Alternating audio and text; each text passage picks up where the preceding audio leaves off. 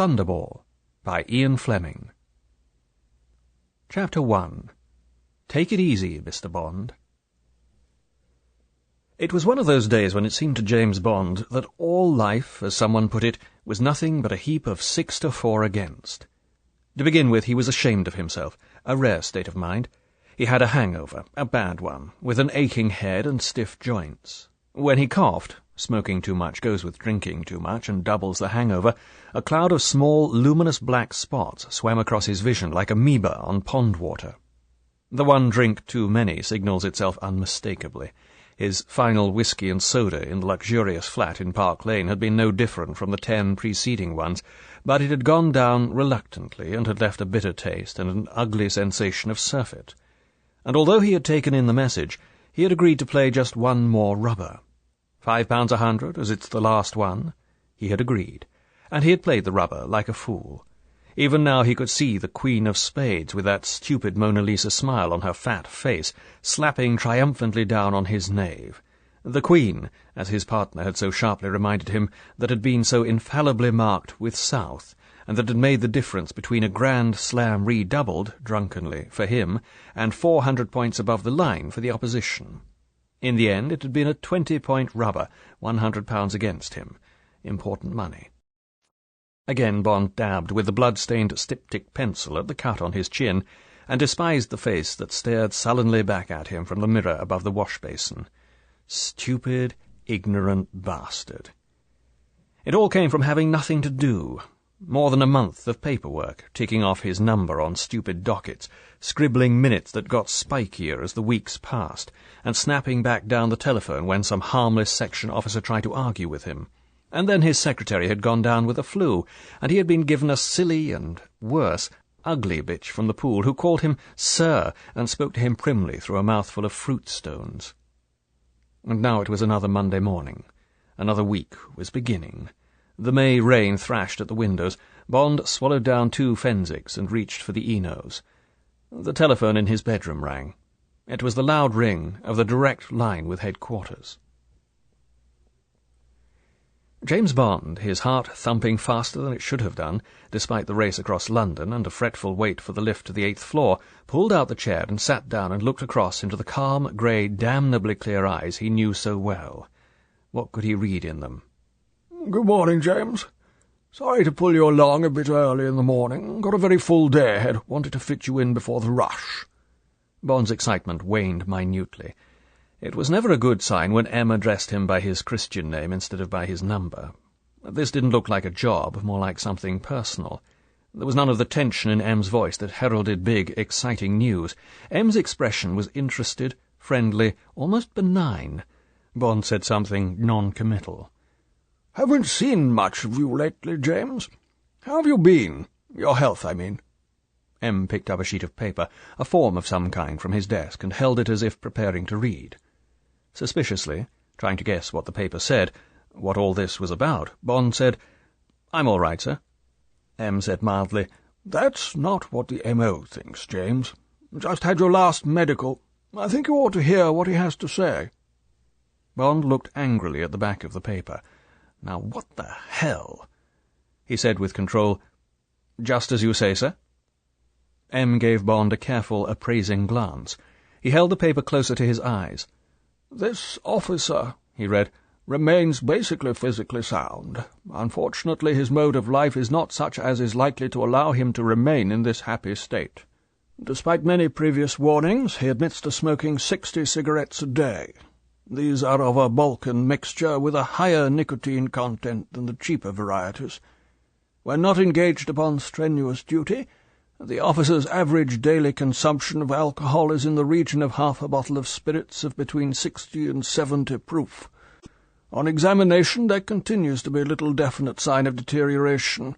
The tongue is furred, the blood pressure a little raised at 160/90. The liver is not palpable. On the other hand, when pressed, the officer admits to frequent occipital headaches, and there is spasm in the trapezius muscles, and so-called fibrositis nodules can be felt.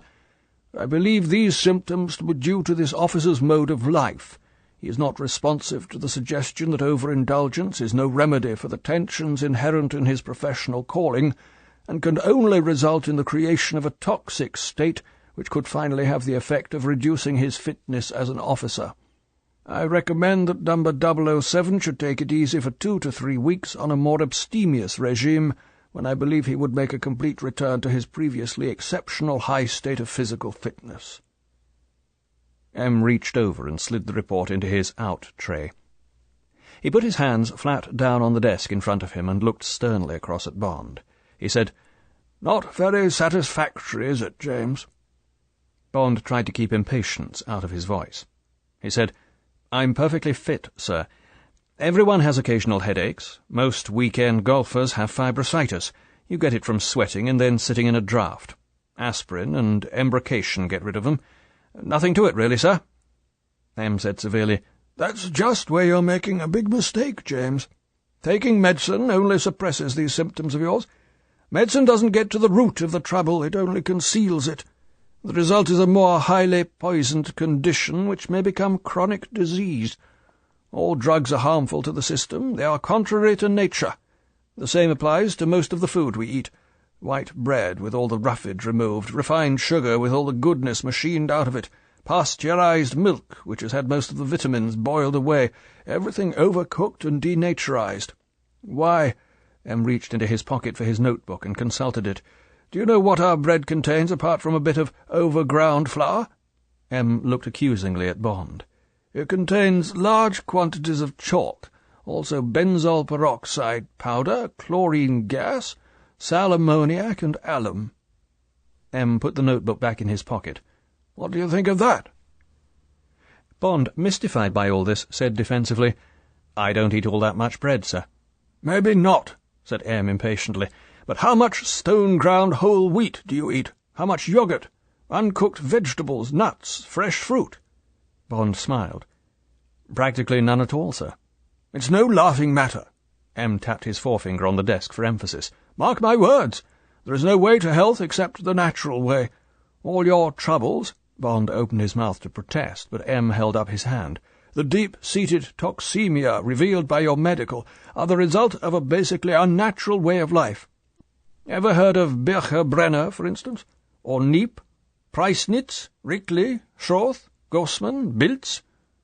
"No, sir." "Just so. Well, those are the men you would be wise to study. They are the great naturopaths, the men whose teaching we have foolishly ignored. Fortunately," M's eyes gleamed enthusiastically, "there are a number of disciples of these men practising in England. Nature cure is not beyond our reach." Bond looked curiously at M. What the hell had got into the old man? Was all this the first sign of senile decay? But M looked fitter than Bond had ever seen him. The cold grey eyes were clear as crystal, and the skin of the hard-lined face was luminous with health. Even the iron-grey hair seemed to have new life. Then what was all this lunacy? M reached for his in-tray and placed it in front of him in a preliminary gesture of dismissal. He said cheerfully, "Well, that's all, James. Miss Moneypenny has made the reservation. 2 weeks will be quite enough to put you right. You won't know yourself when you come out. New man." Bond looked across at M, aghast. He said in a strangled voice, "Out of where, sir?" "Place called Shrublands, run by quite a famous man in his line. Wayne, Joshua Wayne. Remarkable chap. 65. Doesn't look a day over 40. He'll take good care of you. Very up-to-date equipment. Even got his own herb garden. Nice stretch of country, near Washington in Sussex. And don't worry about your work here. Put it right out of your mind for a couple of weeks. I'll tell 009 to take care of the section." Bond couldn't believe his ears. He said, "But, sir, I'm perfectly all right. Are you sure? Is this really necessary?" "No," M smiled frostily. "Not necessary. Essential. If you want to stay in the 00 section, that is. I can't afford to have an officer in that section who isn't 100% fit." M lowered his eyes to the basket in front of him and took out a signal file. "That's all, 007. He didn't look up. The tone of voice was final. Bond got to his feet. He said nothing. He walked across the room and let himself out, closing the door with exaggerated softness. Outside the door, Miss Moneypenny looked sweetly up at him. Bond walked over to her desk and banged his fist down so that the typewriter jumped. He said furiously, "Now what the hell, Penny? Has the old man gone off his rocker? What's all this bloody nonsense? I'm damned if I'm going. He's absolutely nuts." Miss Moneypenny smiled happily. "The manager's been terribly helpful and kind. He says he can give you the Myrtle room in the annex. He says it's a lovely room. It looks right over the herb garden. They've got their own herb garden, you know." "I know all about their bloody herb garden. Now look here, Penny," Bond pleaded with her. "Be a good girl and tell me what it's all about. What's eating him?" Miss Moneypenny, who often dreamed hopelessly about Bond, took pity on him. She lowered her voice conspiratorially. "As a matter of fact, I think it's only a passing phase, but it is rather bad luck on you getting caught up in it before it's past. You know, he's always apt to get bees in his bonnet about the efficiency of the service. There was the time when all of us had to go through that physical exercise course. Then he had that head shrinker in The Psychoanalyst Man. You missed that. You were somewhere abroad. All the heads of section had to tell him their dreams. He didn't last long. Some of their dreams must have scared him off or something. Well, last month M got lumbago, and some friend of his at Blades, one of the fat drinking ones, I suppose," Miss Moneypenny turned down her desirable mouth, "told him about this place in the country.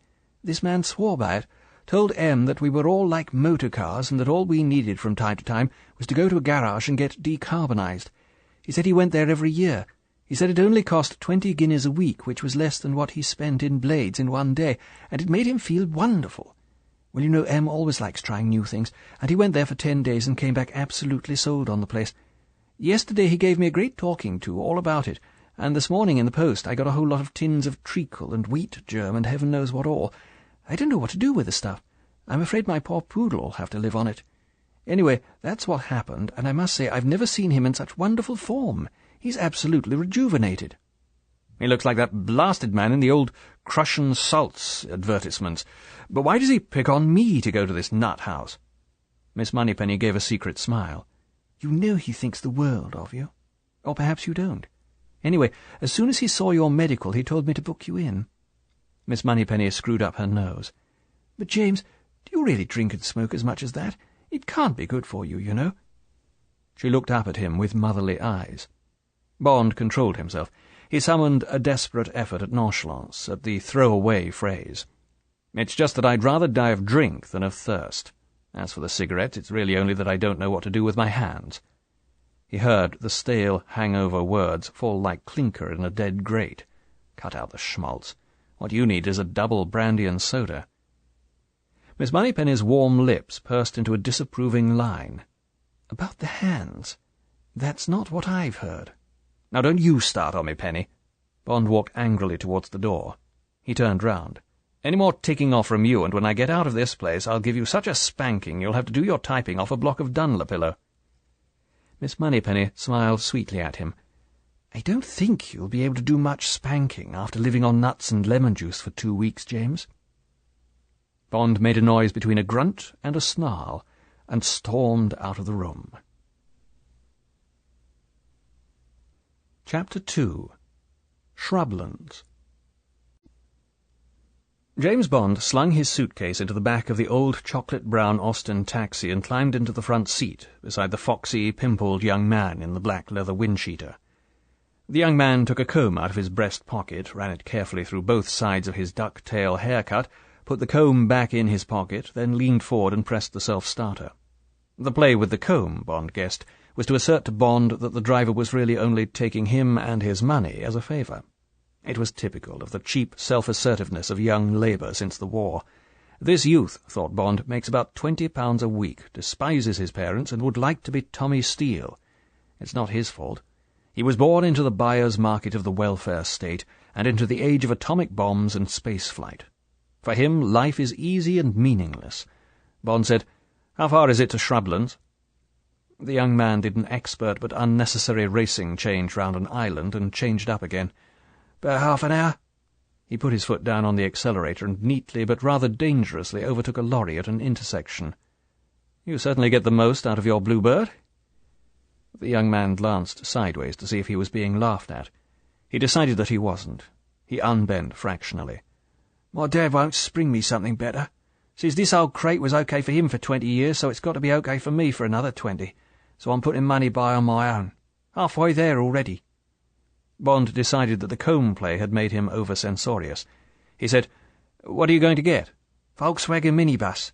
Do the Brighton races. That sounds a good idea. Plenty of money in Brighton. I'll say. The young man showed a trace of enthusiasm. Only time I ever got there, a couple of bookies had me take them and a couple of tarts to London.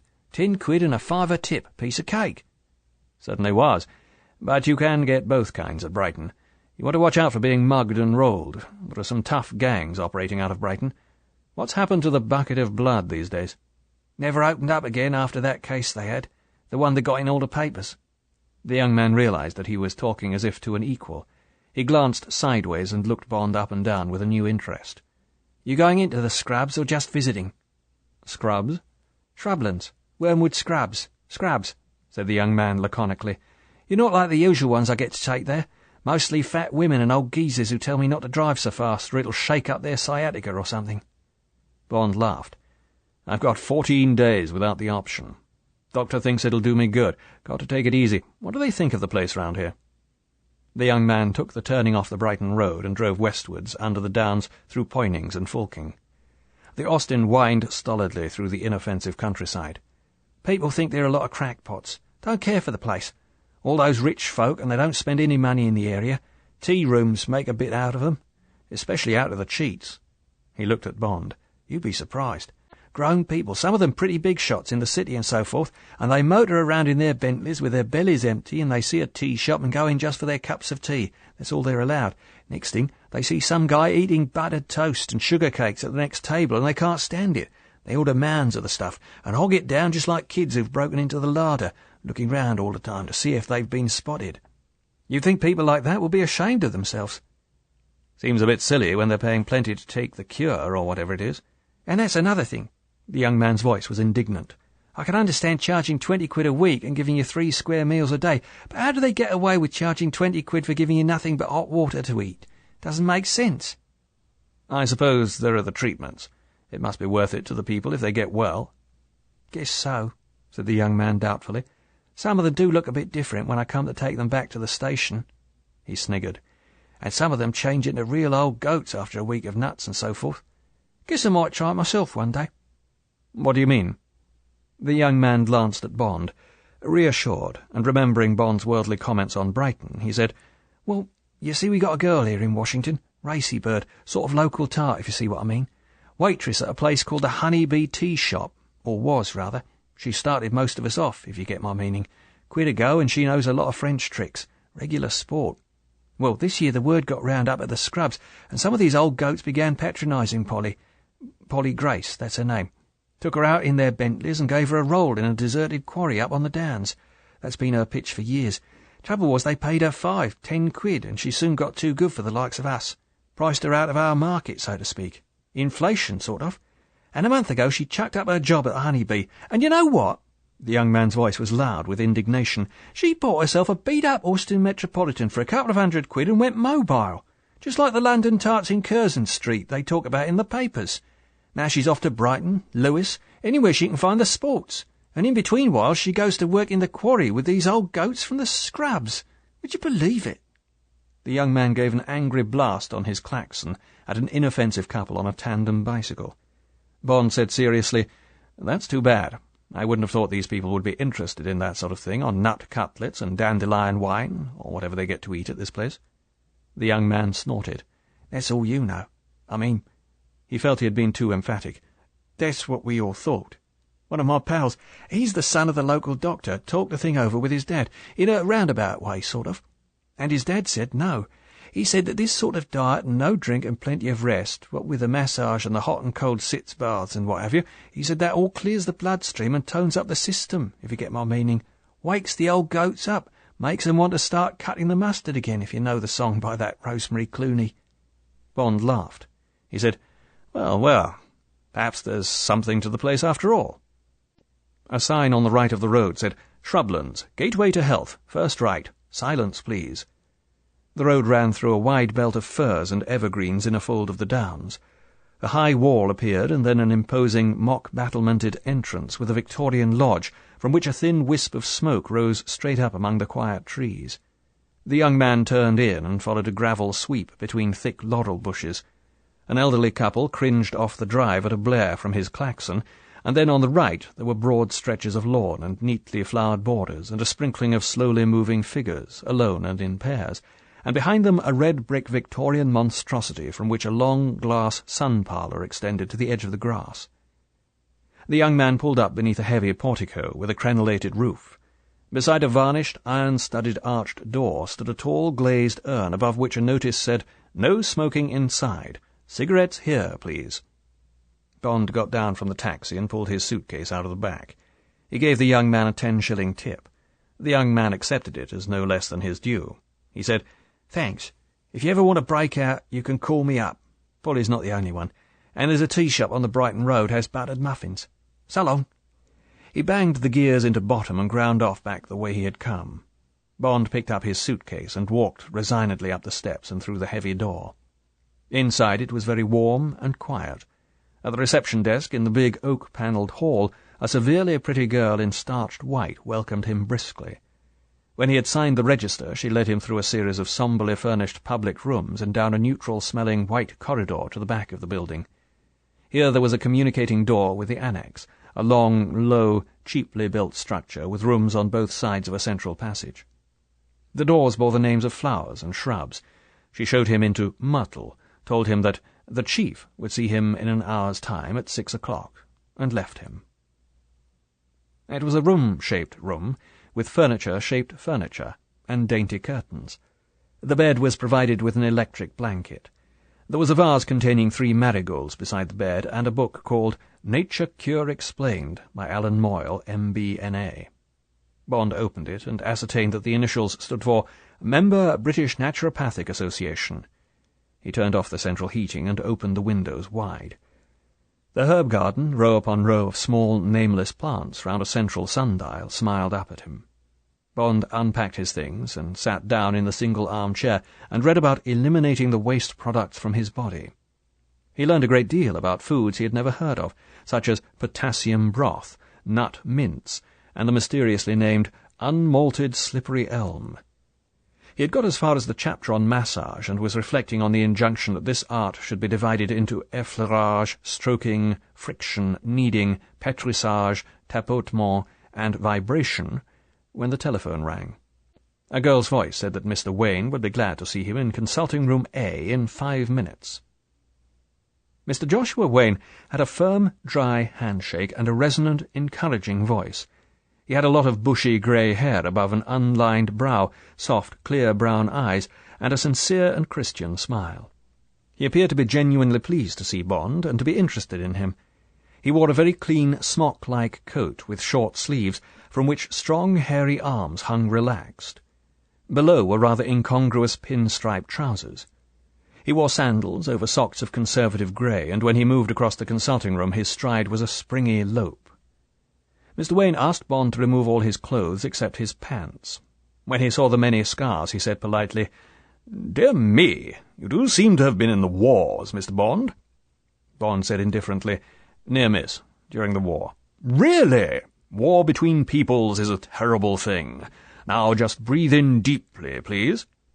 Mr. Wayne listened at Bond's back and chest, took his blood pressure, weighed him and recorded his height, and then, after asking him to lie face down on a surgical couch, handled his joints and vertebrae with soft, probing fingers.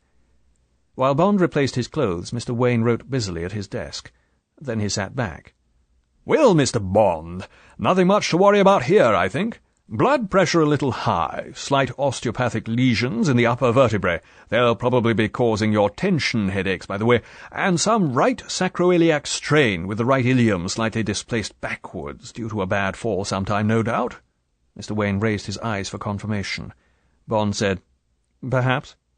Inwardly he reflected that the bad fall had probably been when he had to jump from the Aalborg Express after Heinkel and his friends had caught up with him around the time of the Hungarian uprising in 1956. "Well, now." Mr. Wayne drew a printed form towards him and thoughtfully ticked off items on a list. "Strict dieting for 1 week to eliminate the toxins in the bloodstream. Massage to tone you up. Irrigation, hot and cold sitz baths. Osteopathic treatment, and a short course of traction to get rid of the lesions. That should put you right. And complete rest, of course. Just take it easy, Mr. Bond. You're a civil servant, I understand. Do you good to get away from all that worrying paperwork for a while." Mr. Wayne got up and handed the printed form to Bond. "Treatment rooms in half an hour, Mr. Bond. No harm in starting right away." "Thank you." Bond took the form and glanced at it. "What's traction, by the way?" "A medical device for stretching the spine. Very beneficial." Mr. Wayne smiled indulgently. "Don't be worried by what some of the other patients tell you about it. They call it the rack. You know what wags some people are?" "Yes." Bond walked out and along the white-painted corridor. People were sitting about, reading or talking in soft tones in the public rooms. They were all elderly, middle-class people, mostly women, many of whom wore unattractive quilted dressing gowns. The warm, close air and the frumpish women gave Bond claustrophobia. He walked through the hall to the main door and let himself out into the wonderful fresh air. Bond walked thoughtfully down the trim, narrow drive and smelled the musty smell of the laurels and the laburnums. Could he stand it? Was there any way out of this hell-hole short of resigning from the service? Deep in thought, he almost collided with a girl in white who came hurrying round a sharp bend in the thickly hedged drive. At the same instant as she swerved out of his path and flashed him an amusing smile, a mauve Bentley, taking the corner too fast, was on top of her. At one moment she was almost under its wheels. At the next, Bond, with one swift step, had gathered her up by the waist, and executing a passable Veronica, with a sharp swivel of his hips, had picked her body literally off the bonnet of the car. He put the girl down as the Bentley dry-skidded to a stop in the gravel. His right hand held the memory of one beautiful breast. The girl said, "Oh!" and looked up into his eyes with an expression of flurried astonishment. Then she took in what had happened and said breathlessly, "Oh, thank you." She turned towards the car. A man had climbed unhurriedly down from the driving seat. He said calmly, "I'm so sorry. Are you all right?" Recognition dawned on his face. He said silkily, "Why, if it isn't my friend Patricia. How are you, Pat? All ready for me?" The man was extremely handsome, a dark-bronzed woman-killer with a neat moustache above the sort of callous mouth women kiss in their dreams. He had regular features that suggested Spanish or South American blood, and bold, hard brown eyes that turned up oddly, or as a woman would put it, intriguingly, at the corners. He was an athletic-looking 6 foot, dressed in the sort of casually well-cut beige herringbone tweed that suggests Anderson and Shepherd. He wore a white silk shirt and a dark red polka-dot tie, and the soft dark brown V-necked sweater looked like vicuna. Bond summed him up as a good-looking bastard who got all the women he wanted and probably lived on them, and lived well. The girl had recovered her poise. She said severely, "You really ought to be more careful, Count Lippe. You know there are always patients and staff walking down this drive. If it hadn't been for this gentleman," she smiled at Bond, "you'd have run me over. After all, there is a big sign asking drivers to take care." "I'm so sorry, my dear. I was hurrying. I'm late for my appointment with the good Mr. Wayne. I am as usual in need of decarbonization, at this time after 2 weeks in Paris." He turned to Bond. He said with a hint of condescension, "Thank you, my dear sir, you have quick reactions. And now if you will forgive me—" He raised a hand, got back into the Bentley, and purred off up the drive. The girl said, "Now, I really must hurry. I'm terribly late." Together they turned and walked after the Bentley. Bond said, examining her, "Do you work here?" She said that she did. She had been at Shrublands for 3 years. She liked it. And how long was he staying? The small talk continued. She was an athletic-looking girl whom Bond would have casually associated with tennis or skating or show-jumping. She had the sort of firm, compact figure that always attracted him, and a fresh, open-air type of prettiness that would have been commonplace but for a wide, rather passionate mouth and a hint of authority that would be a challenge to men. She was dressed in a feminine version of the white smock worn by Mr. Wayne, and it was clear from the undisguised curves of her breasts and hips that she had little on underneath it. Bond asked her if she didn't get bored. What did she do with her time off? She acknowledged the gambit with a smile and a quick glance of appraisal. "I've got one of those bubble cars. I get about the country quite a lot, and there are wonderful walks, and one's always seeing new people here. Some of them are very interesting. That man in the car, Count Lippe, he comes here every year. He tells me fascinating things about the Far East, China, and so on. He's got some sort of a business in a place called Macau. It's near Hong Kong, isn't it?" "Yes, that's right." So those turned-up eyes were a dash of Chinaman. It would be interesting to know his background. Probably Portuguese blood if he came from Macau. They had reached the entrance. Inside the warm hall, the girl said, "Well, I must run. Thank you again." She gave him a smile that, for the benefit of the watching receptionist, was entirely neutral. "I hope you enjoy your stay." She hurried off towards the treatment rooms. Bond followed, his eyes on the taut swell of her hips. He glanced at his watch and also went down the stairs and into a spotlessly white basement that smelled faintly of olive oil and aerosol disinfectant. Beyond a door marked "Gentleman's Treatment," he was taken in hand by an india-rubbery masseur in trousers and singlet. Bond undressed and with a towel round his waist followed the man down a long room divided into compartments by plastic curtains. In the first compartment, side by side, two elderly men lay, the perspiration pouring down their strawberry faces, in electric blanket baths. In the next were two massage tables. On one, the pale, dimpled body of a youngish but very fat man wobbled obscenely beneath the pummelling of his masseur. Bond, his mind recoiling from it all, took off his towel and lay down on his face and surrendered himself to the toughest, deep massage he had ever experienced. Vaguely, against the jangling of his nerves and the aching of muscles and tendons, he heard the fat man heave himself off his table and, moments later, another patient take his place. He heard the man's masseur say, "I'm afraid we'll have to have the wristwatch off, sir." The urbane, silky voice that Bond at once recognized said with authority, "Nonsense, my dear fellow. I come here every year, and I've always been allowed to keep it on before. I'd rather keep it on, if you don't mind." "Sorry, sir." The masseur's voice was politely firm. "You must have had someone else doing the treatment.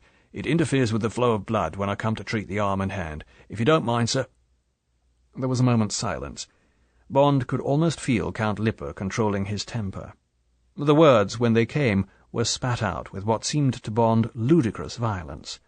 "Take it off, then." The "damn you" didn't have to be uttered.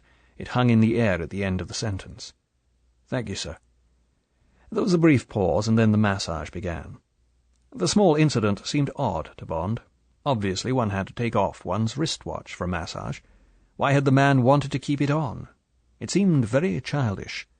"Turn over, please, sir." Bond obeyed. Now his face was free to move.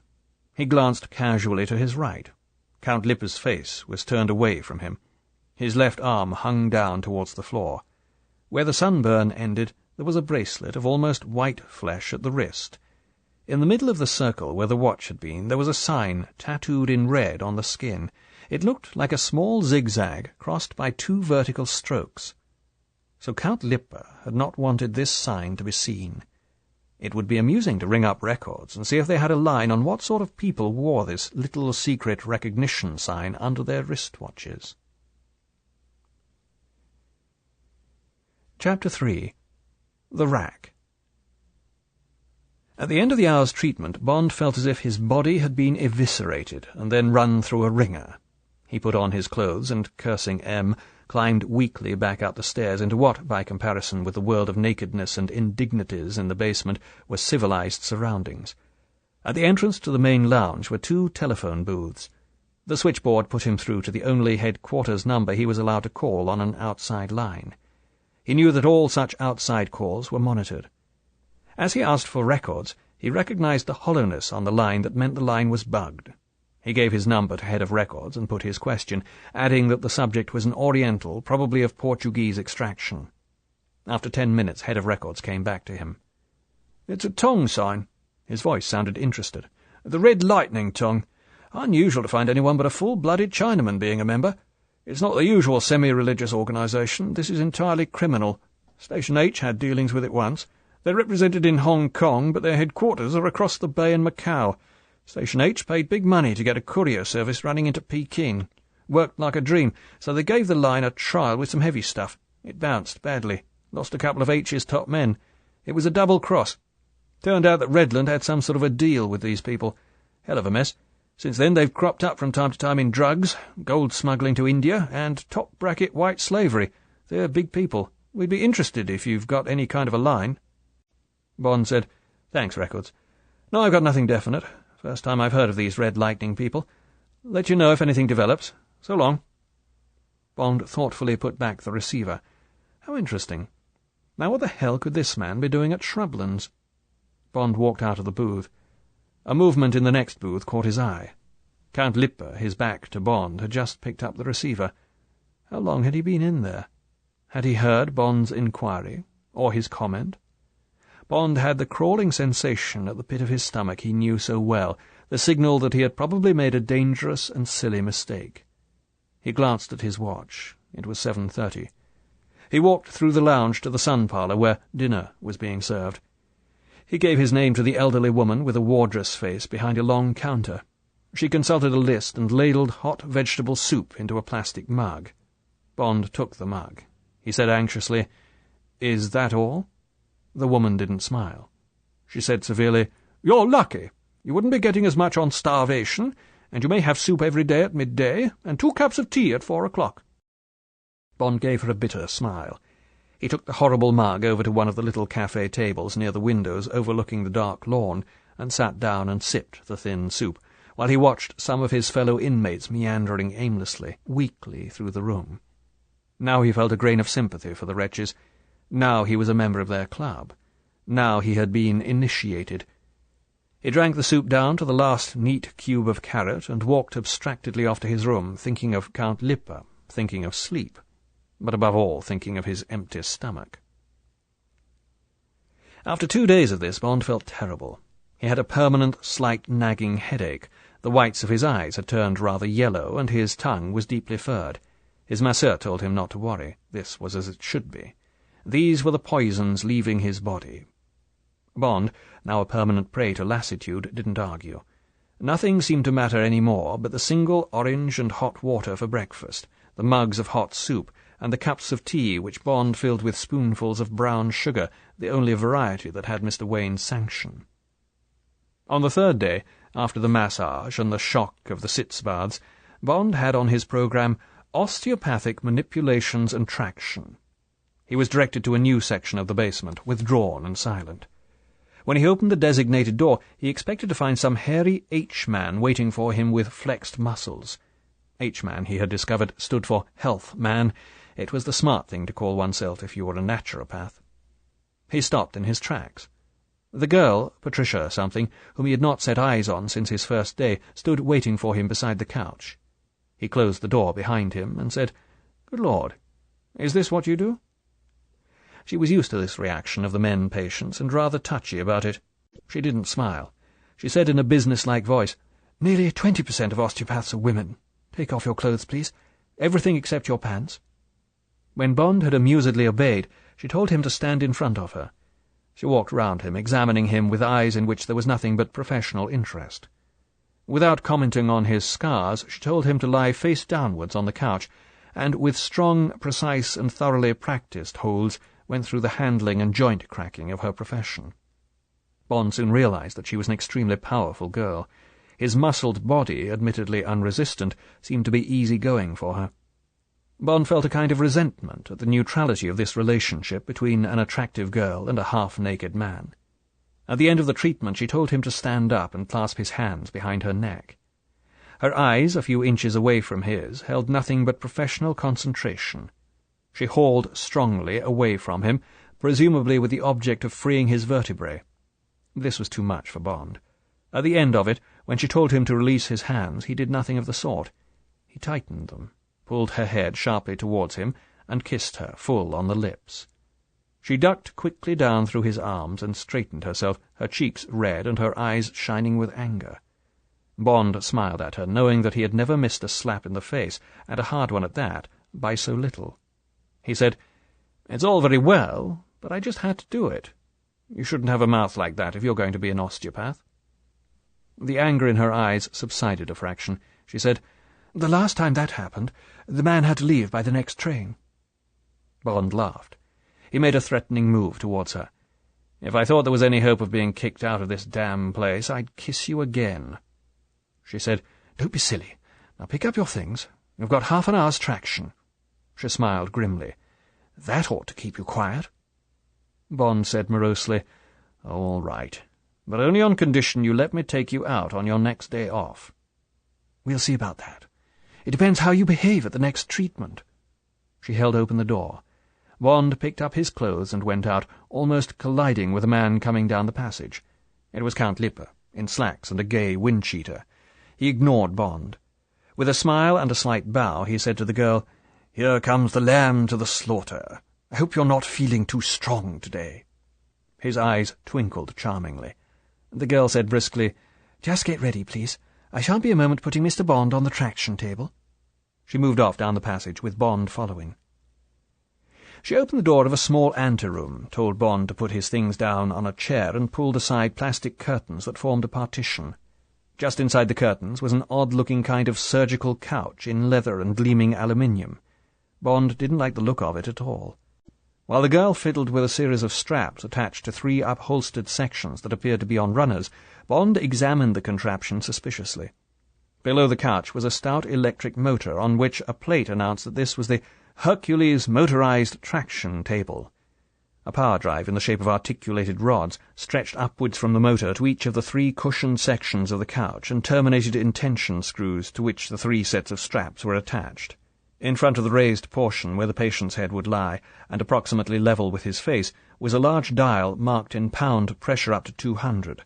After 150 pounds, the numerals were in red. Below the headrest were grips for the patient's hands. Bond noted gloomily that the leather on the grips was stained with, presumably, sweat. "Lie face downwards here, please." The girl held the straps ready. Bond said obstinately, "Not until you tell me what this thing does. I don't like the look of it." The girl said impatiently, "This is simply a machine for stretching your spine. You've got some mild spinal lesions. It will help to free those. And at the base of your spine you've got some right sacroiliac strain. It'll help that too.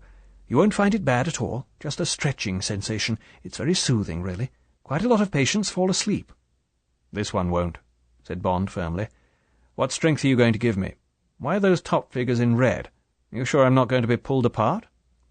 The girl said with a touch of impatience, "Don't be silly. Of course, if there was too much tension it might be dangerous, but I shall be starting you at only £90, and in a quarter of an hour I shall come and see how you're getting on and probably put you up to 120. Now come along. I've got another patient waiting."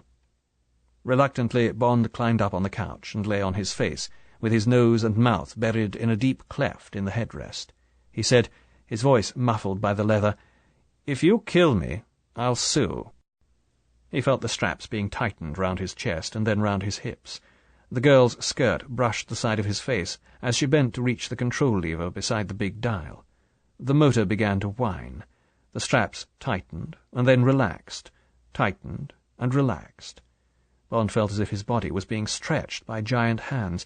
It was a curious sensation, but not unpleasant. With difficulty Bond raised his head. The needle on the dial stood at 90.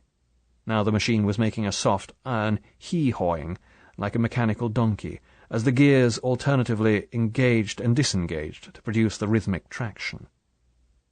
"Are you all right?" "Yes." He heard the girl pass through the plastic curtains and then the click of the outer door. Bond abandoned himself to the soft feel of the leather at his face, to the relentless intermittent haul on his spine, and to the hypnotic whine and drone of the machine. It really wasn't too bad. How silly to have had nerves about it. A quarter of an hour later he heard again the click of the outside door and the swish of the curtains. "All right?" "Fine." The girl's hand came into his line of vision as she turned the lever. Bond raised his head. The needle crept up to 120. Now the pull was really hard, and the voice of the machine was much louder. The girl put her head down to his. She laid a reassuring hand on his shoulder.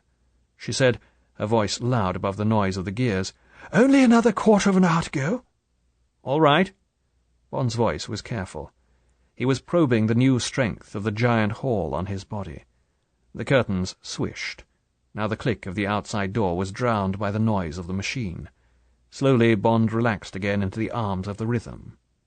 It was perhaps 5 minutes later, when a tiny movement of the air against his face made Bond open his eyes. In front of his eyes was a hand, a man's hand, reaching softly for the lever of the accelerator. Bond watched it, at first fascinated, and then with dawning horror, as the lever was slowly depressed, and the straps began to haul madly at his body. He shouted, something, he didn't know what. His whole body was racked with a great pain.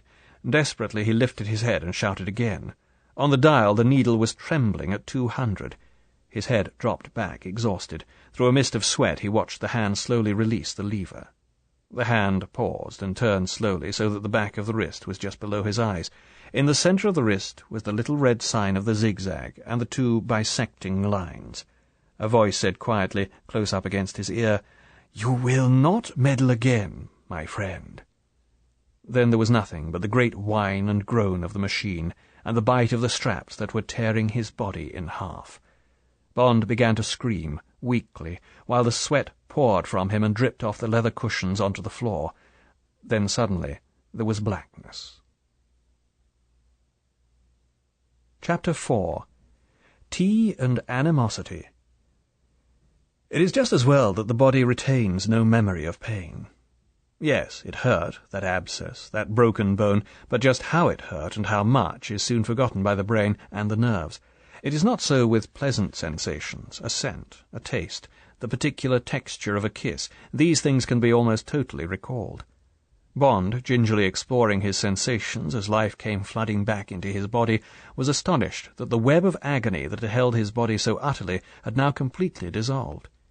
It was true that his whole spine ached as if it had been beaten, each vertebra separately, with wooden truncheons, but this pain was recognizable, something within his knowledge and therefore capable of control. The searing tornado that had entered his body and utterly dominated it, replacing his identity with its own, had gone. How had it been? What had it been like? Bond couldn't remember except that it had reduced him to something lower in the scale of existence than a handful of grass in the mouth of a tiger.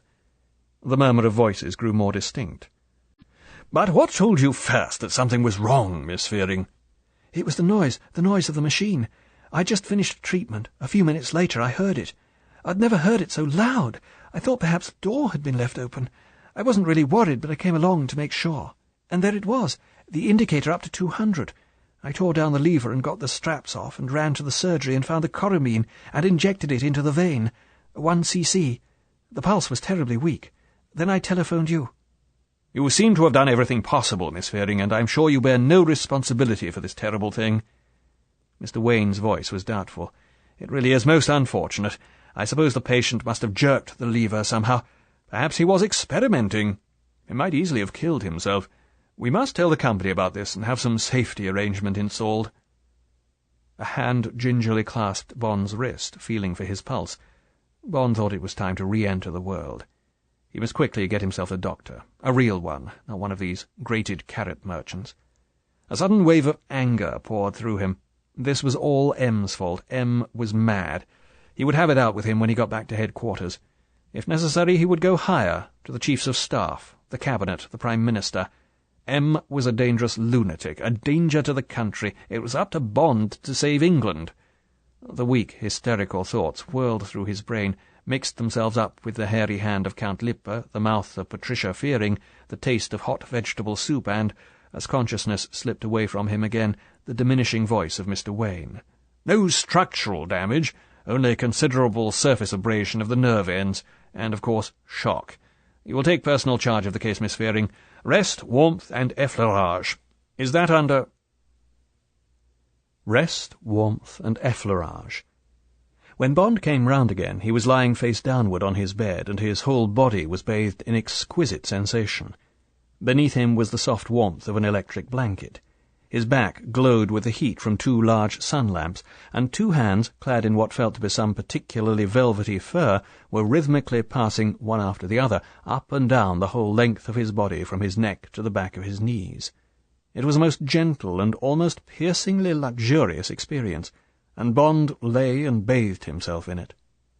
Presently he said sleepily, "Is that what they call effleurage?" The girl's voice said softly, "I thought you'd come round. The whole tone of your skin suddenly changed. How are you feeling?" "Wonderful. I'd be still better for a double whisky on the rocks." The girl laughed. "Mr. Wayne did say dandelion tea would be best for you, but I thought a little stimulant might be good. I mean, just this once. So I brought the brandy with me, and there's plenty of ice, as I'm going to give you an ice pick presently. Would you really like some? Wait, I'll put your dressing gown over you, and then you can see if you can turn over. I'll look the other way." Bond heard the lamps being pulled away. Gingerly he turned on his side. The dull ache returned, but it was already wearing off. He cautiously slipped his legs over the side of the bed and sat up. Patricia Fearing stood in front of him, clean, white, comforting, desirable. In one hand was a pair of heavy mink gloves, but with the fur covering the palm instead of the back. In the other was a glass. She held out the glass. As Bond drank and heard the reassuring, real-life tinkle of the ice, he thought, "This is a most splendid girl. I will settle down with her. She will give me effleurage all day long, and from time to time a good, tough drink like this. It will be a life of great beauty." He smiled at her and held out the empty glass and said, "More." She laughed, mostly with relief that he was completely alive again. She took the glass and said, "Well, just one more, then. But don't forget it's on an empty stomach. It may make you dreadfully tight." She paused, with the brandy bottle in her hand. Suddenly her gaze was cool, clinical. "And now you must try and tell me what happened. Did you accidentally touch the lever or something? You gave us all a dreadful fright. Nothing like that has ever happened before. The traction table's really perfectly safe, you know." Bond looked candidly into her eyes. He said reassuringly, "Of course. I was just trying to get more comfortable. I heaved about, and I do remember that my hand hit something rather hard. I suppose it must have been the lever. Then I don't remember any more. I must have been awfully lucky you came along so quickly." She handed him the fresh drink. "Well, it's all over now, and thank heavens nothing's badly strained. Another 2 days of treatment, and you'll be right as rain." She paused. She looked rather embarrassed.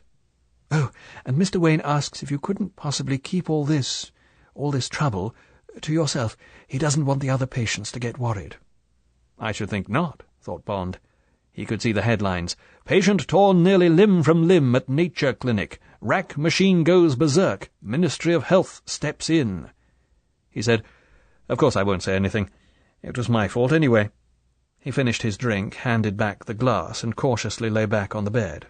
He said, "That was marvellous. How about some more of the mink treatment? And by the way, will you marry me? You're the only girl I've ever met who knows how to treat a man properly." She laughed. "Don't be silly, and turn over on your face. It's your back that needs treatment." "How do you know?" 2 days later, Bond was once more back in the half-world of the nature cure.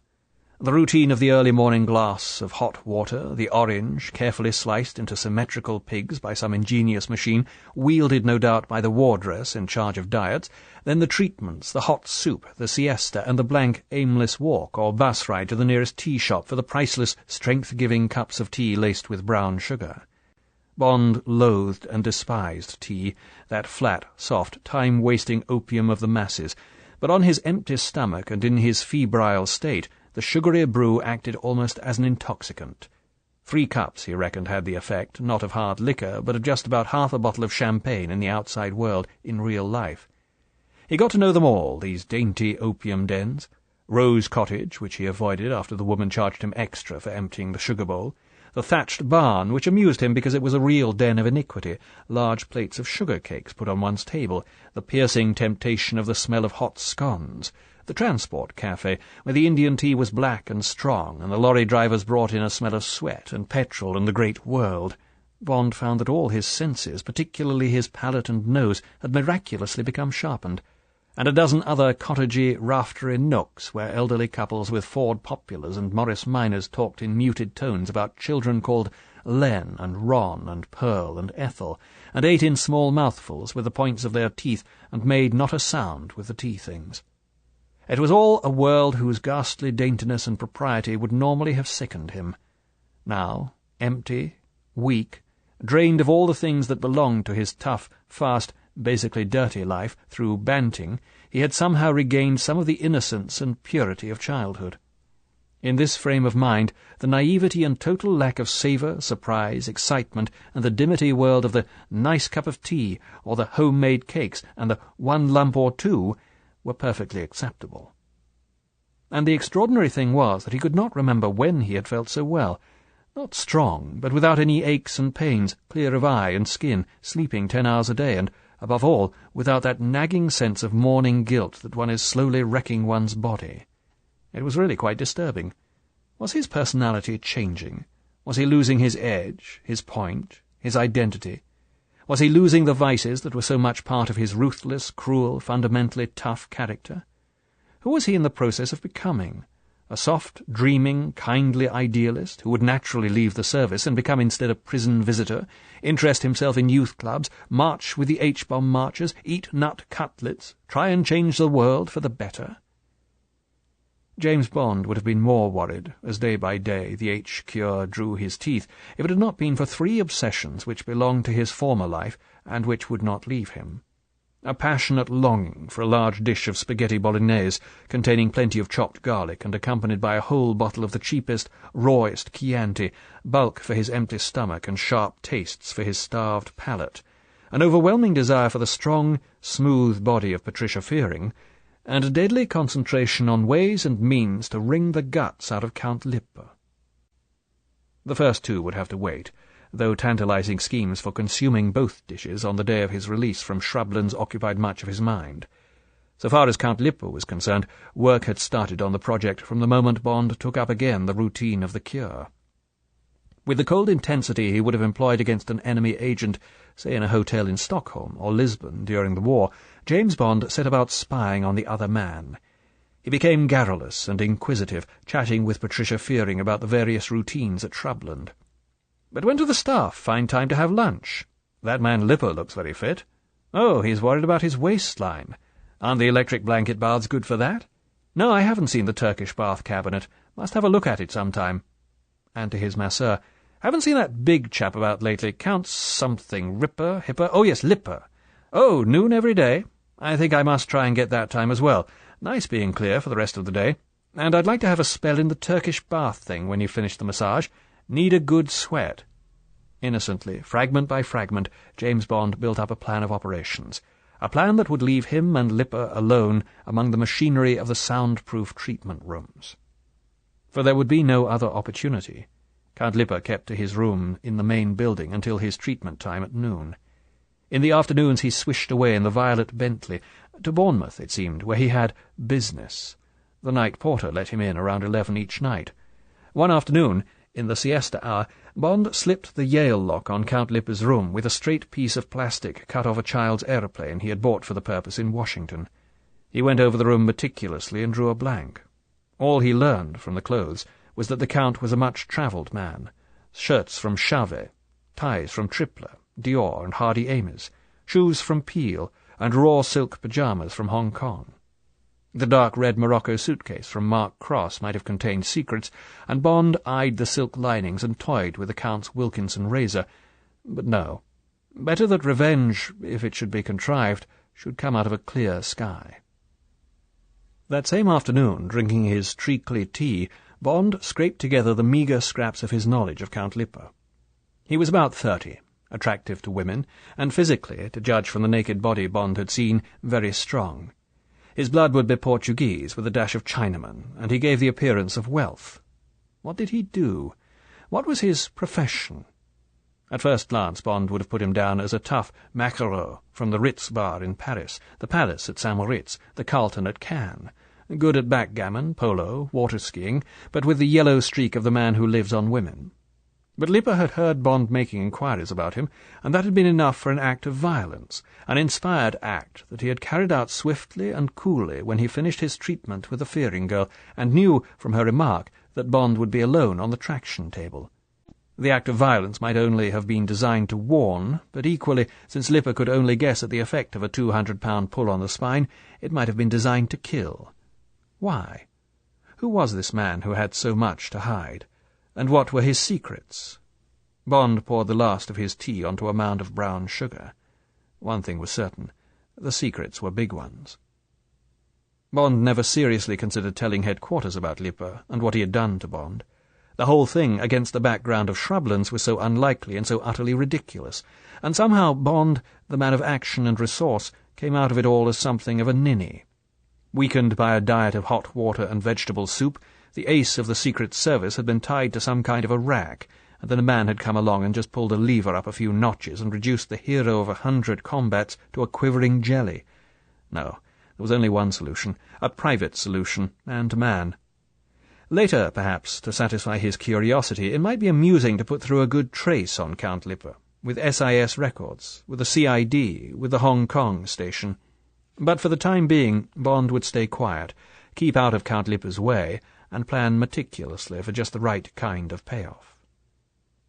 By the time the 14th day, the last day, came, Bond had it all fixed, the time, the place, and the method. At 10 o'clock, Mr. Joshua Wayne received Bond for his final check-up. When Bond came into the consulting room, Mr. Wayne was standing by the open window doing deep breathing exercises. With a final thorough exhalation through the nostrils, he turned to greet Bond with an "Ah, Bisto" expression on his healthily flushed face. His smile was elastic with good fellowship. "And how's the world treating you, Mr. Bond? No ill effects from that unhappy little accident?" "No, quite so. The body is a most remarkable piece of mechanism. Extraordinary powers of recovery. Now then, shirt off, please, and we'll see what Shrublands has managed to do for you." 10 minutes later, Bond, blood pressure down to 132/84, weight reduced by 10 pounds, osteopathic lesions gone, clear of eye and tongue, was on his way down to the basement rooms for his final treatment.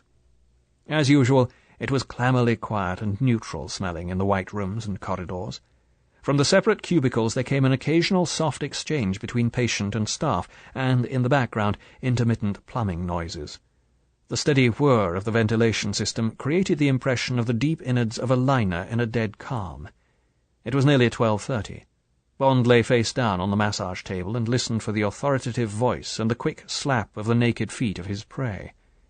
The door at the end of the corridor sighed open and sighed shut again. "Morning, Beresford. All ready for me? Make it good and hot today. Last treatment. 3 more ounces to lose, right?" "Very good, sir." The gym shoes of the chief attendant, followed by the slapping feet, came down the corridor outside the plastic curtain of the massage room and on to the end room of all, the electric Turkish bath. The door sighed shut, and a few minutes later sighed again as the attendant, having installed Count Lippe, came back down the corridor. 20 minutes went by. 25. Bond rolled off the table. "Well, thanks, Sam. You've done me a power of good. I'll be back to see you again one of these days, I expect. I'll just go along and have a final salt rub and a sitz bath. You cut along to your carrot cutlets, don't worry about me. I'll let myself out when I've finished." Bond wrapped a towel round his waist and moved off down the corridor. There was a flurry of movement and voices as the attendants got rid of their patients and made their way through the staff door for the luncheon break. The last patient, a reformed drunk, called back from the entrance, "See you later, irrigator." Somebody laughed. Now the petty officer voice of Beresford sounded down the corridor, making certain that everything was shipshape. "Windows built? OK. Your next is Mr. Dunbar at 2 sharp. Lynn, tell the laundry we shall need more towels after lunch. Ted. Ted! You there, Ted? Well then, Sam, look after Count Lippe, would you? Turkish bath." Bond had listened to this routine for a whole week, noting the men that cut minutes off their duty and got off early to lunch, noting the ones that stayed to do their full share of the last chores.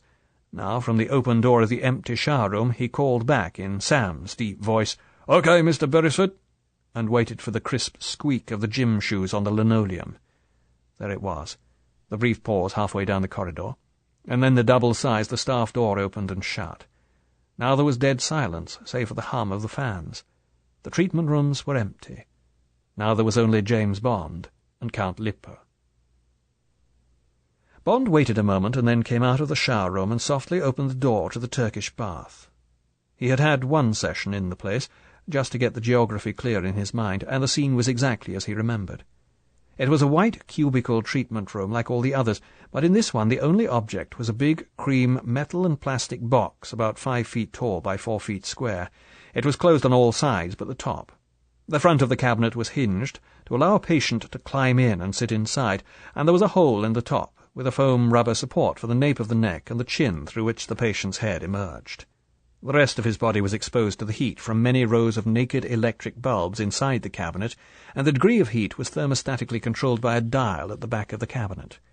It was a simple sweat box, designed, as Bond had noticed in his previous visit to the room, by the Medikalischer Maschinenbau GmbH, 44 Franziskansstrasse, Ulm, Bavaria.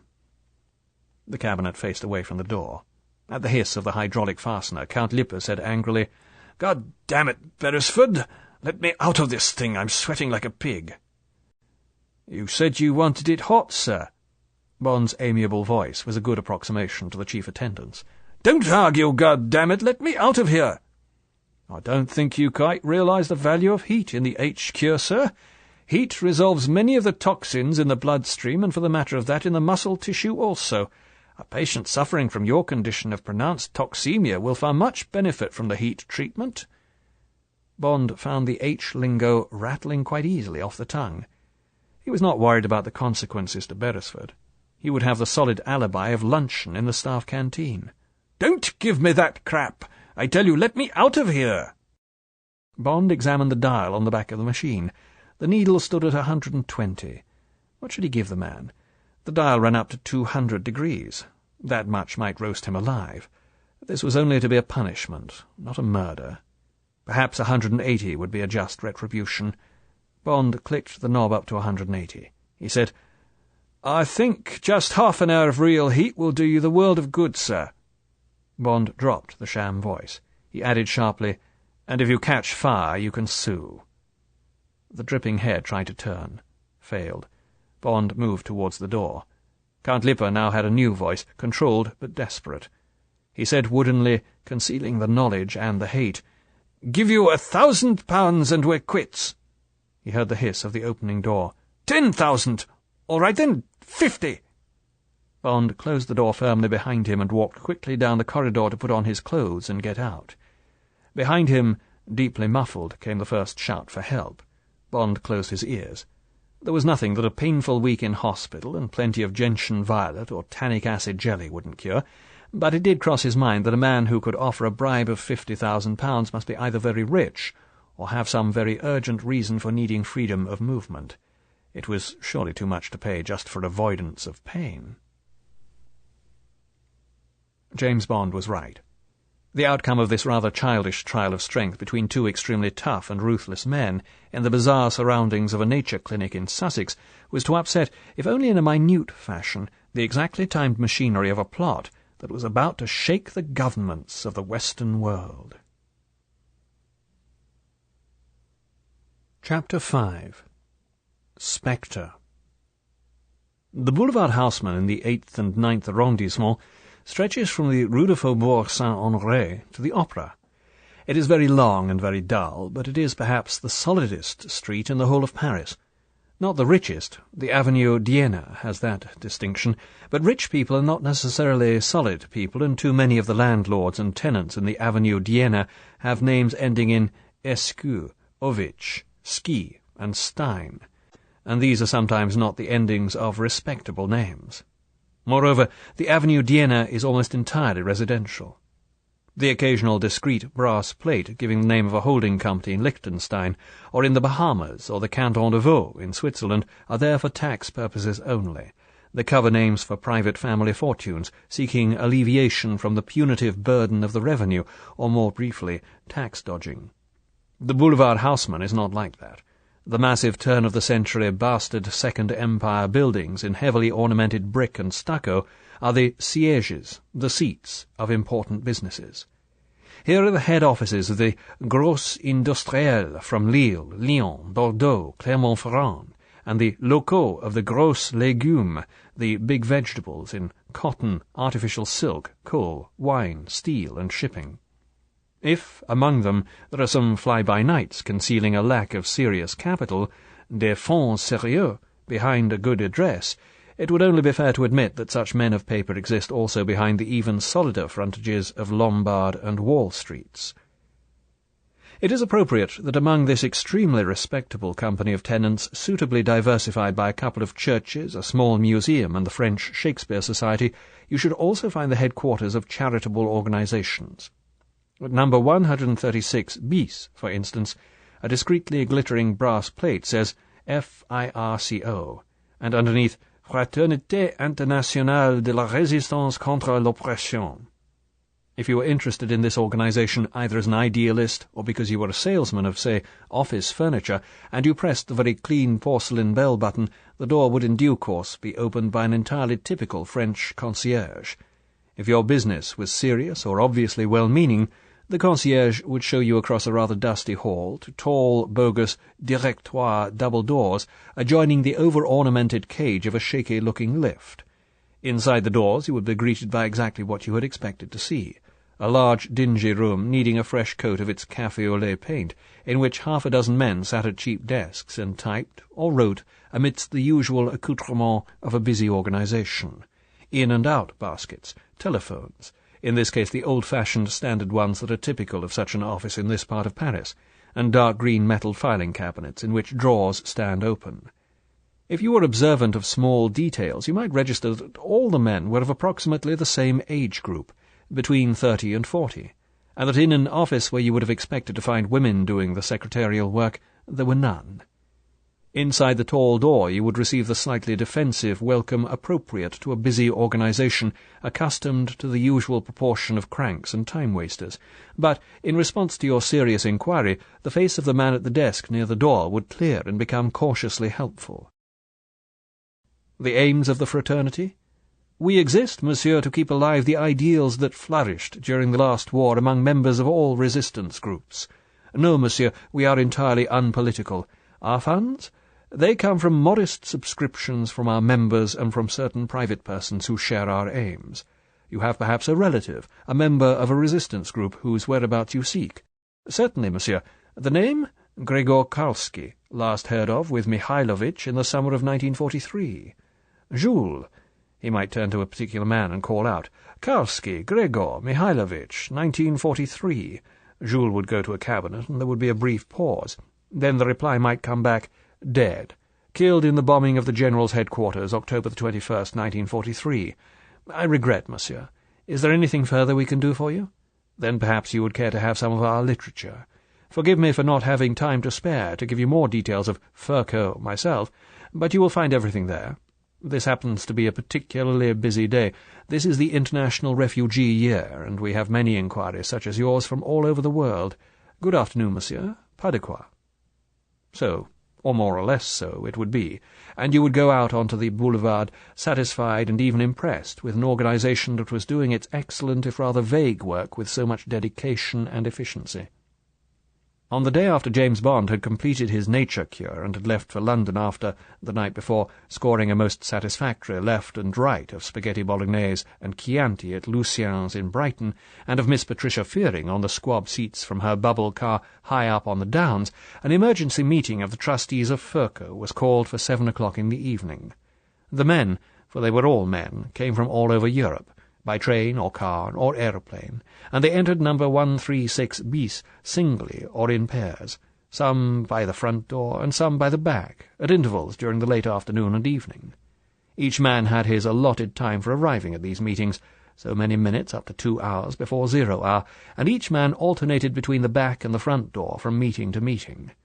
Now there were 2 concierges for each door, and other less obvious security measures, warning systems, closed-circuit television scanning of the 2 entrances, and complete sets of dummy Furco minutes, backed up 100% by the current business of the Furco organization on the ground floor. Thus, if necessary, the deliberations of the trustees could, in a matter only of seconds, be switched from clandestine to overt, as solidly overt as any meeting of principals in the boulevard houseman could possibly be. At 7 o'clock precisely, the 20 men who made up this organization strode, lounged, or sidled, each according to his character, into the workmanlike boardroom on the 3rd floor. Their chairman was already in his seat. No greetings were exchanged. They were ruled by the chairman to be a waste of breath, and, in an organization of this nature, hypocritical. The men filed round the table and took their places at their numbers, the numbers from 1 to 21 that were their only names, and that, as a small security precaution, advanced round the rota by 2 digits at midnight on the 1st of each month. Nobody smoked. Drinking was taboo and smoking frowned upon, and nobody bothered to glance down at the bogus Furco agenda on the table in front of him. They sat very still and looked up the table at the chairman with expressions of the sharpest interest, and what in lesser men would have been obsequious respect. Any man seeing number 2, for that was the chairman's number of the month, even for the first time, would have looked at him with some degree of the same feelings, for he was one of those men, one meets perhaps only 2 or 3 in a lifetime, who seem almost to suck the eyes out of your head. These rare men are apt to possess 3 basic attributes. Their physical appearance is extraordinary. They have a quality of relaxation, of inner certainty, and they exude a powerful animal magnetism. The herd has always recognized the otherworldliness of these phenomena, and in primitive tribes you will find that any man singled out by nature in this fashion will also have been chosen by the tribe to be their chief. Certain great men of history, perhaps Genghis Khan, Alexander the Great, Napoleon, among the politicians, have had these qualities. Perhaps they even explain the hypnotic sway of an altogether more meagre individual, the otherwise inexplicable Adolf Hitler, over 80 million of the most gifted nation in Europe. Certainly number 2 had these qualities, and any man in the street would have recognized them, let alone these 20 chosen men. For them, despite the deep cynicism ingrained in their respective callings, despite their basic insensitivity towards the human race, he was, however reluctantly, their supreme commander, almost their god. This man's name was Ernst Stavro Blofeld, and he was born in Gdynia of a Polish father and a Greek mother on the 28th of May, 1908. After matriculating in economics and political history at the University of Warsaw, he studied engineering and radionics at the Warsaw Technical Institute, and at the age of 25 obtained a modest post in the central administration of the Ministry of Posts and Telegraphs. This would seem a curious choice for such a highly gifted youth, but Blofeld had come to an interesting conclusion about the future of the world. He had decided that fast and accurate communication lay in a contracting world at the very heart of power. Knowledge of the truth before the next man, in peace or war, lay, he thought, behind every correct decision in history, and was the source of all great reputations. He was doing very well on this theory, watching the cables and radiograms that passed through his hands at the Central Post Office, and buying or selling on margin on the Warsaw Bourse, only occasionally, when he was absolutely certain, but then very big, when the basic nature of the postal traffic changed. Now Poland was mobilizing for war, and a spate of munition orders and diplomatic cables poured through his department. Blofeld changed his tactics. This was valuable stuff, worth nothing to him, but priceless to the enemy. Clumsily at first, and then more expertly, he contrived to take copies of cables, choosing, for the ciphers hid their contents from him, only those prefixed "most immediate" or "most secret." Then, working carefully, he built up in his head a network of fictitious agents. These were real but small people in the various embassies and armament firms to whom most of the traffic was addressed. A junior cipher clerk in the British Embassy, a translator working for the French, private secretaries, real ones, in the big firms. These names were easily obtained from the diplomatic lists by ringing up a firm and asking inquiries for the name of the chairman's private secretary. He was speaking for the Red Cross. They wished to discuss the possibility of a donation from the chairman, and so on. When Blofeld had all his names right, he christened his network Tartar, and made a discreet approach to the German military attaché with 1 or 2 specimens of its work. He was rapidly passed on to the representative of AMT-4 of the Abwehr. From then on things were easy. When this pot was bubbling merrily, and the money, he refused to accept payment except in American dollars, coming in, it came in fast. He explained that he had so many agents to pay off. He proceeded to widen his market. He considered the Russians, but dismissed them, and the Czechs, as probable non, or at any rate slow, payers. Instead he chose the Americans and the Swedes, and money positively showered in on him. He soon realized, for he was a man of almost mimosaic sensibility in matters of security, that the pace could not possibly last. There would be a leak, perhaps between the Swedish and German secret services, who he knew, for through his contacts with their spies he was picking up the gossip of his new trade, were working closely together in some territories. Or through Allied counter-espionage, or their cryptographic services, or else one of his national agents would die, or be transferred without his knowledge, while he continued to use the name as a source. Anyway, by now he had $200,000, and there was the added spur that the war was getting too close for comfort. It was time for him to be off into the wide world, into one of the safe bits of it. Blofeld carried out his withdrawal expertly. First he slowly petered off the service. Security, he explained, was being tightened up by the English and the French. Perhaps there had been a leak. He looked with mild reproof into the eyes of his contact. This secretary had had a change of heart. That one was asking too much money. Then he went to his friend on the Bourse, and, after sealing his lips with $1,000, had all his funds invested in Shell bearer bonds in Amsterdam, and then transferred to a numbered safe deposit box with the Disconto Bank in Zurich. Before the final step of telling his contacts that he was brûlé, and that the Polish Deuxième Bureau was sniffing at his heels, he paid a visit to Gdynia, called on the registrar and on the church where he had been baptized, and on the pretext of looking up details of an invented friend, neatly cut out the page recording his own name and birth. It remained only to locate the passport factory that operates in every big seaport and purchase a Canadian seaman's passport for $2,000. Then he was off to Sweden by the next boat. After a pause in Stockholm for a careful look round the world and some cool thinking about the probable course of the war, he flew to Turkey on his original Polish passport, transferred his money from Switzerland to the Ottoman Bank in Istanbul, and waited for Poland to fall. When in due course this happened, he claimed refuge in Turkey and spent a little money amongst the right officials in order to get his claim established. Then he settled down. Ankara Radio was glad to have his expert services, and he set up Rahir, another espionage service built on the lines of Tartar, but rather more solidly. Blofeld wisely waited to ascertain the victor before selling his wares, and it was only when Rommel had been kicked out of Africa that he plumped for the Allies. He finished the war in a blaze of glory and prosperity, and with decorations or citations from the British, Americans, and French. Then, with $500,000 in Swiss banks and a Swedish passport in the name of Serge Angstrom, he slipped off to South America for a rest, some good food, and a fresh think. And now Ernst Blofeld, the name to which he had decided it was perfectly safe to return, sat in the quiet room in the Boulevard Haussmann, gazed slowly round the faces of his 20 men, and looked for eyes that didn't squarely meet his. Blofeld's own eyes were deep black pools, totally surrounded, as Mussolini's were, by very clear whites. The doll-like effect of this unusual symmetry was enhanced by long, silken black eyelashes that should have belonged to a woman. The gaze of these soft doll's eyes was totally relaxed, and rarely held any expression stronger than a mild curiosity in the object of their focus. They conveyed a restful certitude in their owner and in their analysis of what they observed.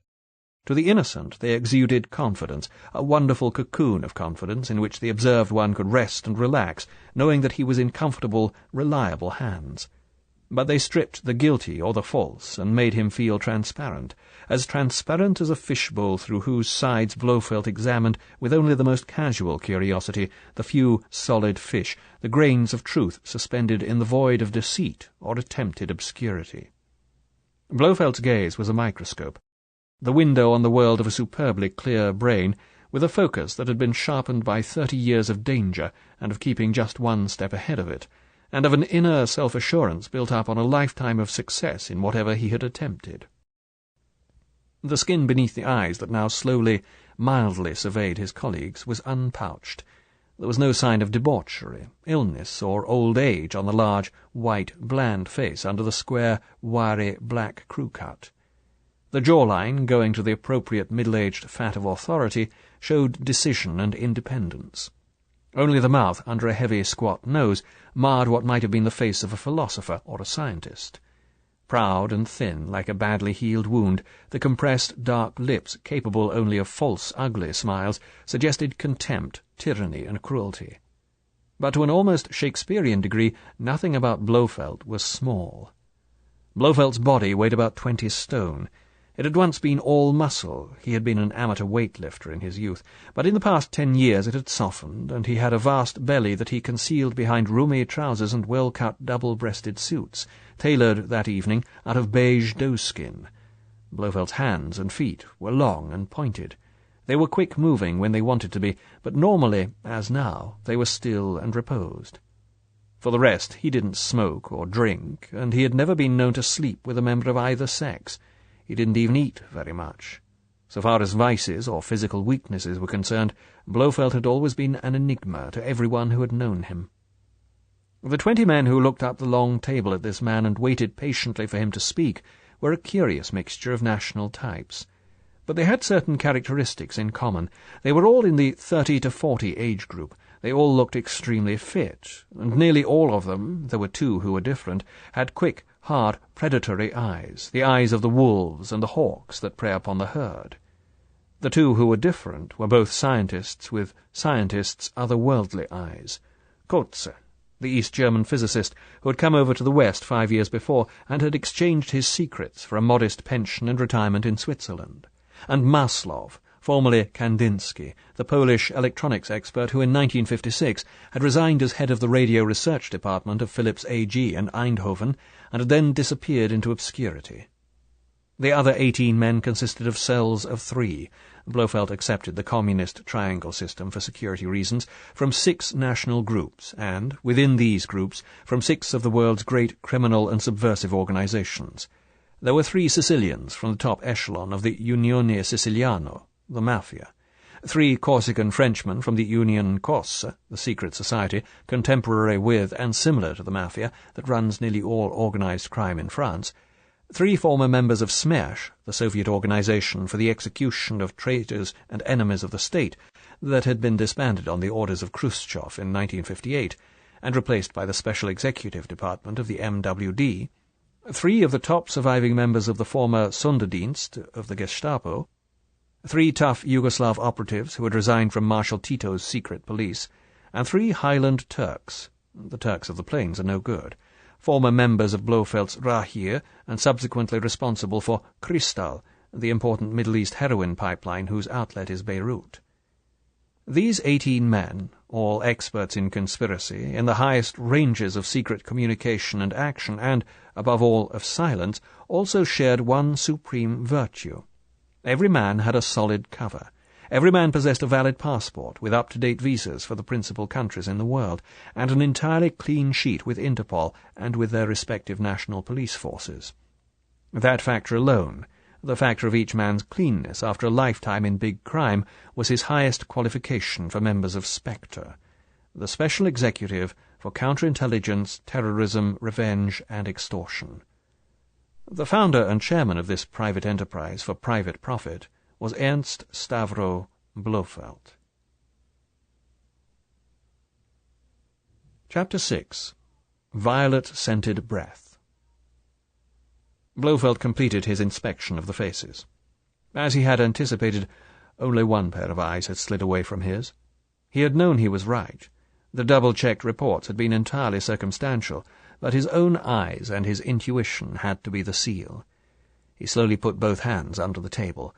One hand remained flat on his thigh, the other went to a side pocket and drew out a thin gold vinaigrette and placed it on the table in front of him. He prized open the lid with his thumbnail, took out a violet-scented cachou, and slipped it into his mouth. It was his custom, when unpleasant things had to be said, to sweeten his breath. Blofeld tucked the cachou under his tongue and began to talk in a soft, resonant, and very beautifully modulated voice. "I have a report to make to members about the big affair, about Plan Omega." Blofeld never prefixed his words with gentlemen, friends, colleagues, or the like. These were fripperies. "But before I proceed to that matter, for security's sake, I propose to touch upon another topic." Blofeld looked mildly round the table. The same pair of eyes evaded his. He continued in a narrative tone of voice. "The executive will agree that the first 3 years of our experience have been successful. Thanks in part to our German section, the recovery of Himmler's jewels from the Mondsee was successfully accomplished in total security, and the stones disposed of by our Turkish section in Beirut. Income £750,000. The disappearance of the safe with its contents intact from the MWD headquarters in East Berlin has never been traced to our Russian section, and the subsequent sale to the Armenian Central Intelligence Agency yielded $500,000. The interception of 1,000 ounces of heroin in Naples, the property of the Pastori circuit, when sold to the Firpone interests in Los Angeles, brought in $800,000. The British Secret Service paid £100,000 for the Czech germ warfare files from the State Chemical Factory in Pilsen. The successful blackmail of former SS Gruppenführer Sontag, living under the name of Santos in Havana, yielded a meagre $100,000, unfortunately all the man possessed, and the assassination of Perrin, the French heavy water specialist who went over to the Communists through Berlin, added, thanks to the importance of his knowledge and the fact that we got him before he had talked, 1 billion francs from the 12e Bureau. In round sums, as the special executive knows from our accounts, the total income to date, not counting our last and undistributed dividend, has amounted to approximately £1.5 million sterling in the Swiss francs and Venezuelan bolivars, in which, for reasons of prudence, they continue to be the hardest currencies in the world, we convert all our takings. This income, as the special executive will be aware, has been distributed in accordance with our charter as to 10% for overheads and working capital, 10% to myself, and the remainder in equal shares of 4% to the members, a profit to each member of approximately £60,000. This amount I regard as a barely adequate remuneration for members' services. £20,000 a year is not in accordance with our expectations. But you will be aware that Plan Omega will yield sufficient to provide each of us with a considerable fortune, and will allow us, if we wish to do so, to wind up our organization and transfer our respective energies to other pursuits. Blofeld looked down the table. He said amiably, "Any questions?" The 20 pairs of eyes, on this occasion all of them, gazed stolidly, unemotionally back at their chairman. Each man had made his own calculation, knew his own mind. There was no comment to be extracted from these good, though narrow, minds. They were satisfied, but it was not a part of their harsh personalities to say so. These were known things that their chairman had spoken. It was time for the unknown. Blofeld slipped a second cashew into his mouth, manoeuvred it under his tongue, and continued. "Then so be it. And now to the last operation, completed a month ago and yielding $1 million. Blofeld's eyes moved down the left-hand rank of members to the end of the row. He said softly, "Stand up, number 7. Marius Domingue, of the Union Corse, a proud, chunky man with slow eyes who was wearing ready-made, rather sharp clothes that probably came from the Galerie Barbe in Marseille, slowly got to his feet. He looked squarely down the table at Blofeld. His big, rough hands hung relaxed at the seam of his trousers. Blofeld appeared to answer his gaze, but in fact he was noting the reaction of the Corsican next to number 7, number 12, Pierre Bourreau. This man sat directly facing Blofeld, at the far end of the long table. It was his eyes that had been evasive during the meeting. Now they were not. Now they were relaxed, assured. Whatever the eyes had feared had passed. Blofeld addressed the company. "This operation, you will recall, involved the kidnapping of the 17-year-old daughter of Magnus Blomberg, owner of the Principality Hotel in Las Vegas and participant in other American enterprises through his membership of the Detroit Purple Gang. The girl was abducted from her father's suite in the Hotel de Paris in Monte Carlo and taken by sea to Corsica. This part of the operation was executed by the Corsican section. $1 million ransom was demanded. Mr. Blomberg was willing, and in accordance with the instructions of Spectre, the money in an inflated life raft was dropped at dusk off the Italian coast near San Remo. At nightfall the raft was recovered by the ship operated by our Sicilian section. This section is to be commended for detecting the transistorized radio transmitter concealed in the raft, which it was intended should allow a unit of the French Navy to direction find our ship and hunt it down. On receipt of the ransom money and in accordance with our undertaking, the girl was returned to her parents, apparently suffering from no ill effects except for the hair dye that had been necessary to transfer her from Corsica to a wagon-lit in the blue train from Marseille. I say apparently. From a source in the police commissariat at Nice, I now learn that the girl was violated during her captivity in Corsica." Blofeld paused to allow this intelligence time to sink in. He continued, "It is the parents who maintain that she was violated. It is possible that only carnal knowledge, with her consent, was involved. No matter. This organization undertook that the girl would be returned undamaged.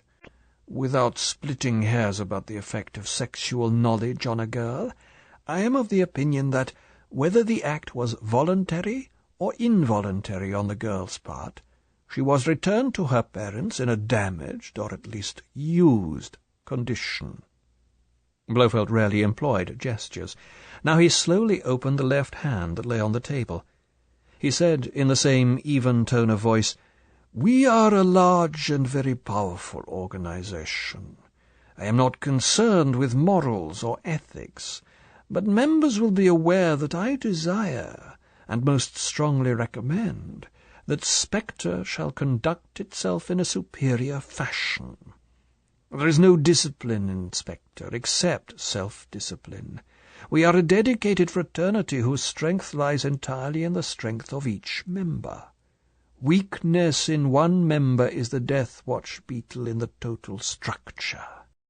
You are aware of my views in this matter, and on the occasions when cleansing has been necessary, you have approved my action. In this case I have already done what I considered necessary vis-à-vis this girl's family. I have returned $500,000 with an appropriate note of apology. This despite the matter of the radio transmitter, which was a breach of our contract with the family. I dare say they knew nothing of the ruse. It was typical police behavior, a pattern that I was expecting. The dividend for all of us from this operation will be correspondingly reduced. Regarding the culprit, I have satisfied myself that he is guilty. I have decided on the appropriate action." Blofeld looked down the table. His eyes were fixed on the man standing, on number 7. The Corsican, Marius Domingue, looked back at him steadily. He knew he was innocent. He knew who was guilty. His body was still with tension, but it was not fear. He had faith, as they all had, in the rightness of Blofeld. He could not understand why he had been singled out as a target for all their eyes that were now upon him, but Blofeld had decided, and Blofeld was always right. Blofeld noted the man's courage and sensed the reasons for it. He also observed the sweat shining on the face of number 12. The man alone at the head of the table. Good. The sweat would improve the contact. Under the table, Blofeld's right hand came up off his thigh, found the knob, and pulled the switch. The body of Pierre Barreau, seized in the iron fist of 3,000 volts, arched in the armchair as if it had been kicked in the back. The rough mat of black hair rose sharply straight up on his head and remained upright, a gollywog fringe for the contorted, bursting face. The eyes glared wildly and then faded. A blackened tongue slowly protruded between the snarling teeth and remained hideously extended. Thin wisps of smoke rose from under the hands, from the middle of the back, and from under the thighs where the concealed electrodes in the chair had made contact. Blofeld pulled back the switch. The lights in the room that had dimmed to orange, making a dull, supernatural glow, brightened to normal. The roasted meat and burned fabric smell spread slowly. The body of number 12 crumpled horribly. There was a sharp crack as the chin hit the edge of the table. It was all over. Blofeld's soft, even voice broke the silence. He looked down the table at number 7. He noted that the staunch, impassive stance had not quavered. This was a good man, with good nerves. Blofeld said, "Sit down, number 7. I am satisfied with your conduct." Satisfaction was Blofeld's highest expression of praise. "It was necessary to distract the attention of number 12. He knew that he was under suspicion. There might have been an untidy scene." Some of the men round the table nodded their understanding. As usual, Blofeld's reasoning made good sense. No one was greatly perturbed or surprised by what they had witnessed. Blofeld always exercised his authority, meted out justice, in full view of the members. There had been 2 previous occasions of this nature, both at similar meetings, and both on security or disciplinary grounds which had affected the cohesion, the inner strength of the whole team. In one, the offender had been shot by Blofeld through the heart, with a thick needle fired from a compressed-air pistol, no mean feat at around 12 paces. In the other, the guilty man who had been seated next to Blofeld on his left hand had been garroted with a wire noose casually flicked over his head, and then, with 2 swift steps by Blofeld, pulled tight over the back of the man's chair. Those 2 deaths had been just, necessary. So had this death, the third. Now, the members, ignoring the heap of death at the end of the table, settled in their chairs. It was time to get back to business. Blofeld snapped shut the gold vinaigrette and slipped it into a waistcoat pocket. "The Corsican section," he said softly, "will put forward recommendations for a replacement for number 12. But that can wait until after completion of Plan Omega. On this matter there are certain details to be discussed. Sub-Operator G, recruited by the German section, has made an error, a serious error which radically affects our timetable. This man, whose membership of the Red Lightning Tongue in Macau should have made him expert in conspiracy, was instructed to make his headquarters at a certain clinic in the south of England, an admirable refuge for his purposes. His instructions were to keep intermittent contact with the airman Petacci at the not-far-distant Boscombe Down airfield, where the bomber squadron is under training. He was to report at intervals on the airman's fitness and morale. His reports have been satisfactory, and the airman, by the way, continues to be willing. But Sub-Operator G was also required to post the letter on D+1, or 3 days from now. Unfortunately, this foolish man took it upon himself to become embroiled in a hot-headed fashion with some fellow patient at the clinic, as a result of which, and I need not go into details, he is now in Brighton Central Hospital suffering from second-degree burns. He is thus out of action for at least a week. This will involve an irritating but fortunately not a serious delay in Plan Omega. Fresh instructions have been issued. The airman Petacci has been provided with a file of influenza virus of sufficient strength for him to remain on the sick list for 1 week, during which he will be unable to accept his test flight. He will take the first flight after his recovery, and alert us accordingly. The date of his flight will be communicated to Sub-Operator G, and he will by that time be recovered and will post the letter according to plan. The Special Executive," Blofeld glanced round the table, "will readjust their flight schedules to Area Zeta in accordance with the new operational schedule. As for Sub-Operator G—" Blofeld bent his gaze one by one on the 3 ex-Gestapo men. "This is an unreliable agent. The German section will make arrangements for his elimination within 24 hours of the posting of the letter. Is that understood?" The 3 German faces stood unanimously to attention. "Yes, sir." "For the rest," continued Blofeld, "all is in order. Number 1 has solidly established his cover in Area Zeta. The treasure-hunting myth continues to be built up, and has already gained full credence. The crew of the yacht, all hand-picked sub-operators, are accepting the discipline and the security regulations better than had been expected. A suitable land base has been secured. It is remote and not easily accessible. It belongs to an eccentric Englishman, the nature of whose friends and personal habits demands seclusion. Your arrival in Area Zeta continues to be minutely planned. Your wardrobe awaits you in Areas F and D according to your various flight plans. This wardrobe, down to the smallest detail, will be in accordance with your identities as financial backers of the treasure hunt who have demanded to visit the scene and take part in the adventure. You are not gullible millionaires. You are the kind of rich, middle-class rentiers and businessmen who might be expected to be taken in by such a scheme. You are all shrewd, so you have come to watch over your investment and ensure that not one doubloon goes astray." Nobody smiled.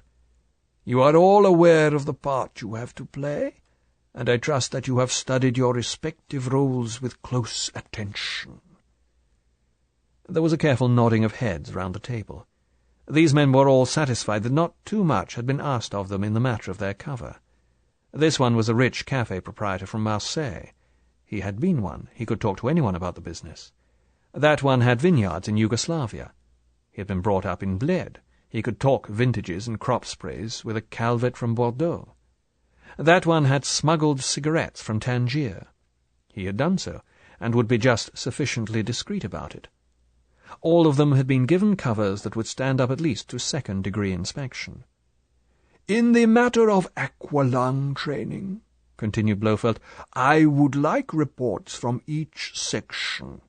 Blofeld looked at the Yugoslav section on his left. "Satisfactory." "Satisfactory," echoed the German section, and the word was repeated round the table. Blofeld commented, "The safety factor is paramount in all underwater operations. Has this factor received sufficient attention in your respective training schedules?" Affirmative. "And exercises with the new CO2 underwater gun?" Again all sections reported favourably. "And now," continued Blofeld, "I would like a report from the Sicilian section on the preparations for the bullion drop." Fidelio Schiaccia was a gaunt, cadaverous Sicilian with a closed face. He might have been, and had been, a schoolmaster with communist leanings. He spoke for the section because his English, the compulsory language of the special executive, was the best. He said in a careful expository tone of voice, "The chosen area has been carefully reconnoitred. It is satisfactory. I have here," he touched the briefcase on his lap, "the plans and detailed timetable for the information of the chairman and members. Briefly, the designated area, Area T, is on the northwest slopes of Mount Etna, above the tree line. That is to say, between the altitudes of 2,000 and 3,000 meters. This is an uninhabited and uncultivated area of black lava on the upper slopes of the volcano, more or less above the small town of Bronte. For the purpose of the drop, an area approximately 2 kilometers square will be marked out by the torches of the recovery team. In the center of this area will be positioned a Decker aircraft homing signal as an additional navigational aid.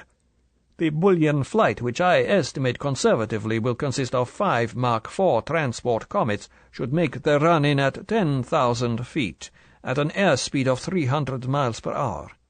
Having regard to the weight of each consignment, multiple parachutes will be needed, and owing to the harsh nature of the terrain, very careful packing in foam rubber will be essential. The parachutes and the packings should be coated in day-glow, or some phosphorescent paint to assist recovery. No doubt," the man opened his hands, "the Spectre memorandum of dropping instructions will include these and other details, but very careful planning and coordination by those responsible for the flight will be necessary." "And the recovery team?" Blofeld's voice probed softly, but with an urgent edge to it. "The capo mafiosi of the district is my uncle. He has 8 grandchildren to whom he is devoted. I have made it clear that the whereabouts of these children is known to my associates." The man understood. "At the same time, as instructed, I made him the offer of £1 million for total recovery and safe delivery to the depot at Catania. This is a most important sum for the funds of the Unione. The capo mafiosi agreed to these terms. He understands that the robbery of a bank is in question. He wishes to know no more. The delay that has been announced will not affect the arrangements. It will still be within the full moon period. Sub-Operator 52 is a most capable man. He has been provided with a Hallicraft set issued to me for the purpose, and he will listen on 18 megacycles in accordance with the schedule. Meanwhile, he remains in touch with the capo mafiosi to whom he is related by marriage." Blofeld was silent for a long 2 minutes. He slowly nodded. "I am satisfied. So far as the next step is concerned, the disposal of the bullion, this will be in the hands of Sub-Operator 201, of whom we have had full experience. He is a man to be trusted. The MV Mercurial will load at Catania and proceed through the Suez Canal to Goa in Portuguese India. En route, at a designated cross-bearing in the Arabian Gulf, she will rendezvous with a merchant ship owned by a consortium of the chief Bombay bullion brokers. The bullion will be transferred to this ship in exchange for the equivalent value at the ruling gold bullion price in used Swiss francs, dollars, and bolivars. These large amounts of currency will be broken up into the allotted percentages, and will then be transferred from Goa by chartered plane to 22 different Swiss banks in Zurich, where they will be placed in deposit boxes. The keys to these numbered boxes will be distributed to members after this meeting. From that moment on, and subject of course to the usual security regulations regarding injudicious spending and display, these deposits will be entirely at the disposal of members." Blofeld's slow, calm eyes surveyed the meeting. "Is this procedure considered satisfactory?" There were cautious nods. Number 18, Kandinsky, the Polish electronics expert, spoke up. He spoke without diffidence. There was no diffidence between these men. "This is not my province," he said seriously, "but is there not danger that one of the navies concerned will intercept this ship, the Mercurial, and remove the bullion? It will be clear to the Western powers that the bullion will have to be removed from Sicily. Various patrols of the air and sea would be an easy matter." "You forget," Blofeld's voice was patient, "that neither the first, nor, if need be, the second bomb will be rendered safe until the money is in the Swiss banks. There will be no risk on that score. Nor, another possibility that I had envisaged, is there likely to be danger of our ship being pirated on the high seas by some independent operator. I envisage that complete secrecy will be enforced by the Western powers. Any leakage would result in panic. Any other questions?" Bruno Baer, one of the German section, said stiffly, "It is fully understood that number 1 will be in immediate control in Area Zeta. Is it correct that he will have full powers delegated by yourself? Is it that he will, so to speak, be supreme commander in the field?" How typical, thought Blofeld. The Germans will always obey orders, but they wish to be quite clear where final authority resides. The German generals would only obey the Supreme Command if they knew Hitler approved the Supreme Command. He said firmly, "I have made it clear to the Special Executive, and I repeat, number 1 is already, by your unanimous vote, my successor in case of my death or incapacity. So far as Plan Omega is concerned, he is Deputy Supreme Commander of Spectre. And since I shall remain at headquarters to keep watch over reactions to the letter, number 1 will be Supreme Commander in the field. His orders will be obeyed as if they were my own. I hope we are fully agreed in this matter." Blofeld's eyes, sharply focused, swept the meeting. Everyone signified his agreement. "So," said Blofeld, "then the meeting is now closed. I will instruct the disposal squad to take care of the remains of number 12. Number 18, please connect me with number 1 on 20 megacycles. That wave band will have been unoccupied by the French post office since 8 o'clock. Chapter 7. Fasten your lap strap. James Bond scraped the last dregs of yoghurt out of the bottom of the carton that said, "Goat milk culture, from our own goat farm at Stanway, Gloucestershire, the heart of the Cotswolds, according to an authentic Bulgarian recipe." He took an energon roll, sliced it carefully, they're apt to crumble, and reached for the black treacle. He masticated each mouthful thoroughly. Saliva contains ptyalin. Thorough mastication creates ptyalin, which helps to convert starches into sugar to supply energy for the body. Ptyalin is an enzyme. Other enzymes are pepsin, found in the stomach, and trypsin and erepsin, found in the intestine. These and other enzymes are chemical substances that break up the food as it passes through the mouth, the stomach, and the digestive tract, and help absorb it directly into the bloodstream. James Bond now had all these important facts at his fingertips. He couldn't understand why no one had told him these things before. Since leaving Shrublands 10 days ago, he had never felt so well in his life. His energy had doubled. Even the paperwork he had always found an intolerable drudgery was now almost a pleasure. He ate it up. Sections, after a period of being only surprised, were now becoming slightly irritated by the forceful, clear-headed minutes that came shooting back at them from the 00 section. Bond awoke so early and so full of beans that he had taken to arriving at his office early and leaving late, much to the irritation of his secretary, the delectable Louisa Ponsonby, who found her own private routines being put seriously out of joint. She was also beginning to show signs of irritation and strain. She'd even taken upon herself to have a private word with Miss Moneypenny, M's secretary and her best friend in the building. Miss Moneypenny, swallowing her jealousy of Louisa Ponsonby, had been encouraging.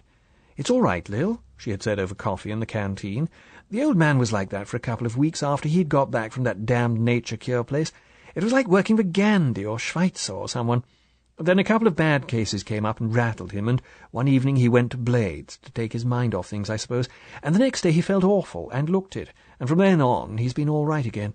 I suppose he got back on the champagne cure or something. It's really the best for men. It makes them awful, but at least they're human like that. It's when they get godlike one can't stand them." May, Bond's elderly Scottish treasure, came in to clear the breakfast things away. Bond had lit up a Duke of Durham, king-size, with filter. The authoritative Consumers' Union of America rates this cigarette the one with the smallest tar and nicotine content. Bond had transferred to the brand from the fragrant but powerful Moreland Balkan mixture with 3 gold rings round the paper he had been smoking since his teens. The Dukes tasted of almost nothing, but they were at least better than Vanguard's, the new tobacco-less cigarette from America, that despite its health-protecting qualities filled the room with a faint burning leaves smell that made visitors to his office inquire whether something was on fire somewhere. May was fiddling about with the breakfast things, her signal that she had something to say. Bond looked up from the centre news page of the Times. "Anything on your mind, May?" May's elderly, severe features were flushed. She said defensively, "Have that." She looked straight at Bond. She was holding the yoghurt carton in her hand. She crumpled it in her strong fingers and dropped it among the breakfast things on the tray. "It's not my place to say it, Mr. James, but you're poisoning yourself." Bond said cheerfully, "I know, May. You're quite right. But at least I've got them down to 10 a day." "I'm not talking about your wee bit of smoke. I'm talking about this." May gestured at the tray. "This pap." The word was spat out with disdain. Having got this off her chest, May gathered steam. "It's no recht for a man to be eating bairns' food and slops and such like. You needn't worry that I'll talk, Mr. James, but I'm knowing more about your life than maybe you were wishing I did. There's been times when they've brought you home from hospital, and there's talk you've been in a motoring accident or some such, but I'm not the old fool you think I am, Mr. James. Motoring accidents don't make one small hole in your shoulder or your leg or somewhere. Why, you've got scars on you the new— you needn't grin like that, I've seen them— that could only be made by bullets. And these guns and knives and things you carry around when you're off abroad. Ugh!" May put her hands on her hips. Her eyes were bright and defiant. "You can tell me to mind my own business and pack me off back to Glenorchy, but before I go I'm telling you, Mr. James, that if you get yourself into another fight and you've got nothing but yon muck in your stomach, they'll be bringing you home in a hearse. That's what they'll be doing." In the old days, James Bond would have told May to go to hell and leave him in peace. Now, with infinite patience and good humour, he gave May a quick run through the basic tenets of live as against dead foods. "You see, May," he said reasonably, "all these denaturized foods, white flour, white sugar, white rice, white salts, whites of eggs, these are dead foods. Either they're dead anyway, like whites of egg, or they've had all the nourishment refined out of them. They're slow poisons, like fried foods and cakes and coffee and heaven knows how many of the things I used to eat. And anyway, look how wonderfully well I am. I feel absolutely a new man since I took to eating the right things and gave up drink and so on. I sleep twice as well. I've got twice as much energy. No headaches, no muscle pains, no hangovers. Why, a month ago there wasn't a week went by but that on at least one day I couldn't eat anything for breakfast but a couple of aspirins and a prairie oyster. And you know quite well that used to make you cluck and tut-tut all over the place like an old hen. Well," Bond raised his eyebrows amiably, "what about that?" May was defeated. She picked up the tray and, with a stiff back, made for the door. She paused on the threshold and turned round. Her eyes were bright with angry tears. "Well, all I can say is, Mr. James, that maybe you're right and maybe you're wrong. What worries the life out of me is that you're not yourself any more." She went out and banged the door. Bond sighed and picked up the paper. He said the magical words that all men say when a middle-aged woman makes a temperamental scene. Change of life, and went back to reading about the latest reasons for not having a summit meeting. The telephone, the red one that was the direct line with headquarters, gave its loud, distinctive jangle. Bond kept his eyes on the page and reached out a hand. With the Cold War easing off, it was not like the old days. This would be nothing exciting. Probably cancelling his shoot at Bisley that afternoon with a new FN rifle. Bond speaking. It was the Chief of Staff. Bond dropped his paper on the floor. He pressed the receiver to his ear, trying, as in the old days, to read behind the words. "At once, please, James. M." "Something for me?" "Something for everyone. Crash dive and ultra hush. Have you got any dates for the next few weeks? Better cancel them. You'll be off tonight. See you." The line went dead. Bond had the most selfish car in England. It was a Mark II Continental Bentley that some rich idiot had married to a telegraph pole on the Great West Road. Bond had bought the bits for £1,500, and Rolls had straightened the bend in the chassis and fitted new clockwork, the Mark IV engine with 9.5 compression. Then Bond had gone to Mulliner's with £3,000, which was half his total capital, and they had sawn off the old cramped sports saloon body and had fitted a trim, rather square, convertible two-seater affair, power-operated, with only 2 large armed bucket seats in black leather. The rest of the blunt end was all knife-edged, rather ugly boot. The car was painted in rough, not gloss, battleship grey, and the upholstery was black morocco. She went like a bird and a bomb, and Bond loved her more than all the women at present in his life rolled, if that were feasible, together. But Bond refused to be owned by any car. A car, however splendid, was a means of locomotion. He called the Continental the locomotive. "I'll pick you up in my locomotive." And it must at all times be ready to locomote. No garage doors to break one's nails on, no pampering with mechanics except for the quick monthly service. The locomotive slept out of doors in front of his flat and was required to start immediately in all weathers, and after that stay on the road. The twin exhausts, Bond had demanded 2-inch pipes, he hadn't liked the old soft flutter of the Mark, growled solidly as the long grey nose, topped by a big octagonal silver bolt instead of the winged B, swerved out of the little Chelsea Square and into King's Road. It was 9 o'clock. Too early for the bad traffic, and Bond pushed the car fast up Sloane Street and into the park. It would also be too early for the traffic police, so he did some fancy driving that brought him to the Marble Arch exit in 3 minutes flat. Then there came the slow round the houses into Baker Street, and so into Regent's Park. Within 10 minutes of getting the hurry call, he was going up in the lift of the big square building to the 8th and top floor. Already, as he strode down the carpeted corridor, he smelled emergency. On this floor, besides M's offices, was housed communications, and from behind the grey closed doors there came a steady zing and crackle from the banks of transmitters, and a continuous machine-gun rattle and clack from the cipher machines. It crossed Bond's mind that a general call was going out. What the hell had happened? The Chief of Staff was standing over Miss Moneypenny. He was handing her signals from a large sheaf and giving her routing instructions. CIA, Washington, personal for Dulles. Cipher XXX by teleprinter. Mathis, Deuxième Bureau, same prefix and route. Station F for head of NATO intelligence, personal. Standard route through head of section. This one by safe hand to head of MI5, personal. Copy to Commissioner of Police, personal. And these, he handed over a thick batch, personal to heads of stations from M, Cipher XX by Whitehall Radio and Portishead. All right. Clear then as quick as you can. There's a good girl. There'll be more coming. We're in for a bad day. Miss Moneypenny smiled cheerfully. She liked what she called the shot-and-shell days. It reminded her of when she had started in the service as a junior in the cipher department. She leant over and pressed the switch on the intercom. 007's here, sir. She looked up at Bond. You're off. The Chief of Staff grinned and said, Fasten your lap strap. The red light went on above M's door. Bond walked through. Here it was entirely peaceful. M sat relaxed, sideways to his desk, looking out of the broad window at the distant glittering fretwork of London's skyline. He glanced up. Sit down, 007, and have a look at these. He reached out and slid some foolscap-sized photostats across the desk. Take your time. He picked up his pipe and began to fill it, absent-minded fingers dipping into the shell-based tobacco jar at his elbow. Bond picked up the top photostat. It showed the front and back of an addressed envelope, dusted for fingerprints, which were all over its surface. M glanced sideways.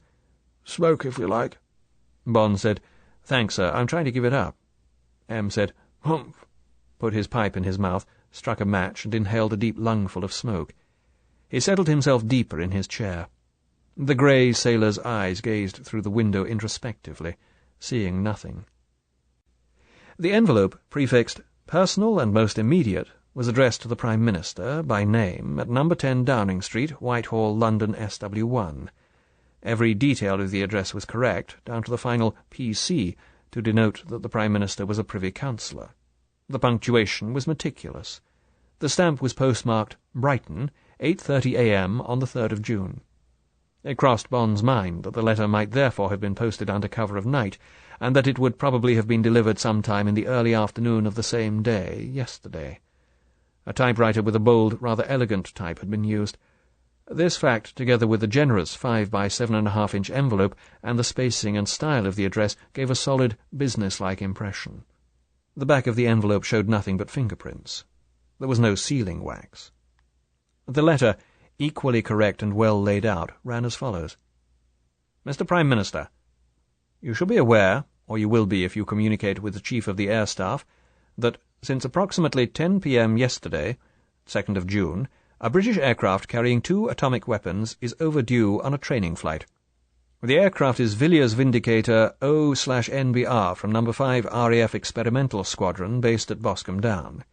The Ministry of Supply identification numbers on the atomic weapons are MOS/BD/654/Mark 5 and MOS/BD/655/Mark 5.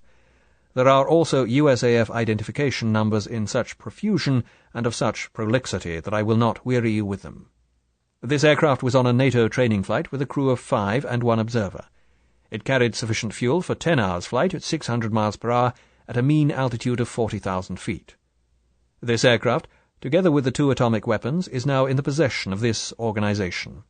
The crew and the observer are deceased, and you have our authority to inform the next of kin accordingly, thus assisting you in preserving, on the grounds that the aircraft has crashed, the degree of secrecy you will no doubt wish to maintain, and which will be equally agreeable to ourselves. The whereabouts of this aircraft and of the 2 atomic weapons, rendering them possible of recovery, will be communicated to you in exchange for the equivalent of £100 million in gold bullion, 1,000 or not less than 999 fine. Instructions for the delivery of the gold are contained in the attached memorandum. A further condition is that the recovery and disposal of the gold will not be hampered, and that a free pardon, under your personal signature and that of the President of the United States, will be issued in the name of this organization and all its members. Failure to accept these conditions within 7 days from 5 p.m. GMT on the 3rd of June 1959, i.e. not later than 5 p.m. GMT on the 10th of June 1959, will have the following consequences. Immediately after that date, a piece of property belonging to the Western Powers, valued at not less than the aforesaid £100 million, will be destroyed. There will be loss of life. If, within 48 hours after this warning, willingness to accept our terms is still not communicated, there will ensue, without further warning, the destruction of a major city situated in an undesignated country of the world. There will be very great loss of life. Moreover, between the 2 occurrences, this organization will reserve to itself the right to communicate to the world the 48-hour time limit. This measure, which will cause widespread panic in every major city, will be designed to hasten your hand. This, Mr. Prime Minister, is a single and final communication. We shall await your reply, every hour on the hour GMT, on the 16 megacycle waveband. Signed, Spectre, the Special Executive for Counterintelligence, Terrorism, Revenge and Extortion. James Bond read through the letter again and put it carefully down on the desk in front of him. He then turned to the 2nd page, a detailed memorandum for the delivery of the gold. Northwestern slopes of Mount Etna in Sicily. Decca navigational aid transmitting on full moon period. Between midnight and 0100 GMT. Individual quarter-ton consignments packed in 1-foot-thick foam rubber. Minimum of 3 parachutes per consignment. Nature of planes and flight schedule to be communicated on the 16 megacycle waveband not later than 24 hours before the operation. Any countermeasures initiated will be considered a breach of contract and will result in the detonation of atomic weapon number 1 or number 2, as the case may be. The typed signature was the same. Both pages had one last line. Copy to the President of the United States of America by registered airmail, posted simultaneously. Bond laid the photostat quietly down on top of the others. He reached into his hip pocket for the gunmetal cigarette case that now contained only 9 cigarettes, took one and lit it, drawing the smoke deep down into his lungs and letting it out with a long, reflective hiss. M swivelled his chair round so they were facing each other. "Well?" Bond noticed that M's eyes, 3 weeks before so clear and vital, were now bloodshot and strained. No wonder. He said, "If this plane and the weapons really are missing, I think it stands up, sir. I think they mean it. I think it's a true bill." M said, "So does the War Cabinet. So do I." He paused. "Yes, the plane with the bombs is missing, and the stock numbers on the bombs are correct." Chapter 8. Big Fleas Have Little Fleas. Bond said, "What is there to go on, sir?" "Damned little, practically speaking, nothing. Nobody's ever heard of these Spectre people. We know there's some kind of independent unit working in Europe. We've bought some stuff from them. So have the Americans, and Mathis admits now that Goltz, that French heavy-water scientist who went over last year, was assassinated by them for big money as a result of an offer he got out of the blue. No names were mentioned. It was all done on the radio, the same 16 megacycles that's mentioned in the letter. To the 2e communications section. Mathis accepted on the off-chance. They did a neat job. Mathis paid up. A suitcase full of money left at a Michelin road sign on N1. But no one can tie them in with these Spectre people. When we and the Americans dealt, there were endless cutouts, really professional ones, and anyway we were more interested in the end product than the people involved. We both paid a lot of money, but it was worth it. It's the same group working this. They're a serious outfit, and I've told the PM so. But that's not the point. The plane is missing, and the 2 bombs, just as the letter says. All details exactly correct. The Vindicator was on a NATO training flight south of Ireland and out into the Atlantic." M reached for a bulky folder and turned over some pages. He found what he wanted. "Yes, it was to be a 6-hour flight, leaving Boscombe down at 8 p.m. and due back at 2 a.m. There was an RAF crew of 5 and a NATO observer, an Italian man named Petacci, Giuseppe Petacci, squadron leader in the Italian Air Force, seconded to NATO. Fine flyer, apparently, but they're checking on his background now. He was sent over here on a normal tour of duty. The top pilots from NATO have been coming over for months to get used to the Vindicator and the bomb release routines. This plane's apparently going to be used for the NATO long-range striking force. Anyway," M turned over a page, "the plane was watched on the screen as usual, and all went well until it was west of Ireland at about 40,000 feet. Then, contrary to the drill, it came down to around 30,000 and got lost in the transatlantic air traffic. Bomber Command tried to get in touch, but the radio couldn't or wouldn't answer. The immediate reaction was that the Vindicator had hit one of the transatlantic planes, and there was something of a panic, but none of the companies reported any trouble or even a sighting." M looked across at Bond. "And that was the end of it. The plane just vanished." Bond said, "Did the American DEW line pick it up, their distant early warning system?" "There's a query on that. The only grain of evidence we've got. Apparently about 500 miles east of Boston there was some evidence that a plane had peeled off the inward route to Idlewild and turned south. But that's another big traffic lane, for the northern traffic from Montreal and Gander down to Bermuda and the Bahamas in South America. So these DEW operators just put it down as a BOAC or Trans-Canada plane." "It certainly sounds as if they've got the whole thing worked out pretty well, hiding in these traffic lanes. Could the plane have turned northwards in the middle of the Atlantic and made for Russia?" "Yes, or southwards. There's a big block of space about 500 miles out from both shores that's out of radar range. Better still, it could have turned on its tracks and come back into Europe on any of 2 or 3 air lanes. In fact, it could be almost anywhere in the world by now. That's the point." "But it's a huge plane. It must need special runways and so on. It must have come down somewhere. You can't hide a plane of that size." "Just so. All these things are obvious. By midnight last night the RAF had checked with every single airport, every one in the world that could have taken it. Negative. But the CAS says of course it could be crash-landed in the Sahara, for instance, or on some other desert, or in the sea in shallow water. Wouldn't that explode the bombs? No, they're absolutely safe until they're armed.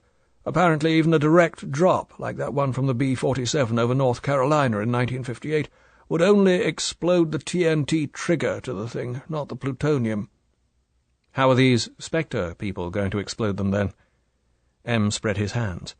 They explained all this at the War Cabinet meeting. I don't understand it all, but apparently an atomic bomb looks just like any other bomb. The way it works is that the nose is full of ordinary TNT, with the plutonium in the tail. Between the two there's a hole into which you screw some sort of detonator, a kind of plug. When the bomb hits, the TNT ignites the detonator, and the detonator sets off the plutonium. So these people would have to drop the bomb to set it off? Apparently not. They would need a man with good physics knowledge who understood the thing, but then all he'd have to do would be to unscrew the nose cone on the bomb, the ordinary detonator that sets off the TNT, and fix on some kind of time fuse that would ignite the TNT without it being dropped. That would set the thing off. And it's not a very bulky affair. You could get the whole thing into something only about twice the size of a big golf bag. Very heavy, of course. But you could put it into the back of a big car, for instance, and just run the car into a town and leave it parked with a time fuse switched on. Give yourself a couple of hours' start to get out of range, at least 100 miles away, and that would be that. Bond reached in his pocket for another cigarette. It couldn't be, yet it was so. Just what his service and all the other intelligence services in the world had been expecting to happen. The anonymous little man in the raincoat with a heavy suitcase, or golf bag, if you like, the left luggage office, the parked car, the clump of bushes in a park in the centre of a big town. And there was no answer to it.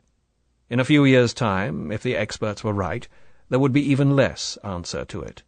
Every tin-pot little nation would be making atomic bombs in their backyards, so to speak. Apparently there was no secret now about the things. It had only been the prototypes that had been difficult, like the first gunpowder weapons, for instance, or machine guns, or tanks. Today these were everybody's bows and arrows. Tomorrow, or the day after, the bows and arrows would be atomic bombs. And this was the first blackmail case. Unless Spectre was stopped, the word would get round, and soon every criminal scientist with a chemical set and some scrap iron would be doing it. If they couldn't be stopped in time, there would be nothing for it but to pay up. Bond said so. "That's about it," commented M. "From every point of view, including politics, not that they matter all that much. But neither the PM nor the President would last 5 minutes if anything went wrong. But whether we pay or don't pay, the consequences will be endless and all bad. That's why absolutely everything has got to be done to find these people in the plane and stop the thing in time. The PM and the President are entirely agreed. Every intelligence man all over the world who's on our side is being put onto this operation. Operation Thunderball, they're calling it. Planes, ships, submarines. And, of course, money's no object. We can have everything, whenever we want it. The Cabinet have already set up a special staff and a war room. Every scrap of information will be fed into it. The Americans have done the same. Some kind of a leak can't be helped. It's being put about that all the panic, and it is panic, is because of the loss of the Vindicator, bombs included, whatever fuss that may cause politically. Only the letter will be absolutely secret. All the usual detective work, fingerprints, Brighton, writing paper, these will be looked after by Scotland Yard, with the FBI, Interpol, and all the NATO intelligence organisations helping where they can. Only a segment of the paper and the typing will be used, a few innocent words. This will all be quite separate from the search for the plane. That'll be handled as a top espionage matter. No one should be able to connect the two investigations. MI5 will handle the background to all the crew members and the Italian observer. That will be a natural part of the search for the plane. As for the service, we've teamed up with the CIA to cover the world. Alan Dulles is putting every man he's got onto it, and so am I. Just sent out a general call. Now all we can do is sit back and wait." Bond lit another cigarette, his sinful third in 1 hour. He said, putting unconcern into his voice, "Where do I come in, sir?" M looked vaguely at Bond, as if seeing him for the first time. Then he swivelled his chair and gazed again through the window at nothing. Finally he said, in a conversational tone of voice, "I have committed a breach of faith with the PM in telling you all this, 007. I was under oath to tell no one what I've just told you. I decided to do what I have done because I have an idea, a hunch, and I wish this idea to be pursued by a—" he hesitated, "by a reliable man. It seemed to me that the only grain of possible evidence in this case was the due radar plot, a doubtful one, I admit, of the plane that left the east-west air channel over the Atlantic and turned south towards Bermuda and the Bahamas. I decided to accept this evidence, although it has not aroused much interest elsewhere. I then spent some time studying a map and charts of the western Atlantic, and I endeavoured to put myself in the minds of Spectre, or rather, for there is certainly a mastermind behind all this, in the mind of the chief of Spectre, our opposite number, so to speak, and I came to certain conclusions. I decided that a favourable target for bomb number 1, and for bomb number 2, if it comes to that, would be in America rather than in Europe. To begin with, the Americans are more bomb-conscious than we in Europe, and therefore more susceptible to persuasion if it came to using bomb number 2. Installations worth more than £100 million, and thus targets for bomb number 1 are more numerous in America than in Europe. And finally, guessing that Spectre is a European organisation, from the style of the letter, and from the paper, which is Dutch, by the way, and also from the ruthlessness of the plot, it seemed to me at least possible that an American rather than a European target might have been chosen. Anyway, going on these assumptions, and assuming that the plane could not have landed in America itself, or off American shores, the coastal radar network is too good, I looked for a neighbouring area which might be suitable, and— M glanced round at Bond and away again. I decided on the Bahamas, the group of islands, many of them uninhabited, surrounded mostly by shoal water over sand, and possessing only one simple radar station, and that one concerned only with civilian air traffic and manned by local civilian personnel. South towards Cuba, Jamaica, and the Caribbean offers no worthwhile targets. Anyway, it is too far from the American coastline. Northwards towards Bermuda has the same disadvantages, but the nearest of the Bahama group is only 200 miles, only 6 or 7 hours in a fast motorboat or yacht, from the American coastline. Bond interrupted. "If you're right, sir, why didn't Spectre send their letter to the President instead of the PM?" For the sake of obscurity, to make us do what we are doing, hunting all round the world instead of only in one part of it, and for maximum impact. Spectre would realize that the arrival of the letter, right on top of the loss of the bomber, would hit us in the solar plexus. It might, they would reason, even shake the money out of us without any further effort. The next stage of their operation, attacking target number 1, is going to be a nasty business for them. It's going to expose their whereabouts to a considerable extent. They'd like to collect the money and close the operation as quickly as possible. That's what we've got to gamble on. We've got to push them as close to the use of number 1 bomb as we dare, in the hope that something will betray them in the next 6 3/4 days. It's a slim chance. I'm pinning my hopes on my guess. M swung his chair round to the desk. And on you. Well, he looked hard at Bond. Any comments? If not, you'd better get started. You're booked on all New York planes from now until midnight, then on by BOAC. I thought of using an RAF Canberra, but I don't want your arrival to make any noise. You're a rich young man looking for some property in the islands.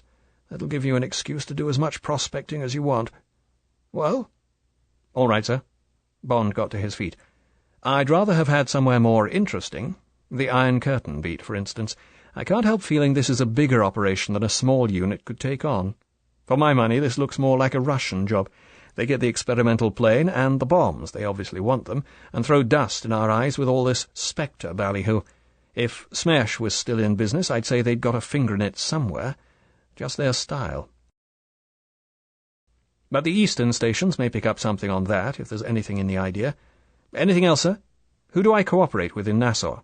The governor knows you're coming. They've got a well-trained police force. CIA are sending down a good man, I gather, with a communications outfit. They've got more of that sort of machinery than we have. Take a cipher machine with a XXX setting. I want to hear every single detail you turn up. Personal to me, right? Right, sir. Bond went to the door and let himself out. There was nothing more to be said. This looked like the biggest job the service had ever been given, and, in Bond's opinion, for he didn't give much for M's guess, he had been relegated to the back row of the chorus. So be it. He would get himself a good sunburn and watch the show from the wings. When Bond walked out of the building, carrying the neat leather cipher case, an expensive movie camera perhaps, slung over his shoulder, the man in the beige Volkswagen stopped scratching the burn scab under his shirt, loosened for the 10th time the long-barrelled .45 in the holster under his arm, started the car and put it in gear. He was 20 yards behind Bond's parked Bentley. He had no idea what the big building was. He had simply obtained Bond's home address from the receptionist at Shrublands, and as soon as he got out of the Brighton hospital, he had carefully tailed Bond. The car was hired under an assumed name. When he had done what had to be done, he would go straight to London Airport and take the first plane out to any country on the continent. Count Lippe was a sanguine individual. The job, the private score he had to settle, presented no problem to him. He was a ruthless, vengeful man, and he had eliminated many obstreperous and perhaps dangerous people in his life. He reasoned that, if they ever came to hear of this, Spectre would not object. The overheard telephone conversation on that first day at the clinic showed that his cover had been broached, however slightly, and it was just conceivable that he could be traced through his membership of the Red Lightning Tong. From there to Spectre was a long step, but Sub-Operator G knew that once a cover began to run, it ran like an old sock. Apart from that, this man must be paid off. Count Lippe had to be quits with him. Bond was getting into his car. He had slammed the door. Sub-Operator G watched the blue smoke curl from the twin exhausts. He got moving. On the other side of the road, and 100 yards behind the Volkswagen, Spectre No. 6 slipped his goggles down over his eyes, stamped the 500cc Triumph into gear, and accelerated down the road. He swerved neatly through the traffic. He had been a test rider for DKW at one time in his post-war career, and stationed himself 10 yards behind the off-rear wheel of the Volkswagen and just out of the driver's line of vision in the windscreen mirror. He had no idea why Sub-Operator G was following the Bentley, nor who the Bentley belonged to. His job was to kill the driver of the Volkswagen. He put his hand into the leather satchel he carried slung over his shoulder, took out the heavy grenade, it was twice the normal military size, and watched the traffic ahead for the right pattern to allow his getaway. Sub-Operator G was watching for a similar pattern. He also noticed the spacing on the lamp-posts on the pavement in case he might be blocked and have to run off the road. Now the cars ahead were sparse. He stamped his foot into the floor and, driving with his left hand, drew out the Colt with his right. Now he was up with the Bentley's rear bumper. Now he was alongside. The dark profile was a sitting target. With a last quick glance ahead, he raised the gun. It was the cheeky iron rattle of the Volkswagen's air-cooled engine that made Bond turn his head, and it was this minute reduction of the target area that saved his jaw. If he had then accelerated, the second bullet would have got him, but some blessed instinct made his foot stamp the brake at the same time as his head ducked so swiftly that his chin hit the horn button, nearly knocking him out. Almost simultaneously, instead of a third shot, there came the roar of an explosion, and the remains of his windshield, already shattered, cascaded around him. The Bentley had stopped. The engine stalled. Brakes screamed. There were shouts and the panicky screams of horns. Bond shook his head and cautiously raised it. The Volkswagen, one wheel still spinning, lay on its side in front of and broadside to the Bentley. Most of the roof had been blown off.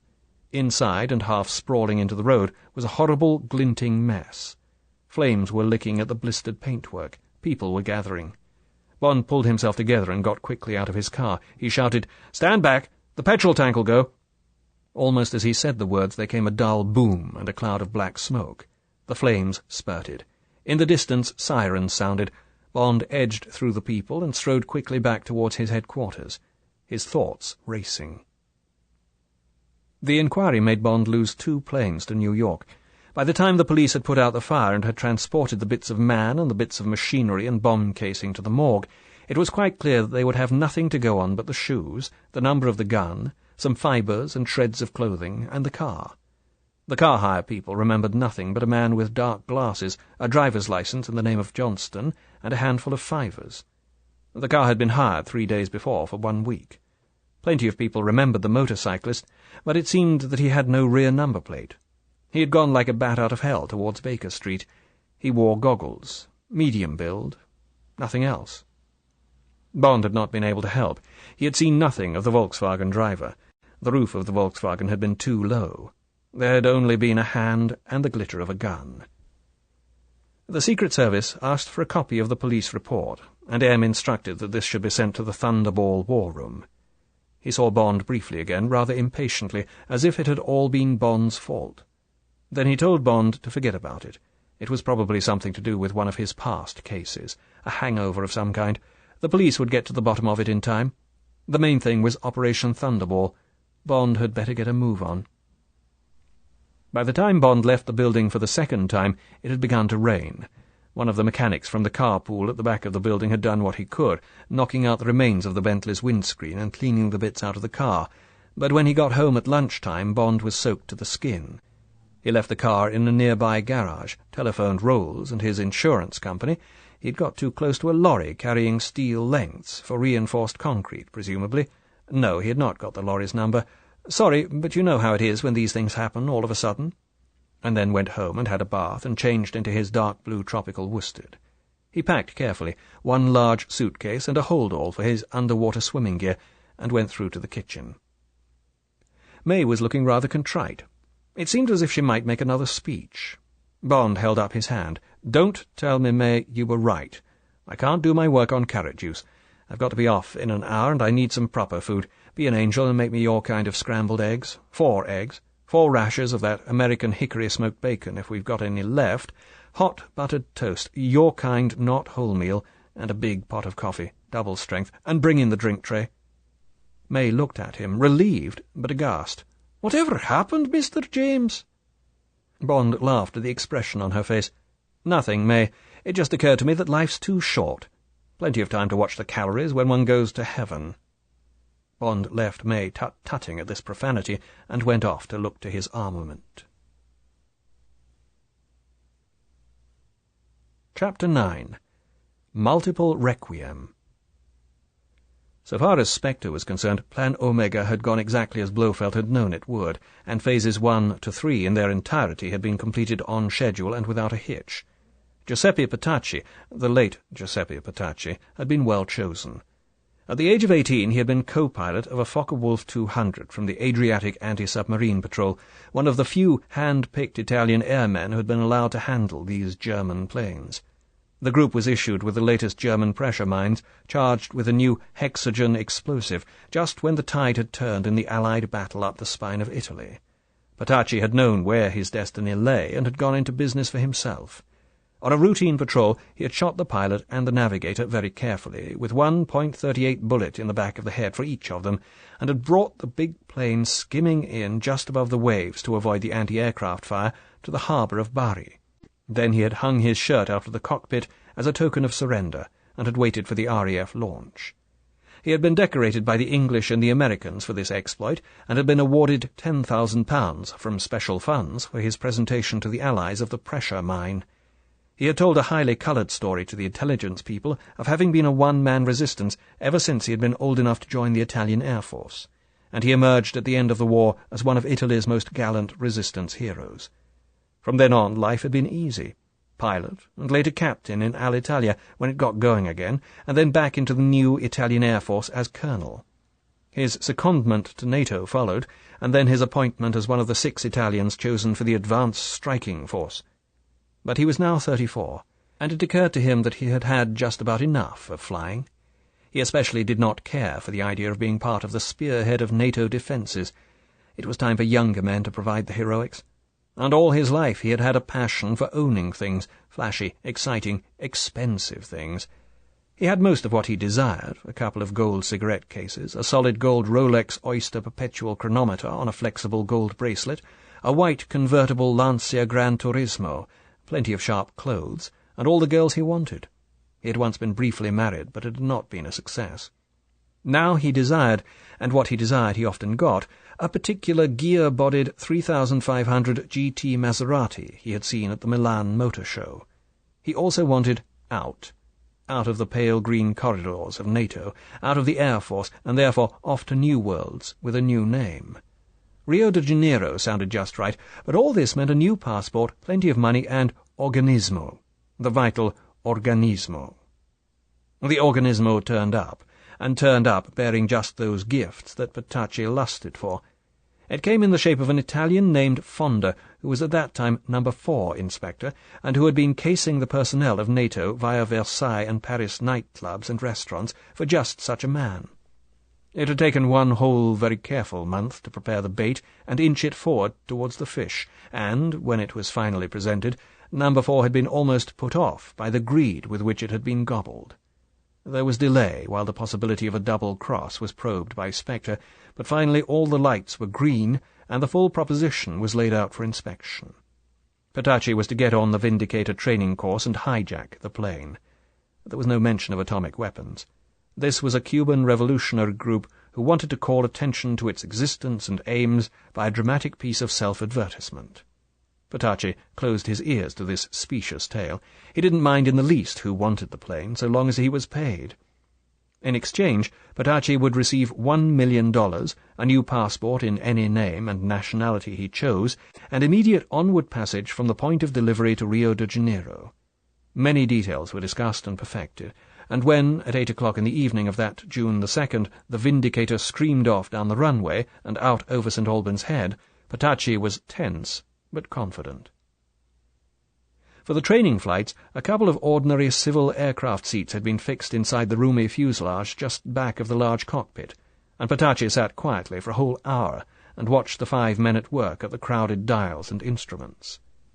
When it came to his turn to fly the plane, he was quite satisfied that he could dispense with all 5 of them.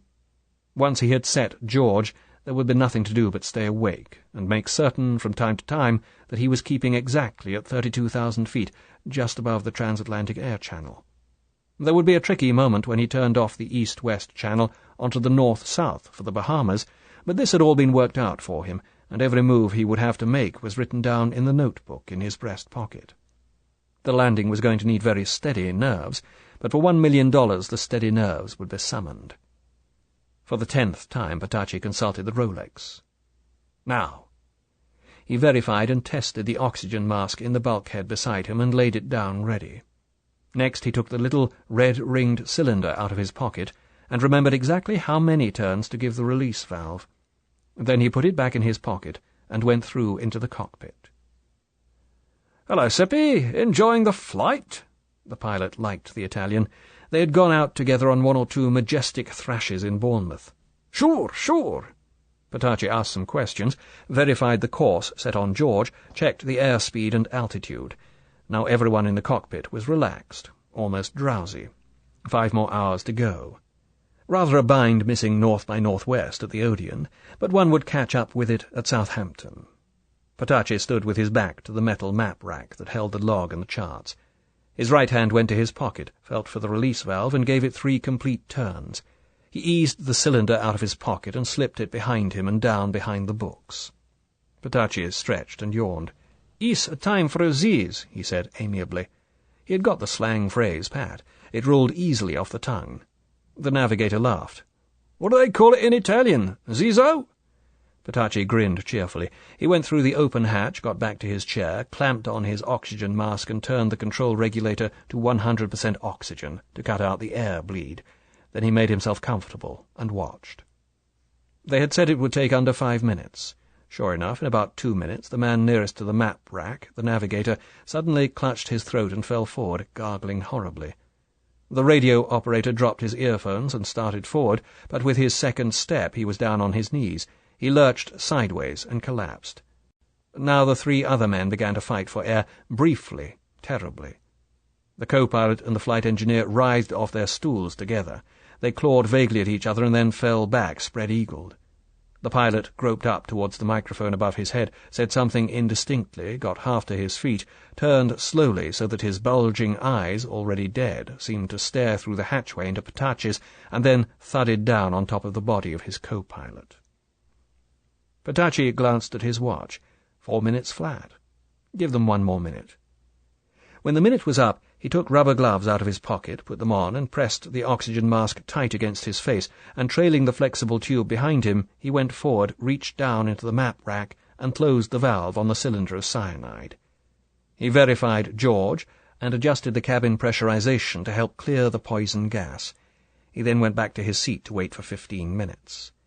They had said 15 would be enough, but at the last moment he gave it another 10, and then, still with his oxygen mask on, he went forward again and began, slowly, for the oxygen made him rather breathless, to pull the bodies back into the fuselage. When the cockpit was clear, he took a small phial of crystals out of his trousers pocket, took out the cork, and sprinkled the cabin floor with them. He went down on his knees and watched the crystals. They kept their white colour. He eased his oxygen mask away and took a small, cautious sniff. There was no smell. But still, when he took over the controls and began easing the plane down to 32,000, and then slightly northwest by west to get into the traffic lane, he kept the mask on. The giant plane whispered on into the night. The cockpit, bright with the yellow eyes of the dials, was quiet and warm. In the deafening silence in the cockpit of a big jet in flight there was only the faint buzz of an invector. As he verified the dials, the click of each switch seemed as loud as a small-caliber pistol shot. Petacci again checked George with the gyro and verified each fuel tank to see that they were all feeding evenly. One tank pump needed adjustment. The jet pipe temperatures were not overheating. Satisfied, Petacci settled himself comfortably in the pilot's seat and swallowed a benzodrine tablet and thought about the future. One of the headphones, scattered on the floor of the cockpit, began to chirrup loudly. Petacci glanced at his watch. Of course, Boscombe Air Traffic Control was trying to raise the Vindicator. He had missed the third of the half-hourly calls. How long would Air Control wait before alerting Air-Sea Rescue, Bomber Command, and the Air Ministry? There would first be checks and double-checks with the Southern Rescue Centre. They would probably take another half-hour, and by that time he would be well out over the Atlantic. The chirrup of the headphones went quiet. Petacci got up from his seat and took a look at the radar screen. He watched it for some time, noting the occasional blip of planes being overhauled below him. Would his own swift passage above the air corridor be noted by the planes as he passed above them? Unlikely. The radar on commercial planes has a limited field of vision in a forward cone. He would almost certainly not be spotted until he crossed the distant early warning line, and dew would probably put him down as a commercial jet that had strayed above its normal channel. Petacci went back to the pilot's seat, and again minutely checked the dials.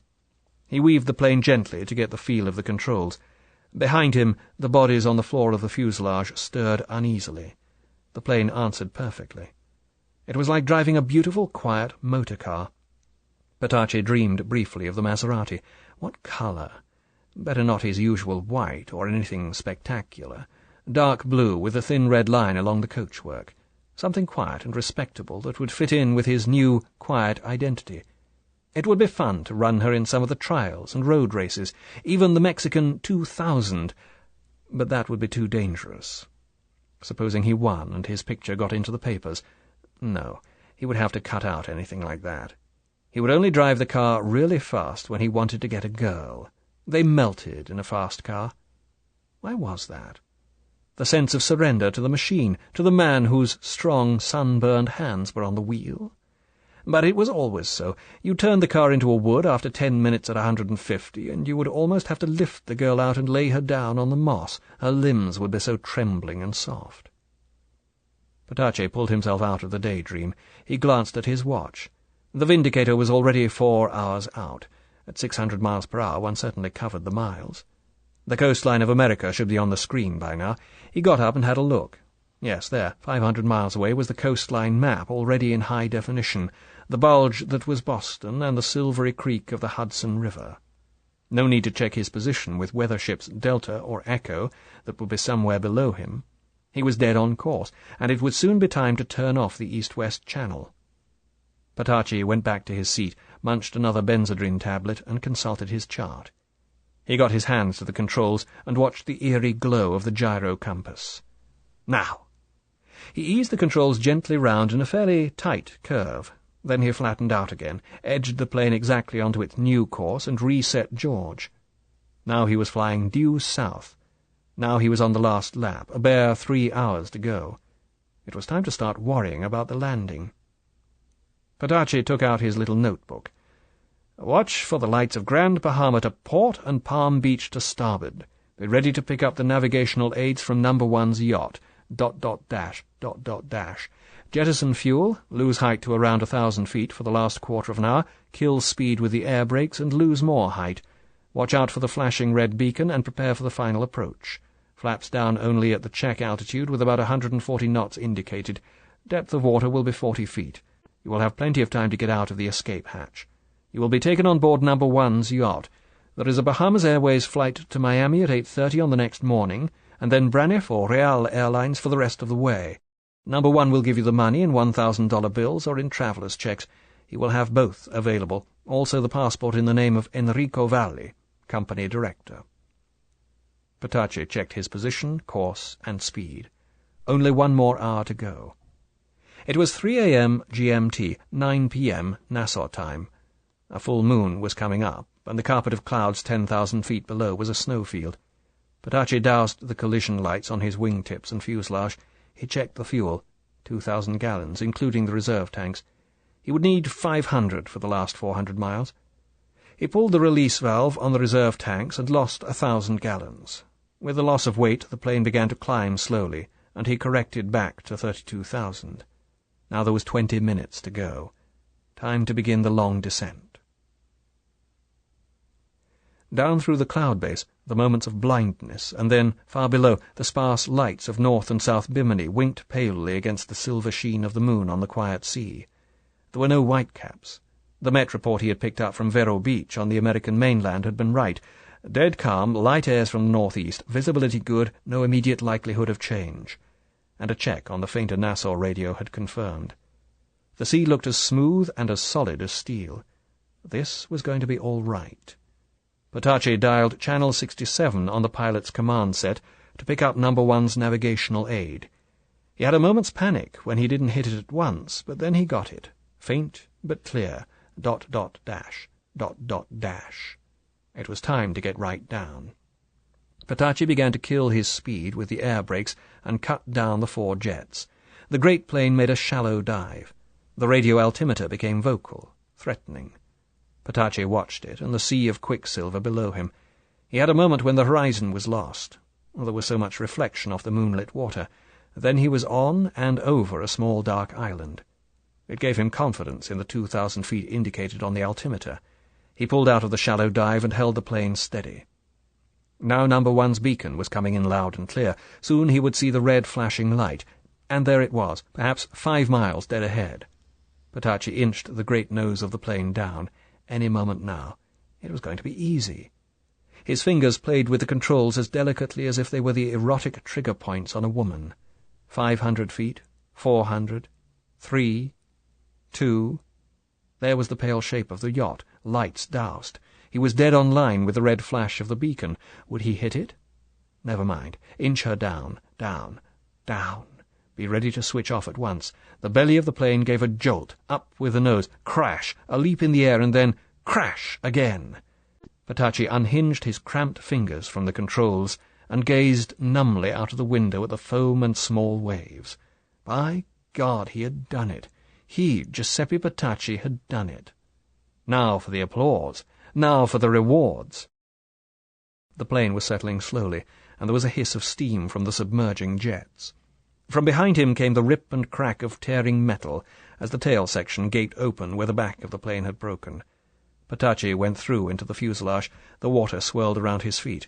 The filtering moonlight glittered white on the upturned face of one of the corpses now soggily awash at the rear of the plane. Petacci broke the perspex cover to the handle of the port-side emergency exit and jerked the handle down. The door fell outwards, and Petacci stepped through and walked out along the wing. The big jolly boat was almost up with the plane. There were 6 men in it. Petacci waved and shouted delightedly. One man raised a hand in reply. The faces of the men, milk-white under the moon, looked up at him quietly, curiously, Petacci thought. These men are very serious, very businesslike. It is right so. He swallowed his triumph and also looked grave. The boat came alongside the wing, now almost awash, and one man climbed up on the wing and walked towards him. He was a short, thick man with a very direct gaze. He walked carefully, his feet well apart and his knees flexed to keep his balance. His left hand was hooked in his belt. Petacci said happily, "Good evening, good evening. I am delivering 1 plane in good condition." He had thought the joke out long before. "Please sign here." He held out his hand. The man from the jolly boat took the hand in a strong grasp, braced himself, and pulled sharply. Petacci's head was flung back by the quick jerk, and he was looking full into the eyes of the moon as the stiletto flashed up and under the offered chin, through the roof of the mouth into the brain. He knew nothing but a moment's surprise, a sear of pain, and an explosion of brilliant light. The killer held in the knife for a moment, the back of his hand feeling the stubble on Petacci's chin. Then he lowered the body onto the wing and withdrew the knife. He carefully rinsed the knife in the sea-water and wiped the blade on Petacci's back and put the knife away. Then he hauled the body along the wing and thrust it under water beside the escape hatch. The killer waded back along the wing to the waiting jolly boat and laconically raised a thumb. By now 4 of the men had pulled on their aqualungs. One by one, with the last adjustment of their mouthpieces, they clumsily heaved themselves over the side of the rocking boat and sank in a foam of small bubbles. When the last man had gone, the mechanic at the engine carefully lowered a huge underwater searchlight over the side and paid out the cable. At a given moment he switched the light on, and the sea and the great sinking hulk of the plane were lit up with a mist of luminescence. The mechanic slipped the idling motor into gear and backed away, paying out cable as he went. At 20 yards, out of range of the suction of the sinking plane, he stopped and switched off his engine. He reached into his overalls and took out a packet of Camels. He offered one to the killer, who took it, broke it carefully in half, put one half behind his ear and lit the other half. The killer was a man who rigidly controlled his weaknesses. Chapter 10. The Disco Volante. On board the yacht, No. 1 put down his night glasses, took a Charvet handkerchief out of the breast pocket of his white sharkskin jacket, and dabbed gently at his forehead and temples. The musky scent of Schiaparelli's snuff was reassuring, reminding him of the easy side of life, of Dominetta, who would now be sitting down to dinner. Everyone kept Spanish hours in Nassau, and cocktails would not have finished before 10, with the raffish but rather gay Saumurs and their equally frivolous guests, of the early game that would already be underway at the casino, of the calypsos thudding into the night from the bars and nightclubs on Bay Street. He put the handkerchief back in his pocket. But this also was good, this wonderful operation, like clockwork. He glanced at his watch, just 10:15.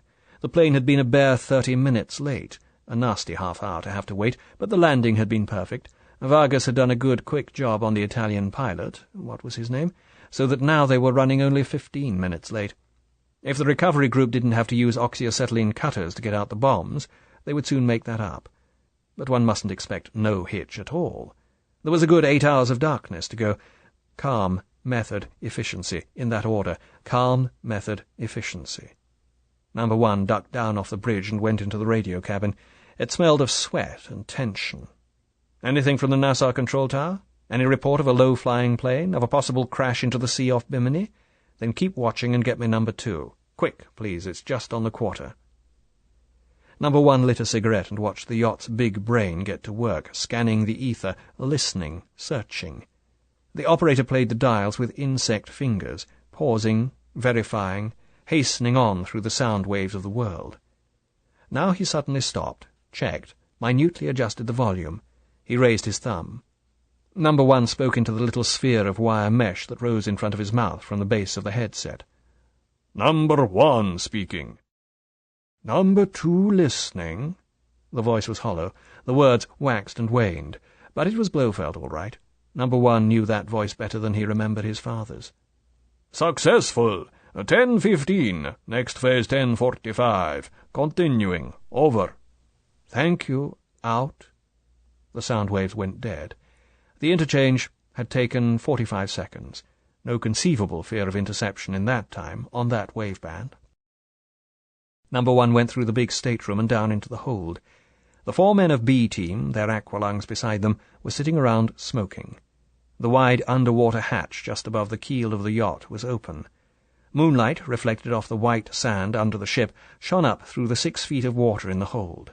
Stacked on the grating beside the men was the thick pile of tarpaulin, painted a very pale café au lait, with occasional irregular blotches of dark green and brown. No. 1 said, "All is going very well. The recovery team is at work. It should not be long now. How about the chariot and the sled?" One of the men jerked his thumb downwards. "They're down there, outside on the sand, so it will be quicker." "Correct." No. 1 nodded towards a crane-like contraption fastened to a bulkhead above the hold. "The derrick took the strain all right?" "That chain could handle twice the weight." "The pumps?" "In order. They will clear the hold in 7 minutes." "Good. Well, take it easy. It will be a long night." No. 1 climbed the iron ladder out of the hold and went up on deck. He didn't need his night glasses. 200 yards away to starboard the sea was empty, save for the jolly boat riding at anchor above the golden submarine glow. The red marker light had been taken into the boat. The rattle of the little generator making current for the big searchlight was loud. It would carry far across a sea as still as this. But accumulators would have been too bulky, and might have exhausted themselves before the work was finished. The generator was a calculated risk, and a small one at that. The nearest island was 5 miles away, and uninhabited, unless someone was having a midnight picnic on it. The yacht had stopped and searched it on the way to the rendezvous. Everything had been done that could be done, every precaution taken. The wonderful machine was running silently and full out. There was nothing to worry about now, except the next step.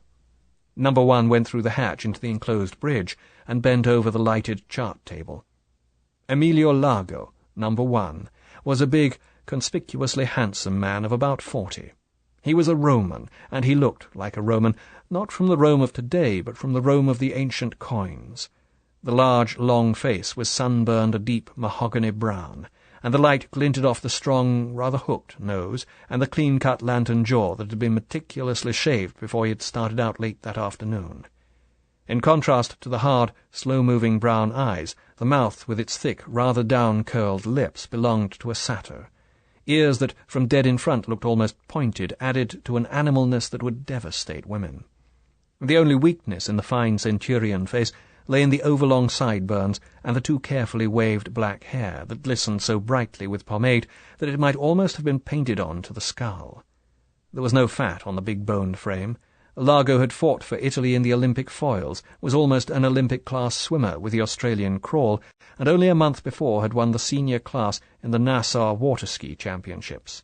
The muscles bulged under the exquisitely cut sharkskin jacket. An aid to his athletic prowess were his hands. They were almost twice the normal size, even for a man of his stature, and now, as they walked across the chart, holding a ruler and a pair of dividers, they looked, extruding from the white sleeves that rested on the white chart, almost like large, brown, furry animals, quite separate from their owner.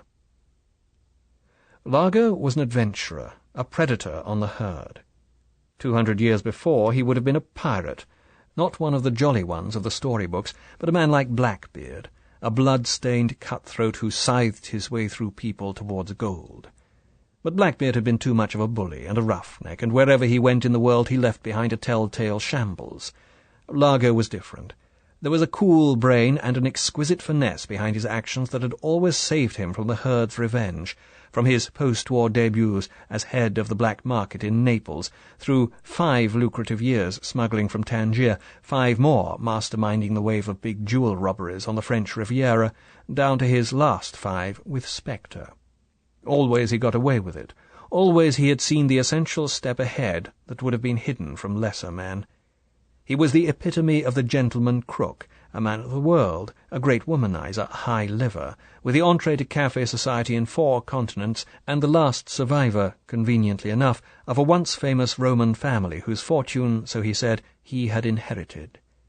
He also benefited from having no wife, a spotless police record, nerves of steel, a heart of ice, and the ruthlessness of a Himmler. He was the perfect man for Spectre, and the perfect man, rich Nassau playboy and all, to be supreme commander of Plan Omega. One of the crew knocked on the hatch and came in. "They have signalled. The chariot and sled are on the way." "Thank you." In the heat and excitement of any operation, Largo always created calm. However much was at stake, however great the dangers, and however urgent the need for speed and quick decisions, he made a fetish of calm, of the pause, of an almost judo-like inertia. This was an act of will to which he had trained himself. He found it had an extraordinary effect on his accomplices. It tied them to him, and evoked their obedience and loyalty more than any other factor in leadership. That he, a clever and cunning man, should show unconcern at particularly bad, or, as in this case, particularly good news, meant that he had already known that what had happened would happen. With Largo, consequences were foreseen. One could depend on him. He never lost balance. So now at this splendid news, Largo deliberately picked up his dividers again and made a trace, an imaginary trace, on the chart for the sake of the crew member. He then put down the dividers and strolled out of the air-conditioning into the warm night. A tiny worm of underwater light was creeping out towards the jolly boat. It was a two-man underwater chariot, identical with those used by the Italians during the war, and bought, with improvements, from Ansaldo, the firm that had originally invented the one-man submarine. It was towing an underwater sled, a sharp-prowed tray with negative buoyancy, used for the recovery and transport of heavy objects under the sea. The worm of light merged with the luminescence from the searchlight and, minutes later, re-emerged on its way back to the ship. It would have been natural for Largo to have gone down to the hold to witness the arrival of the two atomic weapons. Typically, he did nothing of the sort. In due course, the little headlight reappeared, going back over its previous course. Now the sled would be loaded with the huge tarpaulin, camouflaged to merge in with just this piece of underwater terrain with its white sand and patches of coral outcrop, that would be spread so as to cover every inch of the wrecked plane and pegged all round with corkscrew iron stanchions that would not be shifted by the heaviest surface storm or groundswell. In his imagination, Largo saw every move of the 8 men who would now be working far below the surface on the reality for which there had been so much training, so many dummy exercises. He marvelled at the effort, the incredible ingenuity that had gone into Plan Omega. Now all the months of preparation, of sweat and tears, were being repaid. There came a bright blink of light on the surface of the water not far from the jolly boat, then another, and another. The men were surfacing. As they did so, the moon caught the glass of their masks. They swam to the boat. Largo verified that all 8 were there, and clumsily heaved up the short ladder and over the side. The mechanic, and Brandt, the German killer, helped them off with their gear. The underwater light was switched off and hauled inboard, and instead of the rattle of the generator there came the muffled roar of the twin Johnstons. The boat sped back to the yacht and to the waiting arms of the derricks. The couplings were made firm and verified, and with a shrill electric whine the boat, complete with passengers, was swung up and inboard. The captain came and stood at Largo's side. He was a big, sullen, raw-boned man who had been cashiered from the Canadian Navy for drunkenness and insubordination. He had been a slave to Largo ever since Largo had called him to the stateroom one day and broken a chair over his head on account of a questioned command. That was the kind of discipline he understood. Now he said, "The hole's clear. Okay to sail?" "Are both the teams satisfied?" "They say so, not a hitch." "First see they all get 1 full jigger of whiskey, then tell them to rest. They will be going out again in just about an hour. Ask Kotze to have a word with me. Be ready to sail in 5 minutes." "Okay." The eyes of the physicist, Kotze, were bright under the moon. Largo noticed that he was trembling slightly, as if with fever. He tried to instill calm into the man. He said cheerfully, "Well, my friend, are you pleased with your toys? The toy shop has sent you everything you want." Kotze's lips trembled. He was on the verge of excited tears. He said, his voice high, "It is tremendous! You have no idea! Weapons such as I had never dreamed of, and of a simplicity, a safety! Even a child could handle these things without danger." "The cradles were big enough for them? You have room to do your work?" "Yes, yes." Kotze almost flapped his hands with enthusiasm. "There are no problems, none at all. The fuses will be off in no time. It will be a simple matter to replace them with the time mechanism. Maslov is already at work correcting the threads. I am using lead screws. They are more easy to machine." "And the 2 plugs, these igniters you were telling me about, they are safe? Where did the divers find them?" "They were in a leaden box under the pilot's seat. I have verified them. Perfectly simple when the time comes. They will, of course, be kept apart in the hiding place. The rubber bags are splendid, just what was needed. I have verified that they seal completely watertight." "No danger from radiation?" "Not now. Everything is in the leaden cases." Kotze shrugged. "I may have picked up a little while I was working on the monsters, but I wore the harness. I will watch for signs. I know what to do." "You are a brave man, Kotze. I won't go near the damn things until I have to. I value my sex life too much. So you are satisfied with everything. You have no problems. Nothing has been left on the plane." Kotze had got himself under control. He had been bursting with the news, with his relief that the technical problems were within his power. Now he felt empty, tired. He had voided himself of the tensions that had been with him for weeks. After all this planning, all these dangers, supposing his knowledge had not been enough, supposing the bloody English had invented some new safety device, some secret control of which he knew nothing. But when the time came, when he unwrapped the protective webbing and got to work with his jeweller's tools, then triumph and gratitude had flooded into him. No, now there were no problems. Everything was all right. Now there was only routine. Kotze said dully, "No, there are no problems. Everything is there. I will go and get the job finished." Largo watched the thin figure shamble off along the deck. Scientists were queer fish. They saw nothing but science. Kotze couldn't visualize the risks that still had to be run. For him, the turning of a few screws was the end of the job. For the rest of the time he would be a useless supercargo. It would be easier to get rid of him, but that couldn't be done yet. He would have to be kept on just in case the weapons had to be used. But he was a depressing little man and a near hysteric. Largo didn't like such people near him. They lowered his spirits. They smelled of bad luck. Kotze would have to be found some job in the engine-room where he could be kept busy and, above all, out of sight. Largo went into the cockpit bridge. The captain was sitting at the wheel, a light aluminium affair consisting only of the bottom half of a circle. Largo said, "Okay, let's go."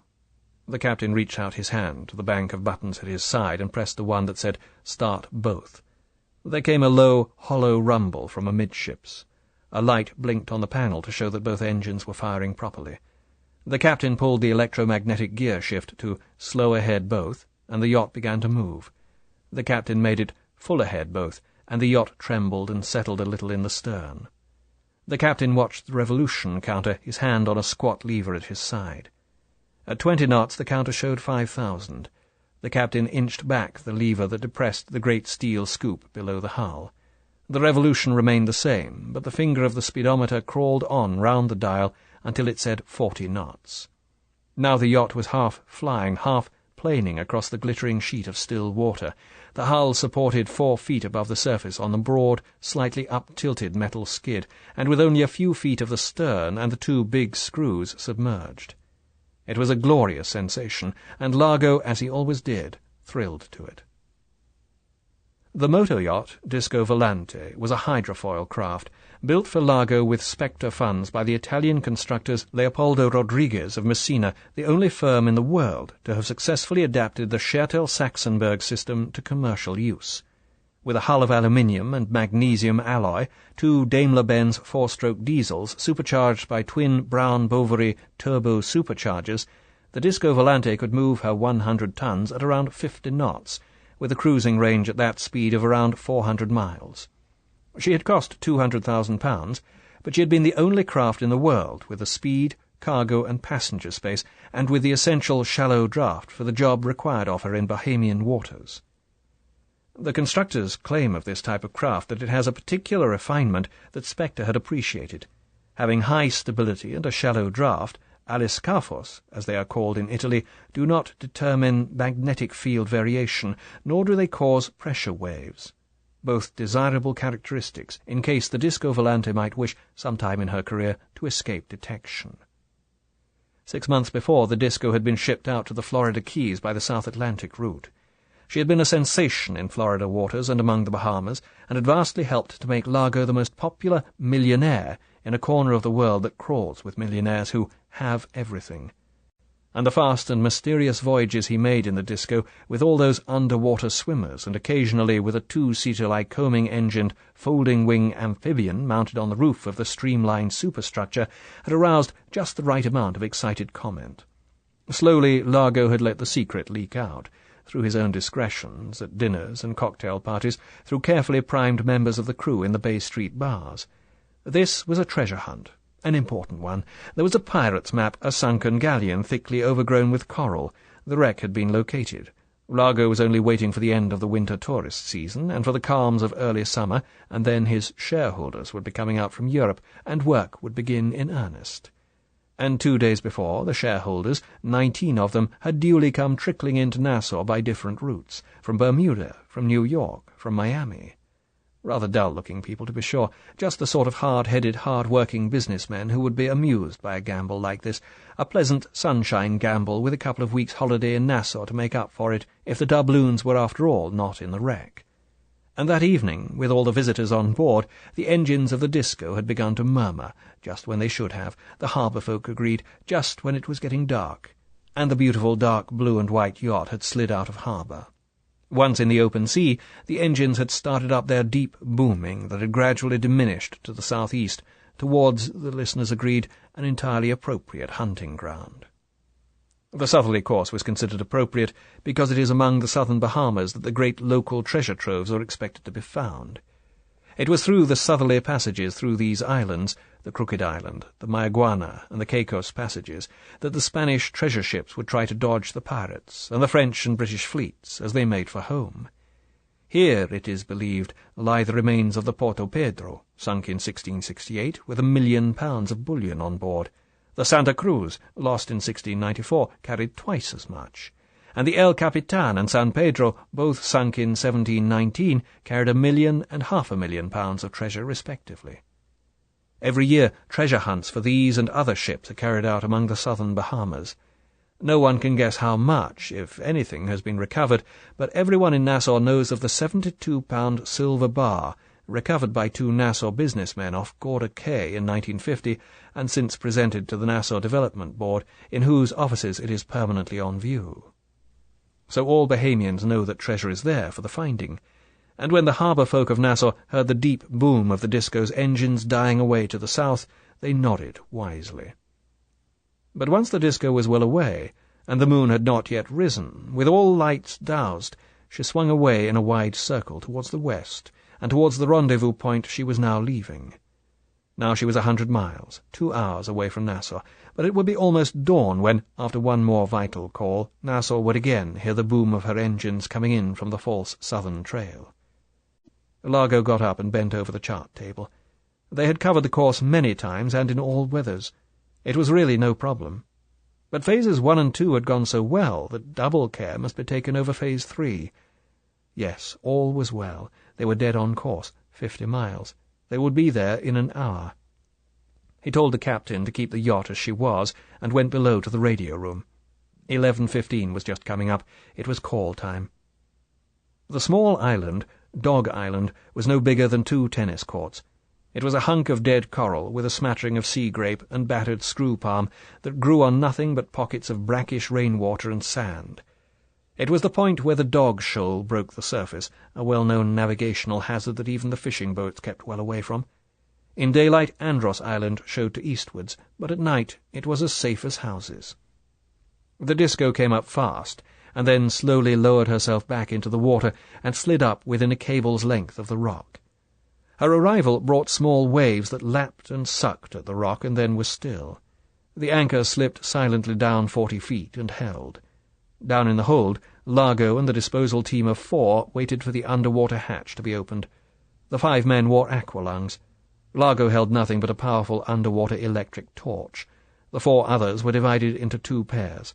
They wore webbing slung between them, and they sat on the edge of the iron grating with their frogmen's feet dangling, waiting for the water to swirl in and give them buoyancy. On the webbing, between each pair, rested a 6-foot-long tapering object in an obscene grey rubber envelope. The water seeped, rushed, and then burst into the hold, submerging the 5 men. They slipped off their seats and trudged out through the hatchway, Largo in the lead, and the 2 pairs behind him at precisely tested intervals. Largo did not at first switch on his torch. It was not necessary, and it would bring stupid, dazed fish that were a distraction. It might even bring shark or barracuda, and though they would be no more than a nuisance, one of the team, despite Largo's assurances, might lose his nerve. They swam on in the soft, moonlit mist of the sea. At first there was nothing but a milky void below them, but then the coral shelf of the island showed up, climbing steeply towards the surface. Sea fans, like small shrouds in the moonlight, waved softly, beckoning, and the clumps and trees of coral were grey and enigmatic. It was because of these things, the harmless underwater mysteries that make the skin crawl on the inexperienced, that Largo had decided to lead the disposal teams himself. Out in the open, where the plane had foundered, the eye of the big searchlight made, with the known object of the plane itself, the underwater world into the semblance of a big room. But this was different. This grey-white world needed the contempt of a swimmer who had experienced these phantom dangers 1,000 times before. That was the main reason why Largo led the teams. He also wanted to know exactly how the 2 grey sausages were stored away. It could happen, if things went wrong, that he would have to salvage them himself. The underpart of the small island had been eroded by the waves, so that, seen from below, it resembled a thick mushroom. Under the umbrella of coral there was a wide fissure, a dark wound in the side of the stem. Largo made for it, and when he was close switched on his torch. Beneath the umbrella of coral it was dark. The yellow light of the torch showed up the minute life of an inshore coral community, the pale sea urchins and the fierce black spines of sea eggs, the shifting underbrush of seaweeds, the yellow and blue seeking antennae of langouste, the butterfly and angelfish fluttering like moths in the light, a coiled bêche de mer, a couple of meandering sea caterpillars, and the black and green jelly of a sea hare. Largo lowered the black fins on his feet, got his balance on a ledge, and looked round, shining his torch on the rock so that the 2 teams could get a foothold.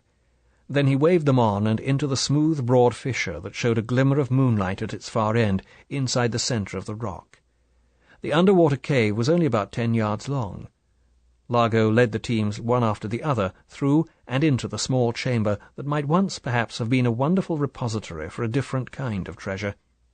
From the chamber a narrow fissure led to the upper air, and this would certainly become a fine blow-hole in a storm, though it would be unlikely that the fishermen would be close enough to the Dog Shoal in a storm to see the water fountaining out of the centre of the island. Above the present waterline in the chamber, Largo's men had hammered stanchions into the rock to form cradles for the 2 atomic weapons, with leather straps to hold them secure against any weather. Now, one by one, the 2 teams lifted the rubber packages up on the iron bars and made them secure. Largo examined the result and was satisfied. The weapons would be ready for him when he needed them. In the meantime, such radiation as there was would be quarantined within this tiny rock 100 miles from Nassau, and his men and his ship would be clean and innocent as snow. The 5 men trudged calmly back to the ship and into the hold through the hatch. To the boom of the engines the bows of the Disco lifted slowly out of the water, and the beautiful ship, streamlined like the gondola of some machine of the air rather than of the sea, skimmed off on the homeward journey. Largo stripped off his equipment, and with a towel round his slim waist went forward to the radio cabin.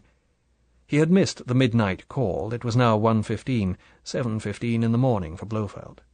Largo thought of this while contact was being made. Blofeld would be sitting there, haggard perhaps, probably unshaven. There would be coffee beside him, the last of an endless chain of cups. Largo could smell it. Now Blofeld would be able to take a taxi to the Turkish baths in the Rue Aubert, his resort, when there were tensions to be dissipated, and there, at least, he would sleep. "Number 1 speaking." "Number 2 listening." "Phase 3 completed. Phase 3 completed. Successful 1 am here. Closing down." "I am satisfied." Largo stripped off the earphones. He thought to himself, "So am I. We are more than 3/4 home. Now only the devil can stop us." He went into the stateroom and carefully made himself a tall glass of his favourite drink, crème de menthe frappé, with a maraschino cherry on top. He sipped it delicately to the end and ate the cherry. Then he took 1 more cherry out of the bottle, slipped it into his mouth, and went up on the bridge. Chapter 11. Domino. The girl in the sapphire-blue MG 2-seater shot down the slope of Parliament Street and at the junction with Bay Street executed an admirable racing change through 3rd into 2nd. She gave a quick glance to the right, correctly estimated the trot of the straw-hatted horse in the shafts of the rickety cab with the gay fringe, and swerved out of the side street left-handed. The horse jerked back his head indignantly, and the coachman stamped his foot up and down on the big Bermuda bell. The disadvantage of the beautiful deep ting-tong of the Bermuda carriage bell is that it cannot possibly sound angry, however angrily you may sound it. The girl gave a cheerful wave of a sunburned hand, raced up the street in second, and stopped in front of the Pipe of Peace, the Dunhills of Nassau. Not bothering to open the low door of the MG, the girl swung one brown leg and then the other over the side of the car, showing her thighs under the pleated cream cotton skirt almost to her waist, and slipped to the pavement. By now the cab was alongside. The cabby reined in. He was mollified by the gaiety and beauty of the girl. He said, "Missy, you done almost shaved the whiskers off our old Dreamy here. You want to be more careful." The girl put her hands on her hips. She didn't like being told anything by anyone. She said sharply, "Old Dreamy yourself. Some people have got work to do. Both of you ought to be put out to grass instead of cluttering up the streets getting in everyone's way." The ancient negro opened his mouth, thought better of it, said a pacifying, "Okay, missy, okay," flicked at his horse and moved on, muttering to himself. He turned on his seat to get another look at the she-devil, but she had already disappeared into the shop. "That's a fine piece of gal," he said inconsequentially, and put his horse into an ambling trot. 20 yards away, James Bond had witnessed the whole scene. He felt the same way about the girl as the cabby did. He also knew who she was. He quickened his step and pushed through the striped sun-blinds into the blessed cool of the tobacconists. The girl was standing at a counter arguing with one of the assistants. "But I tell you I don't want senior service. I tell you I want a cigarette that's so disgusting that I shan't want to smoke it. Haven't you got a cigarette that stops people smoking? Look at all that." She waved a hand towards the stacked shelves. "Don't tell me some of those don't taste horrible." The man was used to crazy tourists, and anyway, the Nassavian didn't get excited.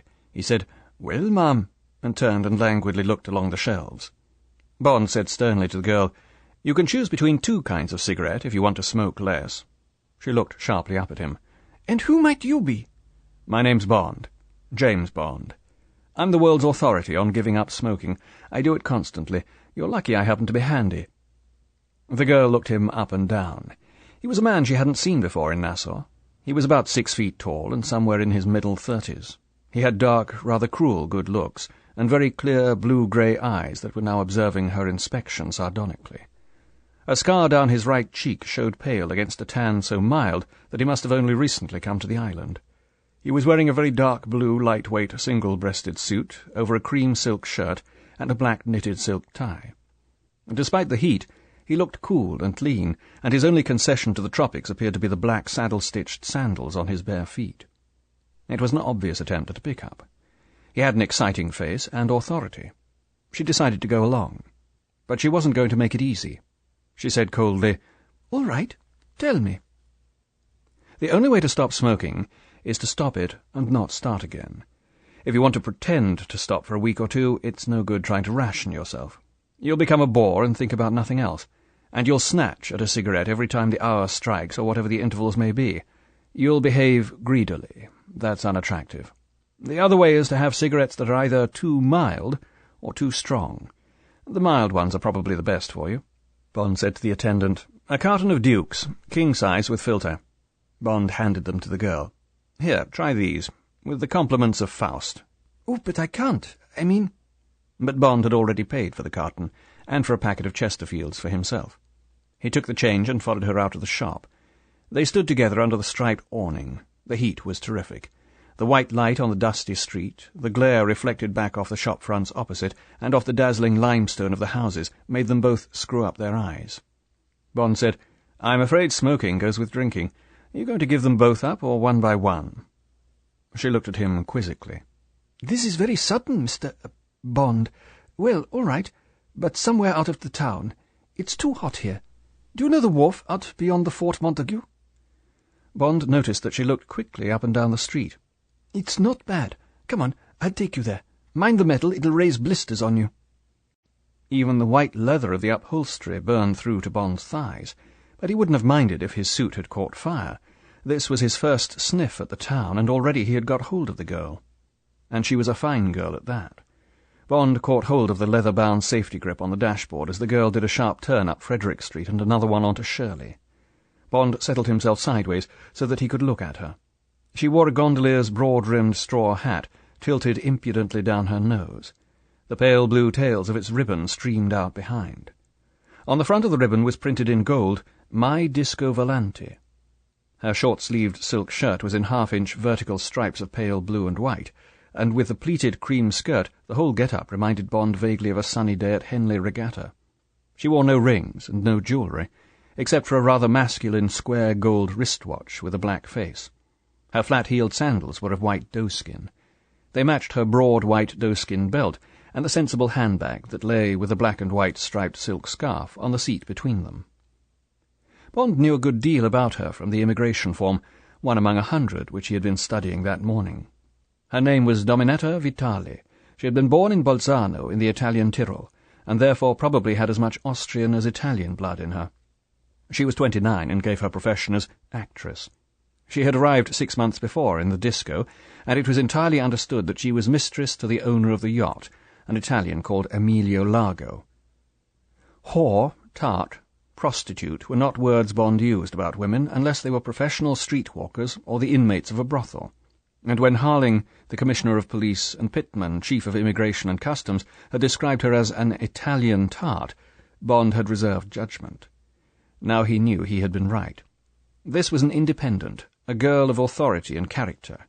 She might like the rich, gay life, but so far as Bond was concerned, that was the right kind of girl. She might sleep with men, obviously did, but it would be on her terms and not on theirs. Women are often meticulous and safe drivers, but they are very seldom first class. In general, Bond regarded them as a mild hazard, and he always gave them plenty of road and was ready for the unpredictable. 4 women in a car he regarded as the highest potential danger, and 2 women nearly as lethal. Women together cannot keep silent in a car, and when women talk they have to look into each other's faces. An exchange of words is not enough. They have to see the other person's expression, perhaps in order to read behind the other's words, or to analyze the reaction to their own. So 2 women in the front seat of a car constantly distract each other's attention from the road ahead, and 4 women are more than doubly dangerous, for the driver not only has to hear and see what her companion is saying, but also, for women are like that, what the 2 behind are talking about. But this girl drove like a man. She was entirely focused on the road ahead, and on what was going on in her driving mirror, an accessory rarely used by women except for making up their faces. And equally rare in a woman, she took a man's pleasure in the feel of her machine, in the timing of her gear changes and the use of her brakes. She didn't talk to Bond, or seem to be aware of him, and this allowed him to continue his inspection without inhibition. She had a gay, to-hell-with-you face that Bond thought would become animal in passion. In bed she would fight and bite and then suddenly melt into hot surrender. He could almost see the proud, sensual mouth bear away from the even, white teeth in a snarl of desire, and then afterwards soften into a half-pout of loving slavery. In profile the eyes were soft charcoal slits, such as you see on some birds, but in the shop Bond had seen them full face. Then they had been fierce and direct, with a golden flicker in the dark brown that held much the same message as the mouth. The profile, the straight, small, up-tilted nose, the determined set of the chin, and the clean-cut sweep of the jawline were as decisive as a royal command, and the way the head was set on the neck had the same authority, the poise one associates with imaginary princesses.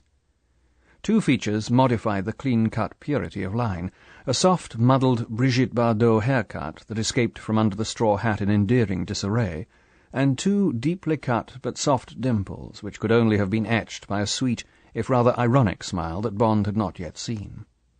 The sunburn was not overdone, and her skin had none of that dried, exhausted sheen that can turn the texture of even the youngest skin into something more like parchment.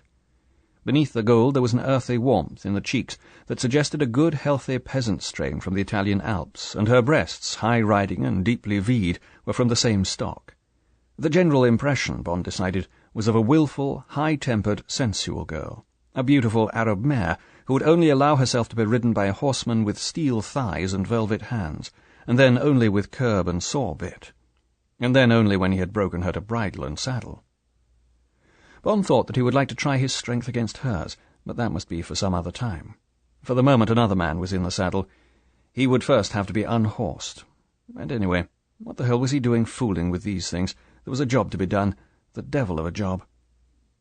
The MG swept out of Shirley Street onto Easton Road and followed the coast. Across the wide harbour entrance were the emerald and turquoise shoals of Athol Island. A deep-sea fishing boat was passing over them, the 2 tall antennae of her 12-foot rods streaming their lines astern. A fast motorboat came hammering by close inshore, the water skier on the line behind her executing tight slaloms across the waves of her wake.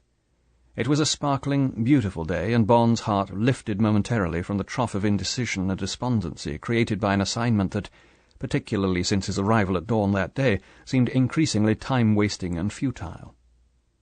The Bahamas, the string of 1,000 islands that straggle 500 miles southeast, from just east of the coast of Florida to just north of Cuba, from latitude 27 degrees down to latitude 21, were, for most of 300 years, the haunt of every famous pirate of the western Atlantic, and today tourism makes full use of the romantic mythology. A road sign said, "Blackbeard's Tower, 1 mile," and another, "Gunpowder Wharf, seafood, native drinks, shady garden, first left." A sand track showed on their left. The girl took it and pulled up in front of a ruined stone warehouse against which leant a pink clapboard house with white window frames and a white Adam-style doorway, over which hung a brightly painted inn sign of a powder keg with a skull and crossbones on it. The girl drove the MG into the shade of a clump of casuarinas, and they got out and went through the door, and through a small dining room with red and white checked covers, and out onto a terrace built on the remains of a stone wharf. The terrace was shaded by sea almond trees, trimmed into umbrellas.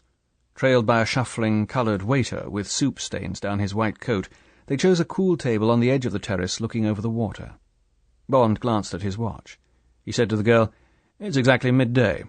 Do you want a drink solid or soft?" The girl said, "Soft. I'll have a double Bloody Mary with plenty of Worcester sauce." Bond said, "What do you call hard?" "I'll have a vodka and tonic with a dash of bitters." The waiter said, "Yuzza," and mooched away. "I call vodka on the rocks hard. All that tomato juice makes it soft." She hooked a chair towards her with one foot, and stretched out her legs on it so they were in the sun. The position wasn't comfortable enough. She kicked off her sandals and sat back, satisfied. She said, "When did you arrive? I haven't seen you about. When it's like this at the end of the season, one expects to know most of the faces." "I got in this morning from New York. I've come to look for a property. It struck me that now would be better than in the season. When all the millionaires are here, the prices are hopeless. They may come down a bit now they're gone. How long have you been here?" "About 6 months. I came out in a yacht, the Disco Volante. You may have seen her. She's anchored up the coast. You probably flew right over her coming into land at Windsor Field." "A long, low, streamlined affair. Is she yours? She's got beautiful lines." "She belongs to a relative of mine." The eyes watched Bond's face. "Do you stay on board?" "Oh, no. We've got a beach property. Or rather, we've taken it. It's a place called Palmyra, just opposite where the yacht is. It belongs to an Englishman. I believe he wants to sell it. It's very beautiful, and it's a long way away from the tourists. It's at a place called Lyford Key."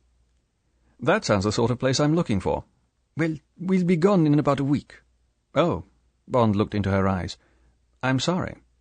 "If you've got to flirt, don't be obvious." Suddenly the girl laughed. She looked contrite. The dimples remained. "I mean, I didn't really mean that. Not the way it sounded. But I've spent 6 months listening to that kind of thing from these silly old rich goats, and the only way to shut them up is to be rude. I'm not being conceited. There's no one under 60 in this place. Young people can't afford it. So any woman who hasn't got a hair lip or a moustache, well, not even a moustache would put them off, they'd probably like it. Well, I mean, absolutely any girl makes these old goats get their bifocals all steamed up." She laughed again. She was getting friendly. "I expect you'll have just the same effect on the old women, with pince-nez and blue rinses." "Do they eat boiled vegetables for lunch?" "Yes, and they drink carrot juice and prune juice." "We won't get on, then. I won't sink lower than conch chowder." She looked at him curiously. "You seem to know a lot about Nassau." "You mean about conch being an aphrodisiac? That's not only a Nassau idea. It's all over the world where there are conches." "Is it true?" "Island people have it on their wedding night. I haven't found it has any effect on me." "Why?" She looked mischievous. "Are you married?" "No." Bond smiled across into her eyes. "Are you?" "No." "Then we might both find some conch soup sometime and see what happens." "That's only a little better than the millionaires. You'll have to try harder." The drinks came.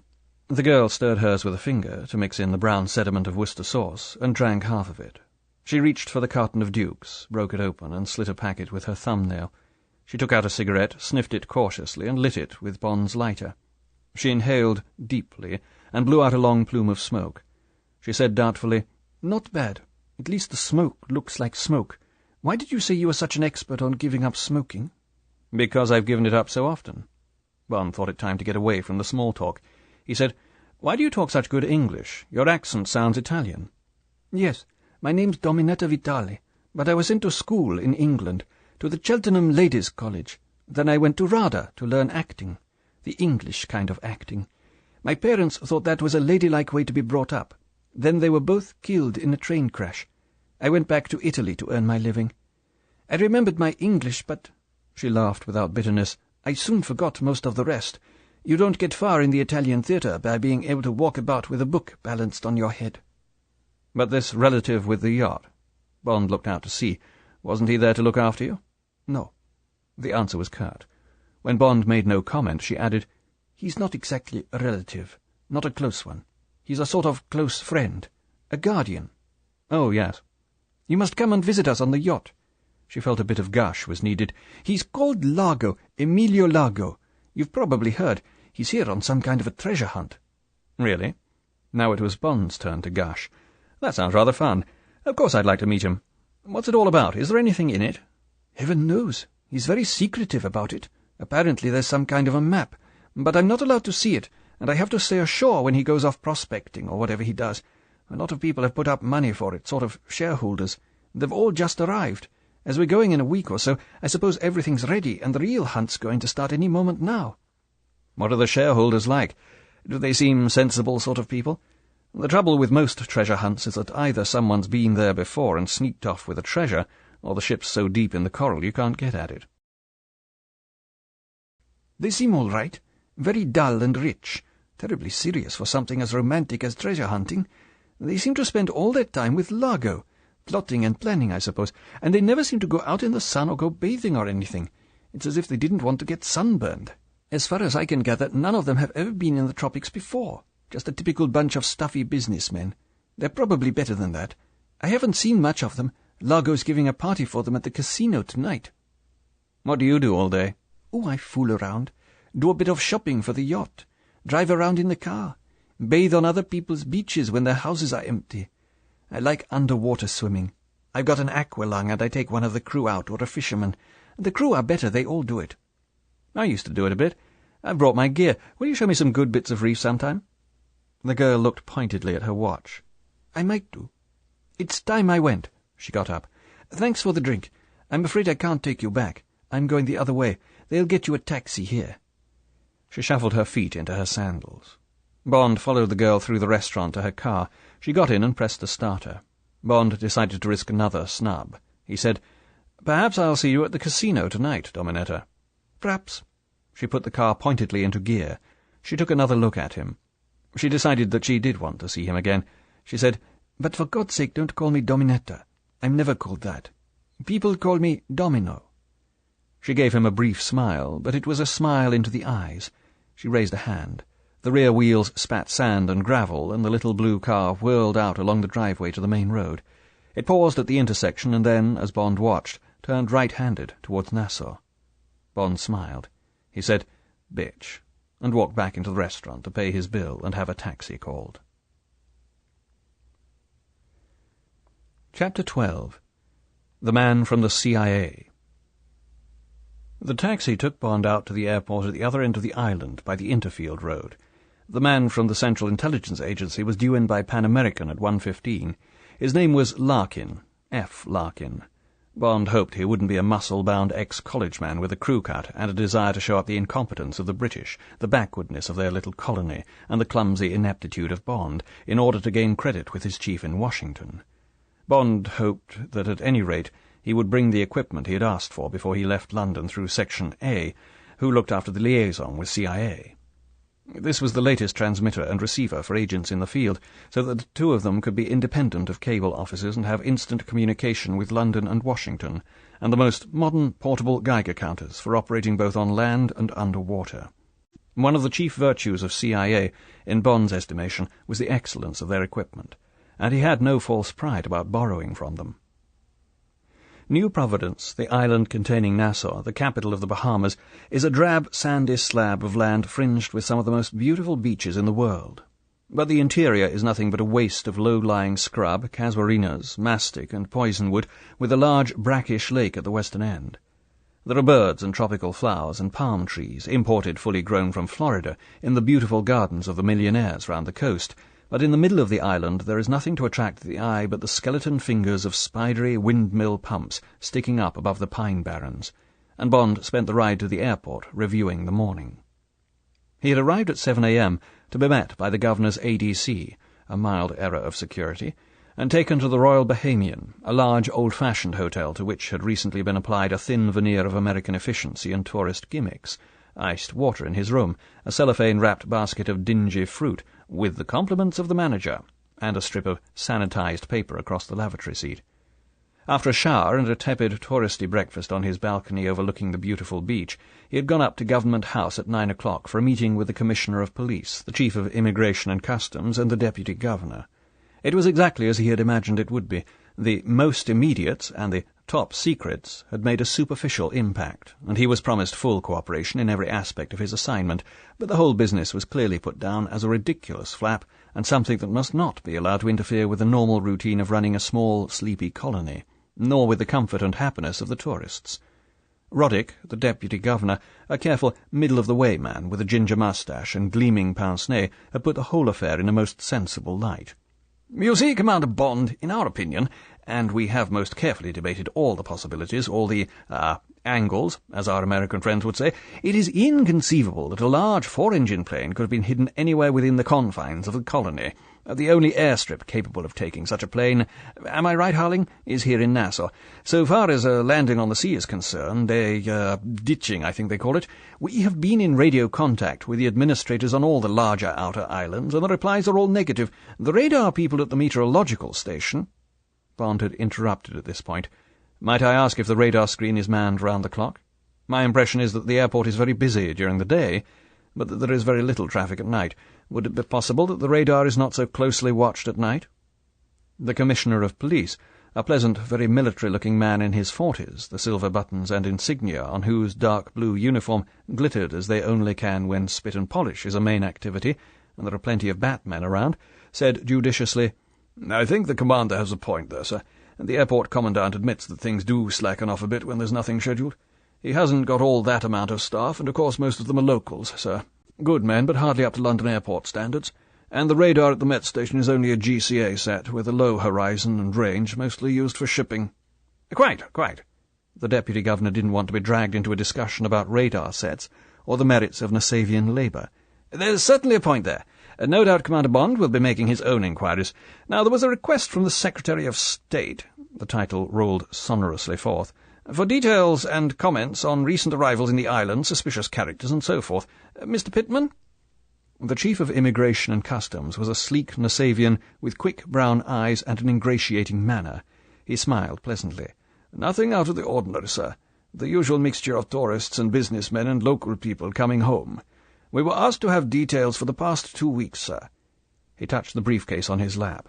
"I have all the immigration forms here, sir. Perhaps Commander Bond would care to go through them with me?" The brown eyes flicked towards Bond and away. "All the big hotels have house detectives. I could probably get him further details on any particular name. All passports were checked in the normal manner. There were no irregularities, and none of these people was on our wanted list." Bond said, "Might I ask a question?" The Deputy Governor nodded enthusiastically. Of course. Anything you like. We're all here to help." "I'm looking for a group of men, probably 10 or more. They probably stick together a good deal. Might be as many as 20 or 30. I guess they would be Europeans. They probably have a ship or a plane. They may have been here for months or only a few days. I gather you have plenty of conventions coming to Nassau, salesmen, tourist associations, religious groups, heaven knows what all. Apparently they take a block of rooms in some hotel and hold meetings and so forth for a week or so. Is there anything like that going on at the moment?" "Mr. Pittman?" "Well, of course we do have plenty of those sort of gatherings. Very welcome to the Tourist Board." The Chief of Immigration smiled conspiratorially at Bond, as if he had just given away a closely guarded secret. "But in the last 2 weeks we've only had a moral rearmament group at the Emerald Wave, and the Tip-Top Biscuit people at the Royal Bahamian. They've gone now. Quite the usual convention pattern, all very respectable." That's just it, Mr. Pittman. The people I'm looking for, the people who may have arranged to steal this plane, will certainly take pains to look respectable and behave in a respectable fashion. We're not looking for a bunch of flashy crooks. We think these must be very big people indeed. Now, is there anything like that on the island? A group of people like that? Well, the Chief of Immigration smiled broadly. Of course, we've got our annual treasure hunt going on. The Deputy Governor barked a quick, deprecating laugh. Now, steady on, Mr. Pittman. Surely we don't want them to get mixed up in all this, or heaven knows where we shall end. I can't believe Commander Bond wants to bother his head over a lot of rich beachcombers. The Commissioner of Police said doubtfully, The thing is, sir, they do have a yacht, and a small plane for the matter of that, and I did hear that a lot of shareholders in the swindle had come in lately. Those points do tally with what the Commander was asking about. I admit it's ridiculous, but this man Largo's respectable enough for Commander Bond's requirements, and his men have never once given us trouble. Unusual to have not even one case of drunkenness in a ship's crew in nearly 6 months. And Bond had leapt at the flimsy thread, and had pursued it for another 2 hours, in the Customs Building and in the Commissioner's office, and, as a result, he had gone walking in the town to see if he could get a look at Largo or any of his party, or pick up any other shreds of gossip. As a result, he had got a good look at Domino Vitale. And now? The taxi had arrived at the airport. Bond told the driver to wait and walked into the long, low entrance hall just as the arrival of Larkin's flight was being announced over the tannoy. He knew there would be the usual delay for customs and immigration. He went to the souvenir shop and bought a copy of the New York Times. In its usual discreet headlines, it was still leading with the loss of the Vindicator. Perhaps it knew also about the loss of the atom bombs, because Arthur Crock, on the leader page, had a heavyweight column about the security aspects of the NATO alliance. Bond was halfway through this when a quiet voice in his ear said, 007, meet number 000. Bond swung round. It was Felix Leiter. Leiter, his CIA companion on some of the most thrilling cases in Bond's career, grinned and thrust the steel hook that was his right hand under Bond's arm. Take it easy, friend. Dick Tracy will tell all when we get out of here. Bags are out front. Let's go. Bond said, Well, God damn it, you old so-and-so. Did you know it was going to be me? Sure. CIA knows all. At the entrance, Leiter had his luggage, which was considerable, put aboard Bond's taxi, and told the driver to take it to the Royal Bohemian. A man standing beside an undistinguished-looking black Ford Consul saloon left the car and came up. Mr. Larkin, I'm from the Hertz Company. This is the car you ordered. We hope she's what you want. You did specify something conventional. Leiter glanced casually at the car. Looks all right. I just want a car that'll go. None of those ritzy jobs with only room for a small blonde with a sponge bag. I'm here to do property work, not jazz it up. May I see your New York license, sir? Right, then if you'll just sign here, and I'll make a note of the number of your Diners Club card. When you go, leave the car anywhere you like and just notify us. We'll collect it. Have a good holiday, sir. They got into the car. Bond took the wheel. Leiter said that he'd have to practice a bit on what he called the slimy southpaw routine of driving on the left, and anyway he'd be interested to see if Bond had improved his cornering since their last drive together. When they were out of the airport, Bond said, Now go ahead and tell. Last time we met, you were with Pinkertons. What's the score? Drafted. Just damn well drafted. Hell, anyone would think there was a war on. You see, James, once you've worked for CIA, you're automatically put on the reserve of officers when you leave, unless you've been cashiered for not eating the code book under fire or something. And apparently my old chief, Alan Dulles, that is, just didn't have the men to go round when the president sounded the fire alarm. So I and 20 or so other guys were just pulled in. Drop everything, 24 hours to report. Hell, I thought the Russians had landed. And then they tell me the score, and to pack my bathing trunks and my spade and bucket and come on down to Nassau. So of course I griped like hell, asked them if I shouldn't brush up on my canasta game and take some quick lessons in the cha-cha. So then they unbuttoned and told me I was to team up with you down here, and I thought maybe if that old bastard of yours, N, or M, or whatever you call him, had sent you down here with your old equalizer, there might be something cooking in the pot after all. So I picked up the gear you'd asked for from admin, packed the bow and arrows instead of the spade and bucket, and here I am. And that's that. Now you tell, you old son of a bitch. Hell, it's good to see you. Bond took Leiter through the whole story, point by point, from the moment he had been summoned to M's office the morning before. When he came to the shooting outside his headquarters, Leiter stopped him. Now, what do you make of that, James? In my book, that's a pretty funny coincidence. Have you been fooling around with anybody's wife lately? Sounds more like around the loop in Chicago than a mile or so from Piccadilly. Bond said seriously, It makes no sense to me, and none to anyone else. The only man who might have had it in for me, recently that is a crazy bastard I met down at a sort of clinic place I had to go on some blasted medical grounds." Bond, to Leiter's keen pleasure, rather sheepishly gave details of his cure at Shrublands. "I bowled this man out as a member of a Chinese tong, one of their secret societies, the Red Lightning Tong. He must have heard me getting the gen on his outfit from records, on an open line from a call box in the place. Next thing, he damn near managed to murder me. Just for a lark, and to get even, I did my best to roast him alive." Bond gave the details. "Nice quiet place, Shrublands. You'd be surprised how carrot juice seems to affect people." "Where was this lunatic asylum?" "A place called Washington.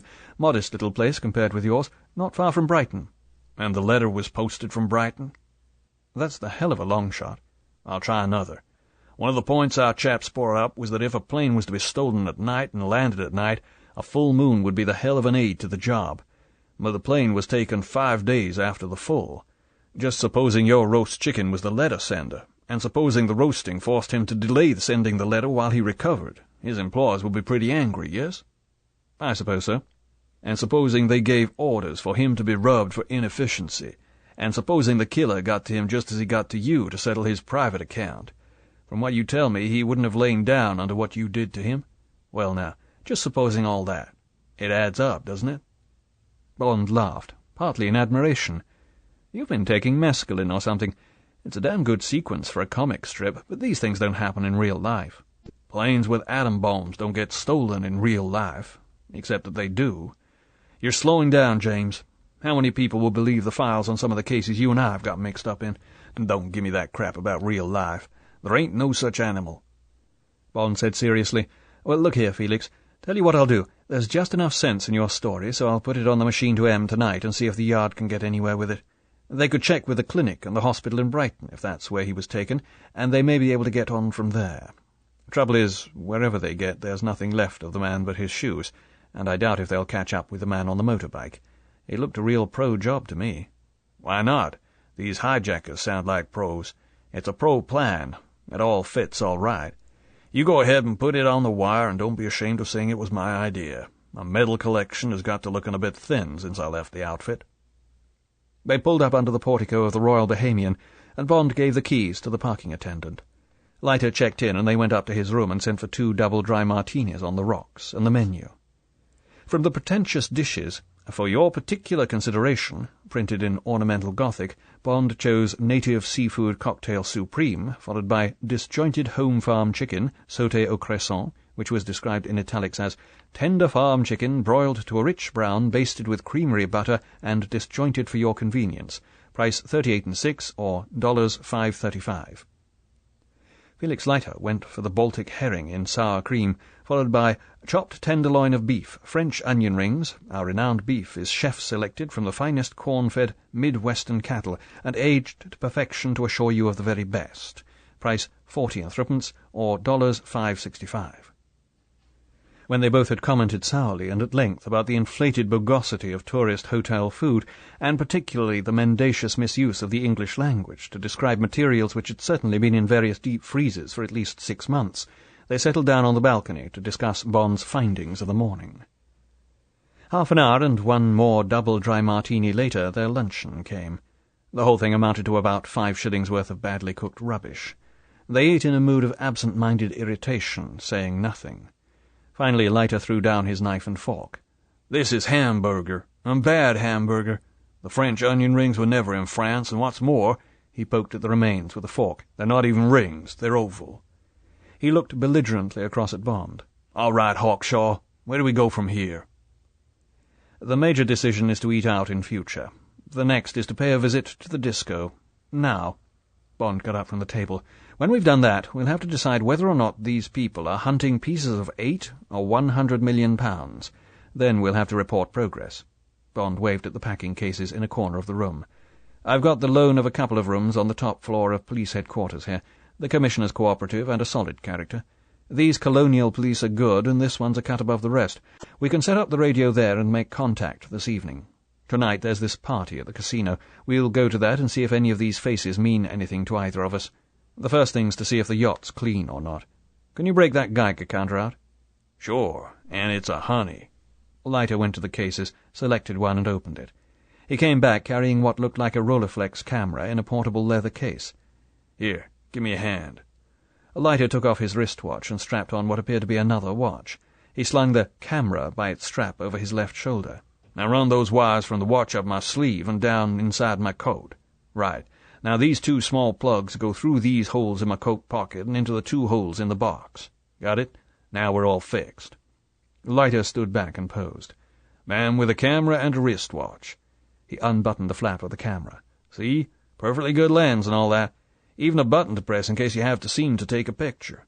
But in back of the make-believe there's a metal valve, a circuit, and batteries. Now take a look at this watch. And it is a watch."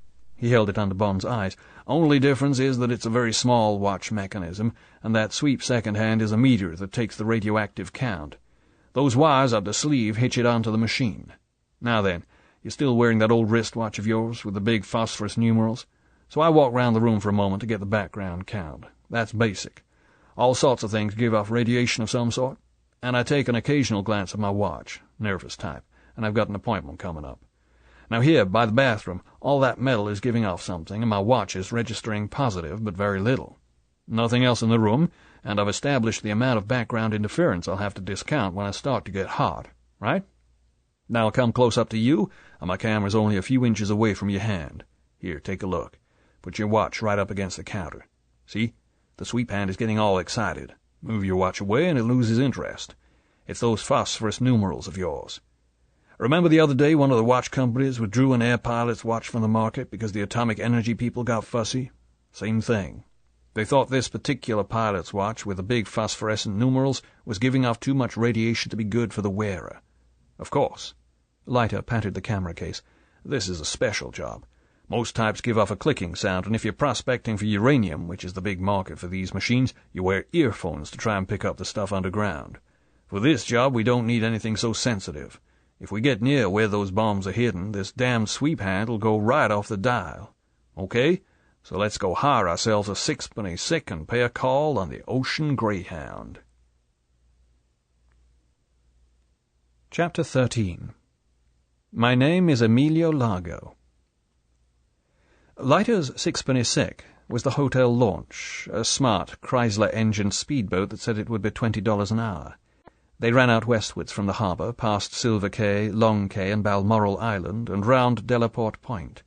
5 miles further down the coast, encrusted with glittering seashore properties, the boatman said cost £400 per foot of beach frontage, they rounded Old Fort Point, and came upon the gleaming white and dark blue ship lying with 2 anchors out in deep water just outside the reef. Leiter whistled. He said in an awesome voice, "Boy, is that a piece of boat! I'd sure like to have one of those to play with in my bath."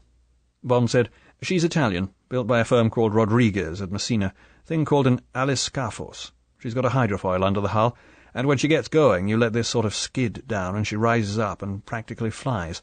Only the screws and a few feet of the stern stay in the water. The police commissioner says she can do 50 knots in calm water. Only good for inshore work, of course, but they can carry upwards of 100 passengers when they're designed as fast ferries. Apparently this one's been designed for about 40. The rest of the space is taken up with the owner's quarters and cargo space. Must have cost damn near $250,000. The boatman broke in.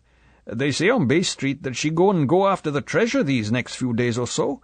All the people that own a share in the gold come in a few days ago. Then she spent one whole night doing a final recce. They say it's down Exhumer way, or over by Watling's Island. Guess you folks know that's where Columbus make his first landfall on this side of the Atlantic, around 1490-something, but could be anywhere down there. There's always been talk of treasure down amongst the Ragged Islands, even as far as Crooked Island. Fact is, she sailed out southward. Her myself, right until her engines died away. East by southeast, I'd say." The boatman spat discreetly over the side. "Must be plenty heap of treasure with the cost of that ship and all the money they thrown away. Every time she go to Hoyland Wharf, they say the bill's £500. Bond said casually, "Which night was it they did the final recce?" "Night after she hoiled. That'd be 2 nights ago. Sailed around 6. The blank portholes of the ship watched them approach. A sailor polishing brass round the curve of the enclosed dome that was the bridge walked through the hatch into the bridge, and Bond could see him talking into a mouthpiece. A tall man in white ducks and a very wide mesh singlet appeared on deck and observed them through binoculars. He called something to the sailor, who came down and stood at the top of the ladder down the starboard side. When their launch came alongside, the man cupped his hands and called down, "What is your business, please? Have you an appointment?" Bond called back, "It's Mr. Bond, Mr. James Bond, from New York. I have my attorney here. I have an inquiry to make about Palmyra, Mr. Largo's property." "One moment, please." The sailor disappeared and returned accompanied by the man in white ducks and singlet. Bond recognized him from the police description. He called down cheerfully, "Come aboard! Come aboard!" He gestured for the sailor to go down and help fend the launch. Bond and Leiter climbed out of the launch and went up the ladder. Largo held out a hand. "My name is Emilio Largo, Mr. Bond, and—" "Mr. Larkin, my attorney from New York. Actually, I'm English, but I have property in America." They shook hands. "I'm sorry to bother you, Mr. Largo, but it's about Palmyra, the property I believe you rent from Mr. Bryce." "Ah, yes, of course."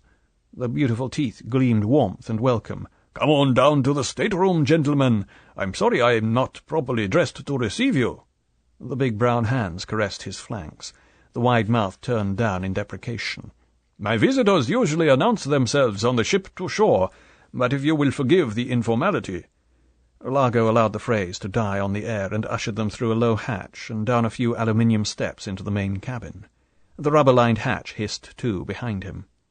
It was a fine, large cabin, panelled in mahogany with a deep wine-red carpet and comfortable dark blue leather-clubbed chairs.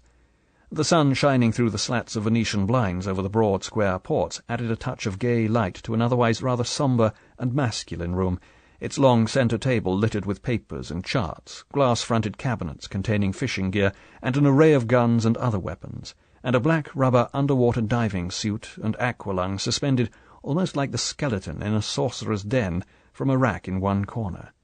The air-conditioning made the cabin deliciously cool, and Bond felt his damp shirt slowly freeing itself from his skin. "Please take a chair, gentlemen." Largo carelessly brushed aside the charts and papers on the table, as if they were of no importance. "Cigarettes?" He placed a large silver box between them. "And now, what can I get you to drink?" He went to the loaded sideboard. "Something cool and not too strong, perhaps. A Planters punch, a gin and tonic, or there are various beers. You must have had a hot journey in that open launch. I would have sent my boat for you if only I had known." They both asked for a plain tonic. Bond said, "I'm very sorry to barge in like this, Mr. Largo. No idea I could have got you on the telephone. We just got in this morning, and as I've only a few days, I have to get a move on. The point is, I'm looking for a property down here." "Oh, yes?" Largo brought the glasses and bottles of tonic to the table and sat down so that they formed a comfortable group. "What a good idea. Wonderful place. I've been here for 6 months, and already I'd like to stay forever. But the prices they're asking—" Largo threw up his hands. "These Bay Street pirates, and the millionaires, they are even worse. But you are wise to come at the end of the season. Perhaps some of the owners are disappointed not to have sold. Perhaps they will not open their mouths so wide." "That's what I thought." Bond sat comfortably back and lit a cigarette. "Or rather what my lawyer, Mr. Larkin, advised." Leiter shook his head pessimistically. He had made some inquiries, and he frankly advised that real estate values down here have gone mad. Bond turned politely towards Leiter to bring him into the conversation. "Isn't that so?" "Daft, Mr. Largo. Quite daft. Worse even than Florida. Out of this world. I wouldn't advise any client of mine to invest at these prices." "Quite so." Largo obviously didn't want to get drawn too deeply into these matters. "You mentioned something about Palmyra. Is there anything I can do to help in that respect?" Bond said, "I understand you have a lease of the property, Mr. Largo, and there is talk that you may be leaving the house before long. Only gossip, of course. You know what they are in these small islands. But it sounds more or less what I'm looking for, and I gather the owner, this Englishman, Bryce, might sell it if he got the right price. What I was going to ask you," Bond looked apologetic, "was whether we might drive out and look the place over. Sometime when you weren't there, of course. Any time that might suit you." Largo flashed his teeth warmly. He spread his hands. "But of course, my dear fellow, whenever you wish. There is no one in residence but my niece and a few servants, and she is out most of the time. Please just call her up on the telephone. I shall tell her that you will be doing so. It is indeed a charming property, so imaginative, a beautiful piece of design if only all rich men had such good taste." Bond got to his feet, and Leiter followed suit. "Well, that's extraordinarily kind of you, Mr. Largo, and now we'll leave you in peace." Perhaps we may meet again in the town sometime. You must come and have lunch. But, Bond poured admiration and flattery into his voice, with a yacht like this, I don't suppose you ever want to come ashore. Must be the only one on this side of the Atlantic. Didn't one used to run between Venice and Trieste? I seem to remember reading about it somewhere. Largo grinned his pleasure. Yes, that is right, quite right. They are also on the Italian lakes, for passenger traffic. Now they are buying them in South America. A wonderful design for coastal waters. She only draws 4 feet when the hydrofoil is operating. I suppose accommodation's the problem. It is a weakness of all men, though not necessarily of all women, to love their material possessions. Largo said, with a trace of pricked vanity, No, I think you will find that is not so. You can spare 5 minutes? We are rather crowded at the moment. You have heard, no doubt, of our treasure hunt. He looked sharply at them, as a man would who expects ridicule. But we will not discuss that now. No doubt you do not believe in these things. But my associates in the affair are all on board. With the crew there are 40 of us. You will see that we are not cramped. You would like? Largo gestured to the door in the rear of the stateroom. Felix Leiter showed reluctance. You know, Mr. Bond, that we have that meeting with Mr. Harold Christie at 5 o'clock. Bond waved the objection aside. Mr. Christie is a charming man. I know he won't mind if we're a few minutes late. I'd love to see over the ship if you're sure you can spare the time, Mr. Largo. Largo said, Come, it will not take more than a few minutes. The excellent Mr. Christie is a friend of mine. He will understand. He went to the door and held it open. Bond had been expecting the politeness. It would interfere with Leiter and his apparatus. He said firmly, Please go first, Mr. Largo. You will be able to tell us when to duck our heads. With more affabilities, Largo led the way. Ships, however modern, are more or less the same. The corridors to port and starboard of the engine-room, rows of cabin doors which Largo explained were occupied, the large communal bathrooms, the galley where 2 cheerful-looking Italians in white smocks laughed at Largo's jokes about the food, and seemed pleased with the visitor's interest, the huge engine-room where the chief engineer and his mate, Germans it seemed, gave enthusiastic information about the powerful twin diesels and explained the hydraulics of the hydrofoil depressor. It was all exactly like visiting any other ship and saying the right things to the crew, using the right superlatives to the owner. The short space of afterdeck was occupied by the little 2-seater amphibian, painted dark blue and white to match the yacht, its wings now folded and its engine cowled against the sun, a big jolly boat to hold about 20 men, and an electric derrick to hoist them in, and outboard. Bond, estimating the ship's displacement and her freeboard, said casually, And the hold? More cabin space? Just storage, and the fuel tanks, of course. She is an expensive ship to run. We have to carry several tons. The ballast problem is important with these ships. When her bows come up, the fuel shifts aft. We have to have big lateral tanks to correct these things. Talking fluently and expertly, Largo led them back up the starboard passageway. They were about to pass the radio room when Bond said, You said you had shipped ashore. What else do you carry? The usual Marconi short and long wave, I suppose. Could I have a look? Radio has always fascinated me. Largo said politely, Some other time, if you don't mind. I'm keeping the operator full-time on Met reports. They're rather important to us at the moment. Of course. They climbed up into the enclosed dome of the bridge, where Largo briefly explained the controls and then led them out onto the narrow deck space. So there you are, said Largo. The good ship Disco Volante, the flying saucer. And she really does fly, I can assure you. I hope you and Mr. Larkin will come for a short cruise one of these days. For the present, he smiled with a hint of a secret shared, as you may have heard, we are rather busy. Very exciting, this treasure business. Do you think you've got a good chance? We like to think so. Largo was deprecating. I only wish I could tell you more. He waved an apologetic hand. Unfortunately, as they say, my lips are sealed. I hope you will understand. Yes, of course. You have your shareholders to consider. I only wish I was one, so that I could come along. I suppose there's not room for another investor? Alas, no. The issue, as they say, is fully subscribed. It would have been very pleasant to have had you with us. Largo held out a hand. Well, I see that Mr. Larkin has been looking anxiously at his watch during our brief tour. We must not keep Mr. Christie waiting any longer. It has been a great pleasure to meet you, Mr. Bond. And you, Mr. Larkin. With a further exchange of courtesies, they went down the ladder to the waiting launch and got under way. There was a last wave from Mr. Largo before he vanished through the hatch to the bridge.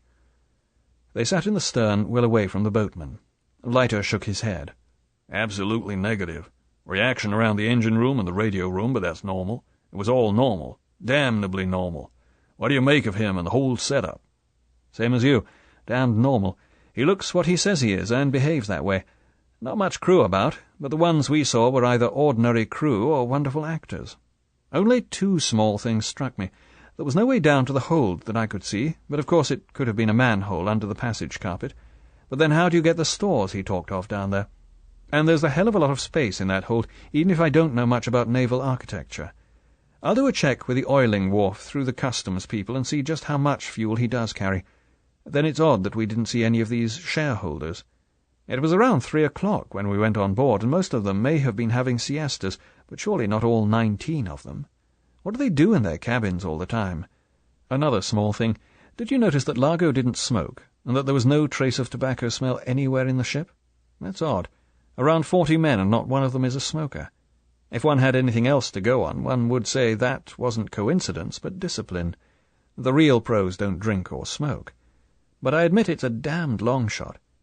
Notice the Decker Navigator and the Echo Sounder. Pretty expensive bits of equipment, both of them. Fairly normal on a big yacht, of course, but I'd have expected Largo to point them out when he was showing us the bridge. Rich men are proud of their toys. But that's only clutching at straws. I'd have said the whole outfit's as clean as a whistle if it wasn't for all that missing space we weren't shown. That talk about fuel and ballast sounded a bit glib to me. What do you think? Same as you. There's at least half of that ship we didn't see. But then again, there's a perfectly good answer to that. He may have got a stack of secret treasure-hunting gear down there he doesn't want anyone to see. Remember that merchant ship off Gibraltar during the war? The Italian frogmen used it as a base. Big sort of trap-door affair cut in the hull below the waterline. I suppose he hasn't got something like that. Bond looked sharply at Leiter. The Alterra, one of the blackest marks against intelligence during the whole war. He paused. The disco was anchored in about 40 feet of water. Supposing they got the bombs buried in the sand below her, would your Geiger counter have registered? Doubt it. I've got an underwater model, and we can go and have a sniff round when it gets dark.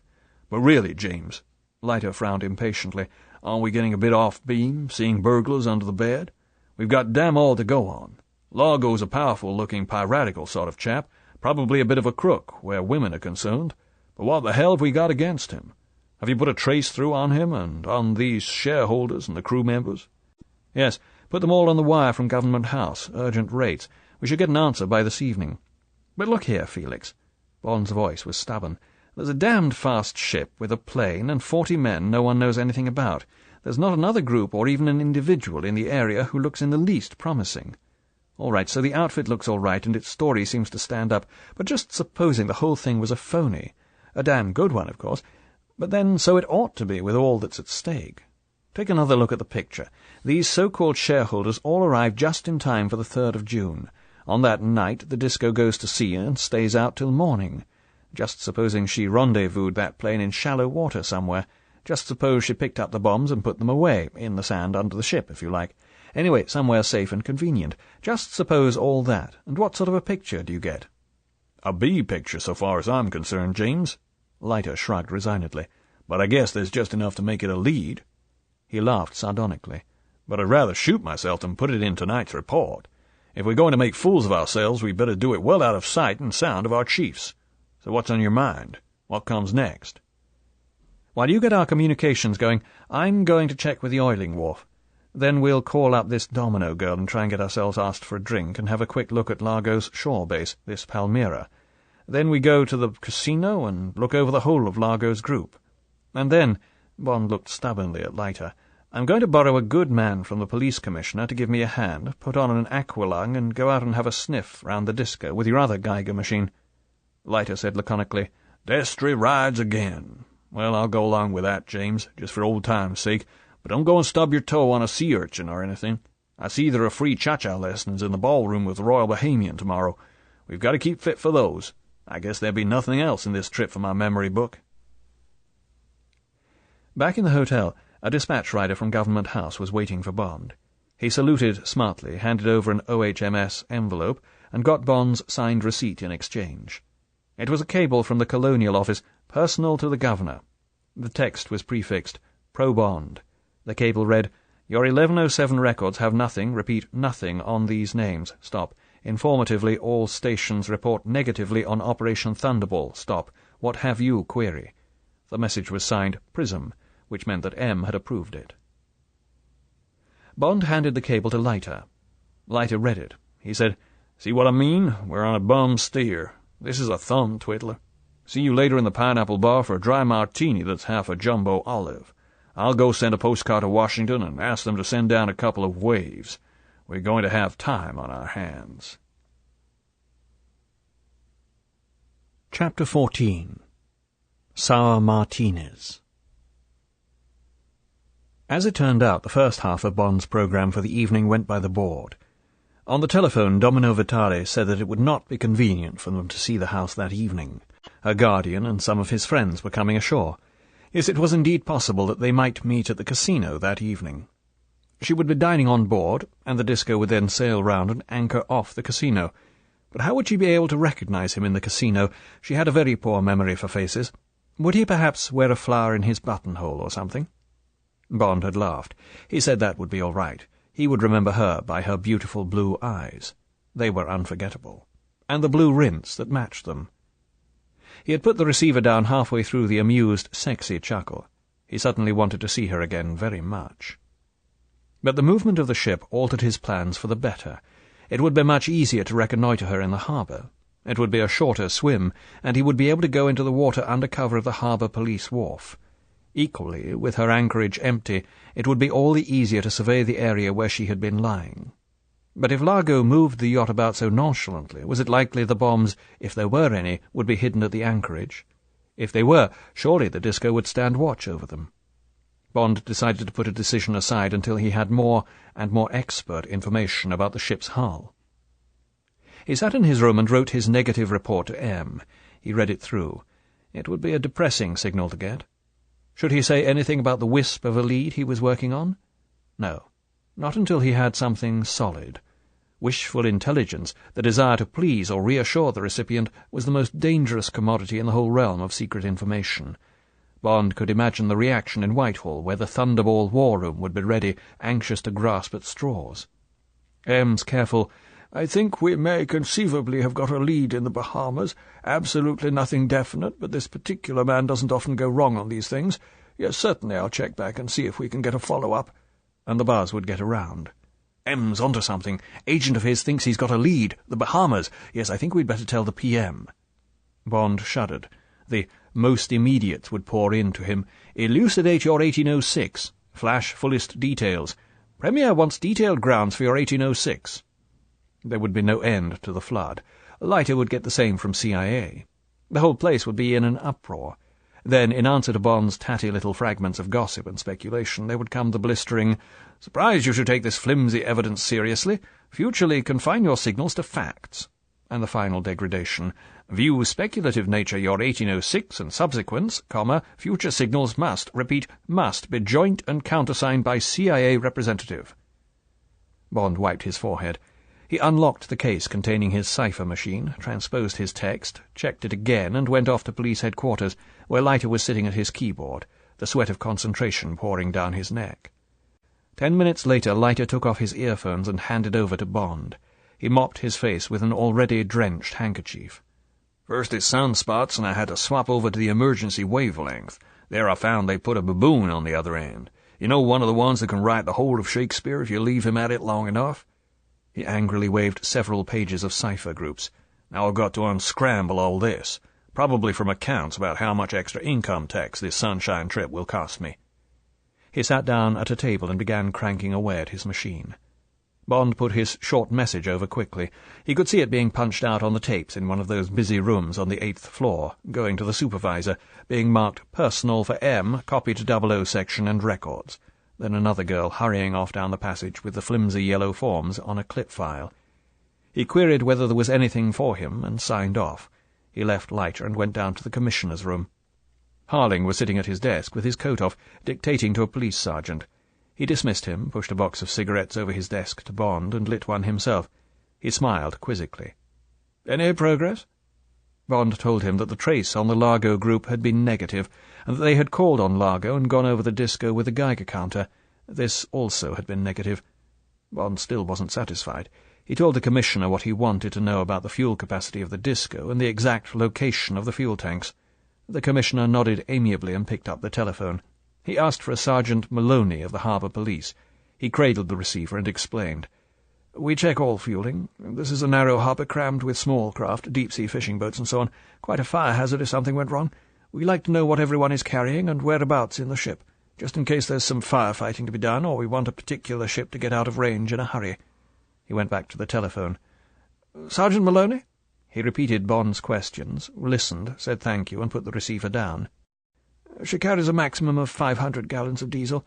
Took that amount in on the afternoon of the 2nd of June. She also carries about 40 gallons of lubricating oil and 100 gallons of drinking water, all carried amidships, just forward of the engine room. That what you want?"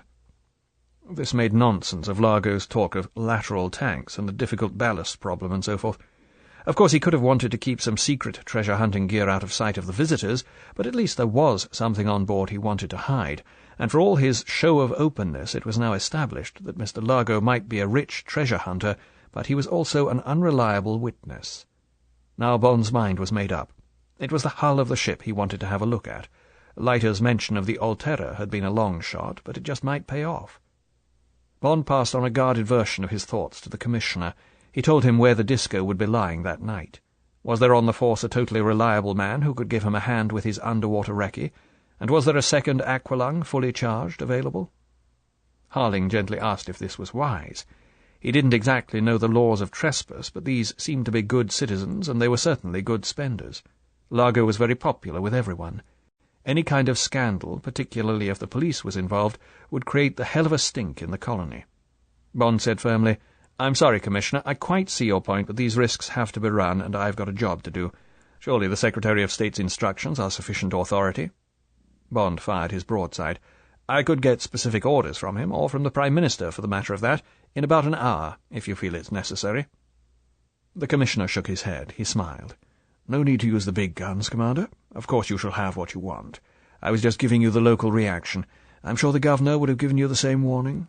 This is a small puddle here. We're not used to the crash treatment from Whitehall. No doubt we'll get used to it if this flap lasts long enough. Now then, yes, we've got plenty of what you want. We've got 20 men in the harbour salvage unit.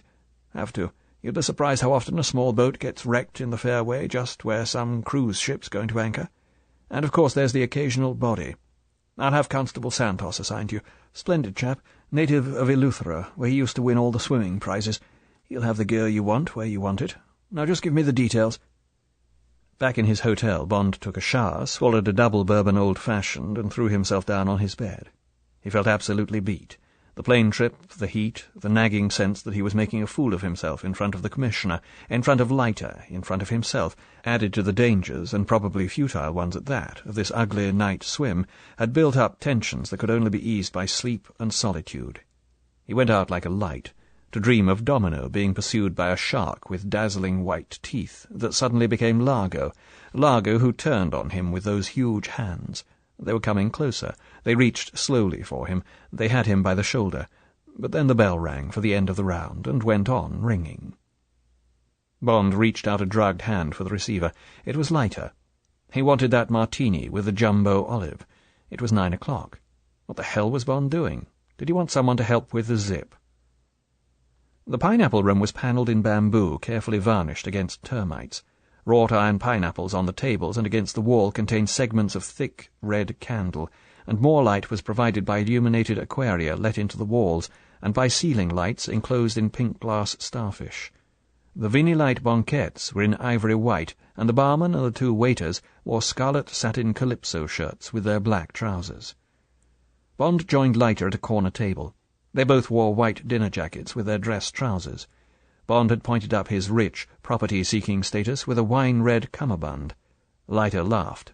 "I nearly tied a gold-plated bicycle chain round my waist in case of trouble, but I remembered just in time that I'm a peaceful lawyer. I suppose it's right that you should get the girls on this assignment. I suppose I just stand by and arrange the marriage settlement and later the alimony. Waiter!"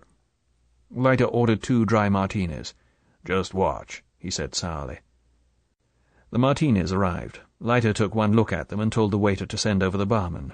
When the barman came looking resentful, Leiter said, "My friend, I asked for martini and not a soused olive." He picked the olive out of the glass with the cocktail stick. The glass, that had been 3/4 full, was now half full. Leiter said mildly, "This was being done to me while the only drink you knew was milk. I'd learned the basic economics of your business by the time you'd graduated to Coca-Cola. 1 bottle of Gordon's gin contains 16 true measures. Double measures, that is, the only ones I drink. Cut the gin with 3 ounces of water, and that makes it up to 22. Have a jigger glass with a big steel in the bottom, and a bottle of these fat olives, and you've got around 28 measures.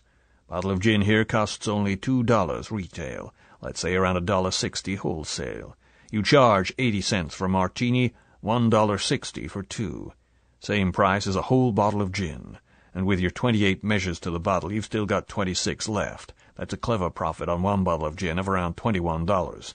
Give you $1 for the olives and the drop of vermouth, and you've still got $20 in your pocket. Now, my friend, that's too much profit. And if I could be bothered to take this martini to the management and then to the tourist board, you'd be in trouble. Be a good chap, and mix us 2 large, dry martinis without olives, and with some slices of lemon peel separate, okay? Right. Then we're friends again." The barman's face had run through indignation, respect, and then the sullenness of guilt and fear. Reprieved, but clutching at his scraps of professional dignity, he snapped his fingers for the waiter to take away the glasses. "Okay, sir, whatever you says. But we got plenty overheads here, and the majority of customers, they don't complain." Leiter said, "Well, here's one who's dry behind the ears. A good barman should learn to be able to recognize the serious drinker from the status seeker who just wants to be seen in your fine bar." "Yes, sir." The barman moved away with Negro dignity. Bond said, "You got those figures right, Felix. I always knew one got clipped, but I thought only about 100%, not 4 or 5. "Young man, since I graduated from government service to Pinkerton's, the scales have dropped from my eyes. The cheating that goes on in hotels and restaurants is more sinful than all the rest of the sin in the world. Anyone in a tuxedo before 7 in the evening is a crocodile, and if he couldn't take a good bite at your pocketbook, he'd take a good bite at your ear. The same goes for the rest of the consumer business, even when it's not wearing a tuxedo. Sometimes it gets me real mad to have to eat and drink the milk you get, and then see what you charge for it. Look at our damn lunch today. $6-7 with 15% added for what's called service, and then the waiter hangs about for another 50 cents for riding up in the elevator with the stuff. Hell." Leiter ran an angry hand through his mop of straw hair. "Just don't let's talk about it. I'm fit to bust a gut when I think about it." The drinks came. They were excellent. Leiter calmed down, ordered a second round. He said, "Now let's get angry about something else." He laughed curtly. "Guess I'm just sore at being back in government service again, watching all the taxpayers' money going down the drain on this wild goose chase. Mark you, James." There was apology in Leiter's voice. "I'm not saying this whole operation isn't a true bill, hell of a mess, in fact, but what riles me is that we should be a couple of arse-and Charlies stuck down on this sand pit while the other guys have got the hot spots, places where something really may be happening, or at least likely to happen. Tell you the truth, I felt like a damn fool gumshoeing around that fella's yacht this afternoon with my little Geiger toy." He looked keenly at Bond. "You don't find you grow out of these things? I mean, it's all right when there's a war on, but it seems kind of childish when peace is busting out all over." Bond said doubtfully, "Of course I know what you mean, Felix. Perhaps it's just that in England we don't feel quite as secure as you do in America. The war just doesn't seem to have ended for us. Berlin, Cyprus, Kenya, Suez, let alone these jobs with people like Smash that I used to get tangled up in. There always seems to be something boiling up somewhere. Now this damned business. Dare say I'm taking it all too seriously, but there's something fishy going on around here. I checked up on that fuel problem, and Largo certainly told us a lie." Bond gave the details of what he had learned at police headquarters. "I feel I've got to make sure tonight. You realize there's only about 70 hours to go. If I find anything, I suggest tomorrow we take a small plane and really run a search over as much of the area as we can. That plane's a big thing to hide, even under water. You still got your license?" Sure. Leiter shrugged his shoulders. "I'll go along with you. Of course I will. If we find anything, perhaps the signal I got this evening won't look so damned silly after all." So this was what had put Leiter into such a vile temper. Bond said, "What was that?" Leiter took a drink and gazed morosely into his glass. Well, for my money, it's just so much more attitudinizing by those power-struck fat cats at the Pentagon. But that sheaf of stuff I was waving about was a circular to all our men on this job to say that the Army and the Navy and the Air Force are holding themselves ready to give full support to CIA if anything turns up. Think of that, damn it. Leiter looked angrily at Bond. Think of the waste of fuel and manpower that must be going on all over the world, keeping all these units at readiness. Just to show you, know what I've been allocated as my striking force? Leiter gave a harsh, derisive laugh. Half squadron of Super Sabre fighter bombers from Pensacola, and, Leiter stabbed Bond's forearm with a hard finger, and, my friend, the Manta, our latest atomic submarine. When Bond smiled at all this vehemence, Leiter continued more reasonably. Mark you, it's not quite so idiotic as it sounds. These Sabres are on anti-submarine sweep duties anyway, carrying depth charges. They have to be at readiness. And the Manta happens to be on some sort of a training cruise in the area, getting ready to go under the South Pole for a change, I suppose, or some other damn promotion job to help along the Navy estimates. But I ask you, here's all these $1 million worth of material on instant call from Ensign Leiter, commanding room 201 in the Royal Bahamian Hotel. Not bad. Bond shrugged his shoulders. Seems to me your president is taking all this a bit more seriously than his man in Nassau. I suppose our chiefs of staff have weighed in with our staff on the other side of the Atlantic. Anyway, no harm in having the big battalions in the offing, just in case Nassau Casino happens to be target number 1. By the way, what ideas have your people got about these targets? What have you got in this part of the world that fits in with Spectre's letter? We've only got the joint rocket base at a place called Northwest Cay at the eastern end of the Grand Bahamas. That's about 150 miles north of here. Apparently the gear and prototypes we and your people have got there would easily be worth £100 million. The only possible targets I've been given are Cape Canaveral, the naval base of Pensacola, and if the party really is going to take place in this area, Miami for target number 2, with Tampa as a possible runner-up. Spectre used the words, a piece of property belonging to the Western powers. That sounds like some kind of installation to me, something like the uranium mines in the Congo, for instance. But a rocket base would fit all right. If we've got to take this thing seriously, I'd lay odds on Canaveral or this place on Grand Bahama. Only thing I can't understand, if they've got these bombs, how are they going to transport them to the target and set them off? A submarine could do it. Just lay one of the bombs offshore through a torpedo tube. Or a sailing dinghy, for the matter of that. Apparently exploding these things is no problem, so long as they recovered all the parts from the plane. Apparently you just have to insert some kind of fuse thing in the right place between the TNT and the plutonium, and screw the impact fuse off the nose, and fit a time fuse that will give you time to get 100 miles away. Bond added casually, Have to have an expert who knows the drill, of course, but the trip would be no problem for the disco, for instance. She could lay the bomb off Grand Bahama at midnight and be back at anchor off Palmyra by breakfast time. He smiled. See what I mean? It all adds up. Nuts, said Leiter succinctly. You'll have to do better than that if you want my blood pressure to go up. Anyway, let's get the hell out of here and go have ourselves some eggs and bacon in one of those clip joints on Bay Street. It'll cost us $20 plus tax, but the Manta probably burns that every time her screws turn full circle. Then we'll go along to the casino and see if Mr. Fuchs or Signor Pontecorvo is sitting beside Largo at the blackjack table. Chapter 15. Cardboard Hero. The Nassau Casino used to be the only legal casino on British soil anywhere in the world. How this was justified under the laws of the Commonwealth, no one can quite figure. It is leased each year to a Canadian gambling syndicate, and their operating profits in the smart winter season are estimated to average around $100,000.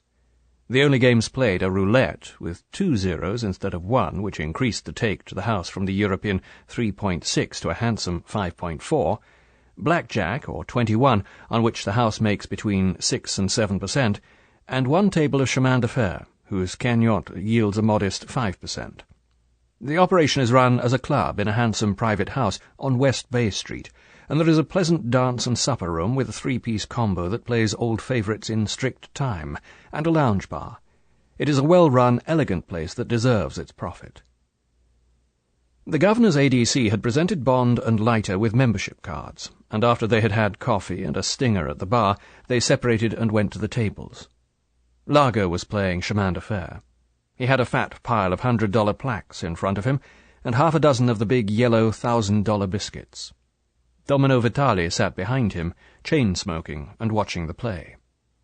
Bond observed the game from a distance. Largo was playing expansively, buncoing whenever he could and letting his own banks run.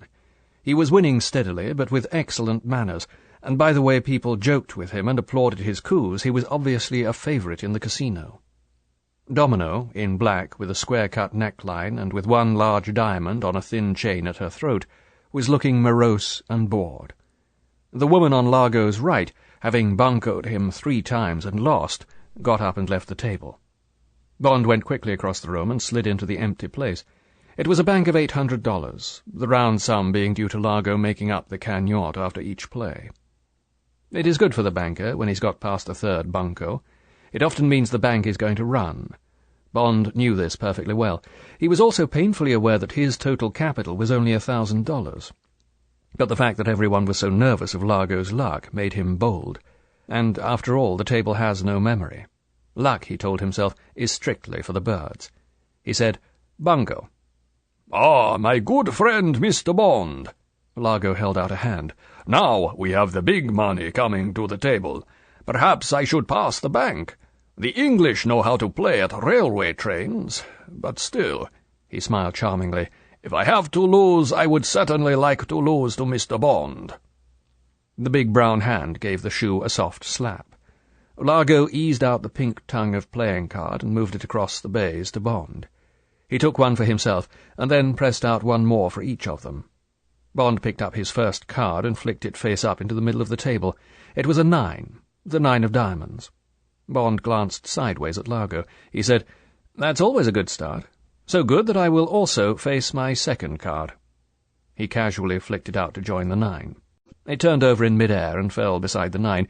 It was a glorious 10, the 10 of spades. Unless Largo's 2 cards also added up to 9 or 19, Bond had won. Largo laughed, but the laugh had a hard edge to it. "You certainly make me try," he said gaily. He threw his cards to follow Bond's. They were the 8 of hearts and the king of clubs. Largo had lost by a pip. 2 naturals, but one just better than the other, the cruelest way to lose. Largo laughed hugely. "Somebody had to be second," he said to the table at large. "What did I say? The English can pull what they like out of the shoe." The croupier pushed the chips across to Bond. Bond made a small pile of them. He gestured at the heap in front of Largo. "So, it seems, can the Italians. I told you this afternoon we should go into partnership." Largo laughed delightedly. "Well, let's just try once again. Put in what you have won, and I will bunco it in partnership with Mr. Snow on your right. Yes, Mr. Snow?" Mr. Snow, a tough-looking European who, Bond remembered, was one of the shareholders, agreed. Bond put in the 800, and they each put in 4 against him. Bond won again, this time with a 6 against a 5 for the table, once more by 1 point. Largo shook his head mournfully. "Now, indeed, we have seen the writing on the wall. Mr. Snow, you will have to continue alone. This Mr. Bond has green fingers against me. I surrender." Now Largo was smiling only with his mouth. Mr. Snow suivied and pushed forward $1,600 to cover Bond's stake. Bond thought, "I have made $1,600 in 2 coups, over £500, and it would be fun to pass the bank, and for the bank to go down on the next hand." He withdrew his stake and said, "La main passe." There was a buzz of comment. Largo said dramatically, "Don't do it to me. Don't tell me the bank's going to go down on the next hand. If it does, I shoot myself. Okay, I will buy Mr. Bond's bank, and we will see." He threw some plaques out onto the table, $1,600 worth, and Bond heard his own voice say, "Banco." He was bancoing his own bank, telling Largo that he had done it to him once, then twice, and now he was going to do it, inevitably, again. Largo turned round to face Bond. Smiling with his mouth, he narrowed his eyes and looked carefully, with a new curiosity, at Bond's face. He said quietly, "But you are hunting me, my dear fellow. You are pursuing me. What is this, vendetta?" Bond thought, "I will see if an association of words does something to him." He said, "When I came to the table, I saw a spectre." He said the word casually, with no hint at double meaning. The smile came off Largo's face as if he had been slapped. It was at once switched on again, but now the whole face was tense, strained, and the eyes had gone watchful and very hard. His tongue came out and touched his lips. "Really? What do you mean?" Bond said lightly. "The spectre of defeat. I thought your luck was on the turn. Perhaps I was wrong." He gestured at the shoe. "Let's see." The table had gone quiet. The players and spectators felt that a tension had come between these two men. Suddenly there was the smell of enmity, where before there had been only jokes. A glove had been thrown down by the Englishman. Was it about the girl? Probably. The crowd licked its lips. Largo laughed sharply. He switched gaiety and bravado back on his face. "Aha!" His voice was boisterous again. "My friend wishes to put the evil eye upon my cards. We have a way to deal with that where I come from." He lifted a hand, and with only the first and little fingers outstretched in a fork, he prodded once, like a snake striking, towards Bond's face. To the crowd it was a playful piece of theatre, but Bond, within the strong aura of the man's animal magnetism, felt the ill temper, the malevolence behind the old mafia gesture. Bond laughed good-naturedly. "That certainly put the hex on me, but what did it do to the cards? Come on, your spectre against my spectre." Again the look of doubt came over Largo's face. Why again the use of this word? He gave the shoe a hefty slap. "All right, my friend. We are wrestling the best of 3 falls. Here comes the third." Quickly his first 2 fingers licked out the 4 cards. The table had hushed. Bond faced his pair inside his hand. He had a total of 5, a 10 of clubs and a 5 of hearts. 5 is a marginal number. One can either draw or not. Bond folded the cards face down on the table. He said, with the confident look of a man who has a 6 or a 7, "No card, thank you." Largo's eyes narrowed as he tried to read Bond's face. He turned up his cards, flicked them into the middle of the table with a gesture of disgust. He also had a count of 5. Now what was he to do? Draw or not draw? He looked again at the quiet smile of confidence on Bond's face, and drew. It was a 9. The 9 of spades. By drawing another card instead of standing on his 5 and equaling Bond, he had drawn and now had a 4 to Bond's 5. Impassively, Bond turned up his cards. He said, "I'm afraid you should have killed the evil eye in the pack, not in me." There was a buzz of comment round the table. "But if the Italian had stood on his 5, I always draw on a 5. I never do. It was bad luck. No, it was bad play." Now it was an effort for Largo to keep the snarl off his face, but he managed it. The forced smile lost its twist. The balled fists relaxed. He took a deep breath and held out his hand to Bond. Bond took it, folding his thumb inside his palm, just in case Largo might give him a bone-crusher with his vast machine tool of a hand. But it was a firm grasp and no more. Largo said, "Now I must wait for the shoe to come round again. You have taken all my winnings. I have a hard evening's work ahead of me just when I was going to take my niece for a drink and a dance." He turned to Domino.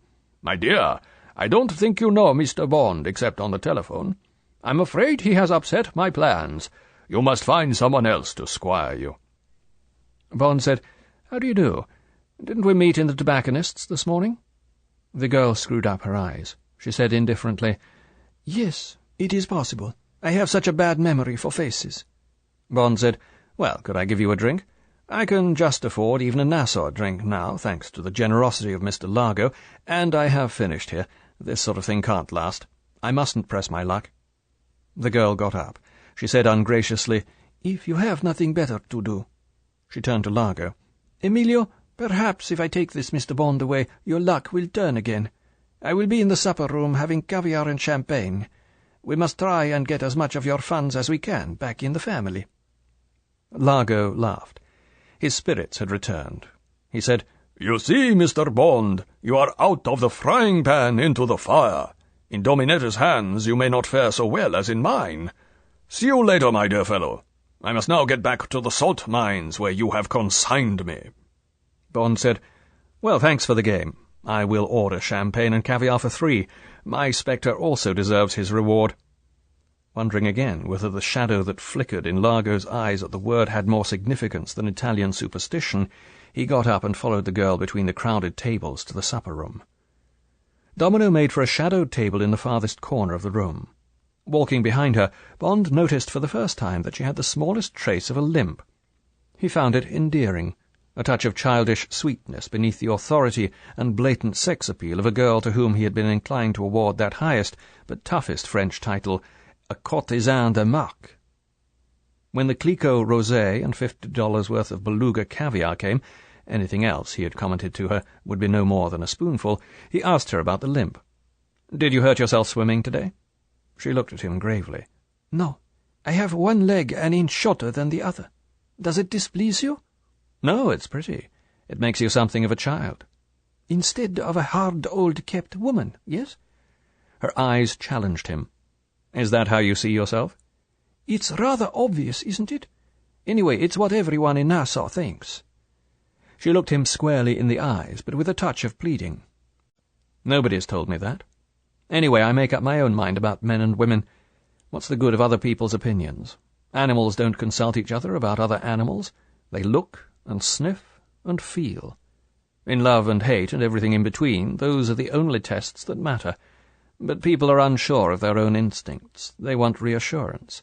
So they ask someone else whether they should like a particular person or not. And as the world loves bad news, they nearly always get a bad answer.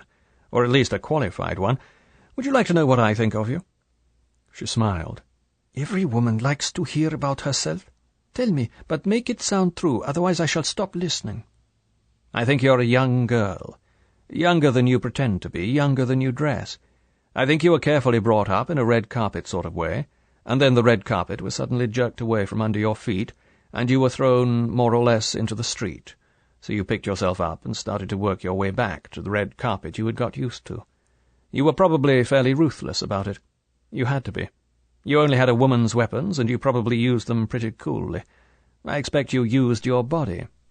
It would be a wonderful asset. But in using it to get what you wanted, your sensibilities had to be put aside. I don't expect they're very far underground. They certainly haven't atrophied. They've just lost their voice because you wouldn't listen to them. You couldn't afford to listen to them if you were to get back on that red carpet and have the things you wanted. And now you've got the things." Bond touched the hand that lay on the banquette between them. "And perhaps you've almost had enough of them." He laughed. "But I mustn't get too serious. Not about the smaller things. You know all about them, but just for the record, you're beautiful, sexy, provocative, independent, self-willed, quick-tempered, and cruel." She looked at him thoughtfully. "There's nothing very clever about all that. I told you most of it. You know something about Italian women. But why do you say I'm cruel?" "If I was gambling, and I took a knock like Largo did, and I had my woman, a woman, sitting near me watching, and she didn't give me one word of comfort or encouragement, I would say she was being cruel. Men don't like failing in front of their women." She said impatiently, "I've had to sit there too often and watch him show off. I wanted you to win. I cannot pretend. You didn't mention my only virtue. It's honesty. I love to the hilt, and I hate to the hilt. At the present time, with Emilio, I am halfway. Where we were lovers, we are now good friends who understand each other. When I told you he was my guardian, I was telling a white lie. I am his kept woman. I am a bird in a gilded cage. I am fed up with my cage and tired of my bargain." She looked at Bond defensively. "Yes, it is cruel for Emilio. But it is also human. You can buy the outside of the body, but you cannot buy what is inside, what people call the heart and soul. But Emilio knows that. He wants women for use, not for love. He has had thousands in this way. He knows where we both stand. He is realistic. But it is becoming more difficult to keep to my bargain, to, let's call it, sing for my supper." She stopped abruptly. She said, "Give me some more champagne. All this silly talking has made me thirsty, and I would like a packet of Players." She laughed. "Please, as they say in the advertisements. I am fed up with just smoking smoke. I need my hero." Bond bought a packet from the cigarette girl. He said, "What's that about a hero?" She had entirely changed. Her bitterness had gone, and the lines of strain on her face. She had softened. She was suddenly a girl out for the evening. "Ah, you don't know. My one true love, the man of my dreams. the sailor on the front of the packet of players. You have never thought about him as I have." She came closer to him on the banquette and held the packet under his eyes. "You don't understand the romance of this wonderful picture, one of the great masterpieces of the world. This man," she pointed, "was the first man I ever sinned with. I took him into the woods. I loved him in the dormitory. I spent nearly all my pocket money on him. In exchange, he introduced me to the great world outside the Cheltenham Ladies' College. He grew me up. He put me at ease with boys of my own age. He kept me company when I was lonely or afraid of being young. He encouraged me, gave me assurance. Have you never thought of the romance behind this picture? You see nothing, yet the whole of England is there. Listen." She took his arm eagerly. "This is the story of Hero, the name on his cap badge. At first he was a young man, a powder monkey or whatever they call it, in that sailing ship behind his right ear. It was a hard time for him. Weevils in the biscuits, hit with marlin spikes and ropes' ends and things, sent up aloft to the top of all that rigging where the flag flies. But he persevered. He began to grow a moustache. He was fair-haired and rather too pretty." She giggled. "He may even have had to fight for his virtue, or whatever men call it, among all those hammocks. But you can see from his face, that line of concentration between his eyes, and from his fine head, that he was a man to get on." She paused and swallowed a glass of champagne. The dimples were now deep holes in her cheeks. "Are you listening to me? You are not bored having to listen about my hero?" "I'm only jealous. Go on." "So he went all over the world, to India, China, Japan, America. He had many girls and many fights with cutlasses and fists. He wrote home regularly to his mother and to a married sister who lived at Dover. They wanted him to come home and meet a nice girl and get married, but he wouldn't. You see, he was keeping himself for a dream girl who looked rather like me. And then," she laughed, "the first steamships came in, and he was transferred to an ironclad. That's the picture of it on the right. And by now he was a boatswain, whatever that is, and very important. And he saved up from his pay, and instead of going out fighting and having girls, he grew that lovely beard to make himself look older and more important. And he set to with a needle and coloured threads to make that picture of himself. You can see how well he did it. His first windjammer and his last ironclad with the lifebuoy as a frame. He only finished it when he decided to leave the Navy. He didn't really like steamships. In the prime of life, don't you agree? And even then, he ran out of gold thread to finish the rope round the lifebuoy, so he just had to tail it off. There, you can see on the right, where the rope crosses the blue line. So he came back home on a beautiful golden evening after a wonderful life in the Navy, and it was so sad and beautiful and romantic that he decided that he would put the beautiful evening into another picture. So he bought a pub at Bristol with his savings, and in the mornings before the pub opened he worked away until he had finished, and there you can see the little sailing ship that brought him home from Suez, with his duffel bag full of silks and seashells and souvenirs carved out of wood. And that's the Needles Lighthouse beckoning him in to harbour on that beautiful calm evening. Mark you," she frowned, "I don't like that sort of bonnet thing he's wearing for a hat, and I'd have liked him to have put HMS before the Hero. But you can see that would have made it lopsided, and he wouldn't have been able to get all the hero in. But you must admit it's the most terrifically romantic picture. I cut it off my first packet, when I smoked one in the lavatory and felt terribly sick, and kept it until it fell to pieces. Then I cut off a fresh one. I carried him with me always until things went wrong and I had to go back to Italy. Then I couldn't afford players. They're too expensive in Italy, and I had to smoke things called nazionales." Bond wanted to keep her mood. He said, "But what happened to the hero's pictures? How did the cigarette people get hold of them?" "Oh, well, you see, one day a man with a stovepipe hat and a frock coat came into the hero's pub with 2 small boys. Here," she held the packet sideways, "those are the ones. John Player and Sons. You see, it says that their successors run the business now. Well, they had one of the first motor cars, a Rolls-Royce, and it had broken down outside the hero's pub. The man in the stovepipe hat didn't drink, of course. Those sort of people didn't, not the respectable merchants who lived near Bristol. So he asked for ginger beer and bread and cheese while his chauffeur mended the car, and the hero got it for them. And Mr. John Player and the boys all admired the 2 wonderful tapestry pictures hanging on the wall of the pub. Now this Mr. Player was in the tobacco and snuff business, and cigarettes had just been invented, and he wanted to start making them. But he couldn't for the life of him know what to call them, or what sort of a picture to put on the packet. And he suddenly had a wonderful idea. When he got back to the factory, he talked to his manager, and the manager came along to the pub and saw the hero and offered him £100 to let his 2 pictures be copied for the cigarette packet. And the hero didn't mind. And anyway, he wanted just exactly £100 to get married on. She paused.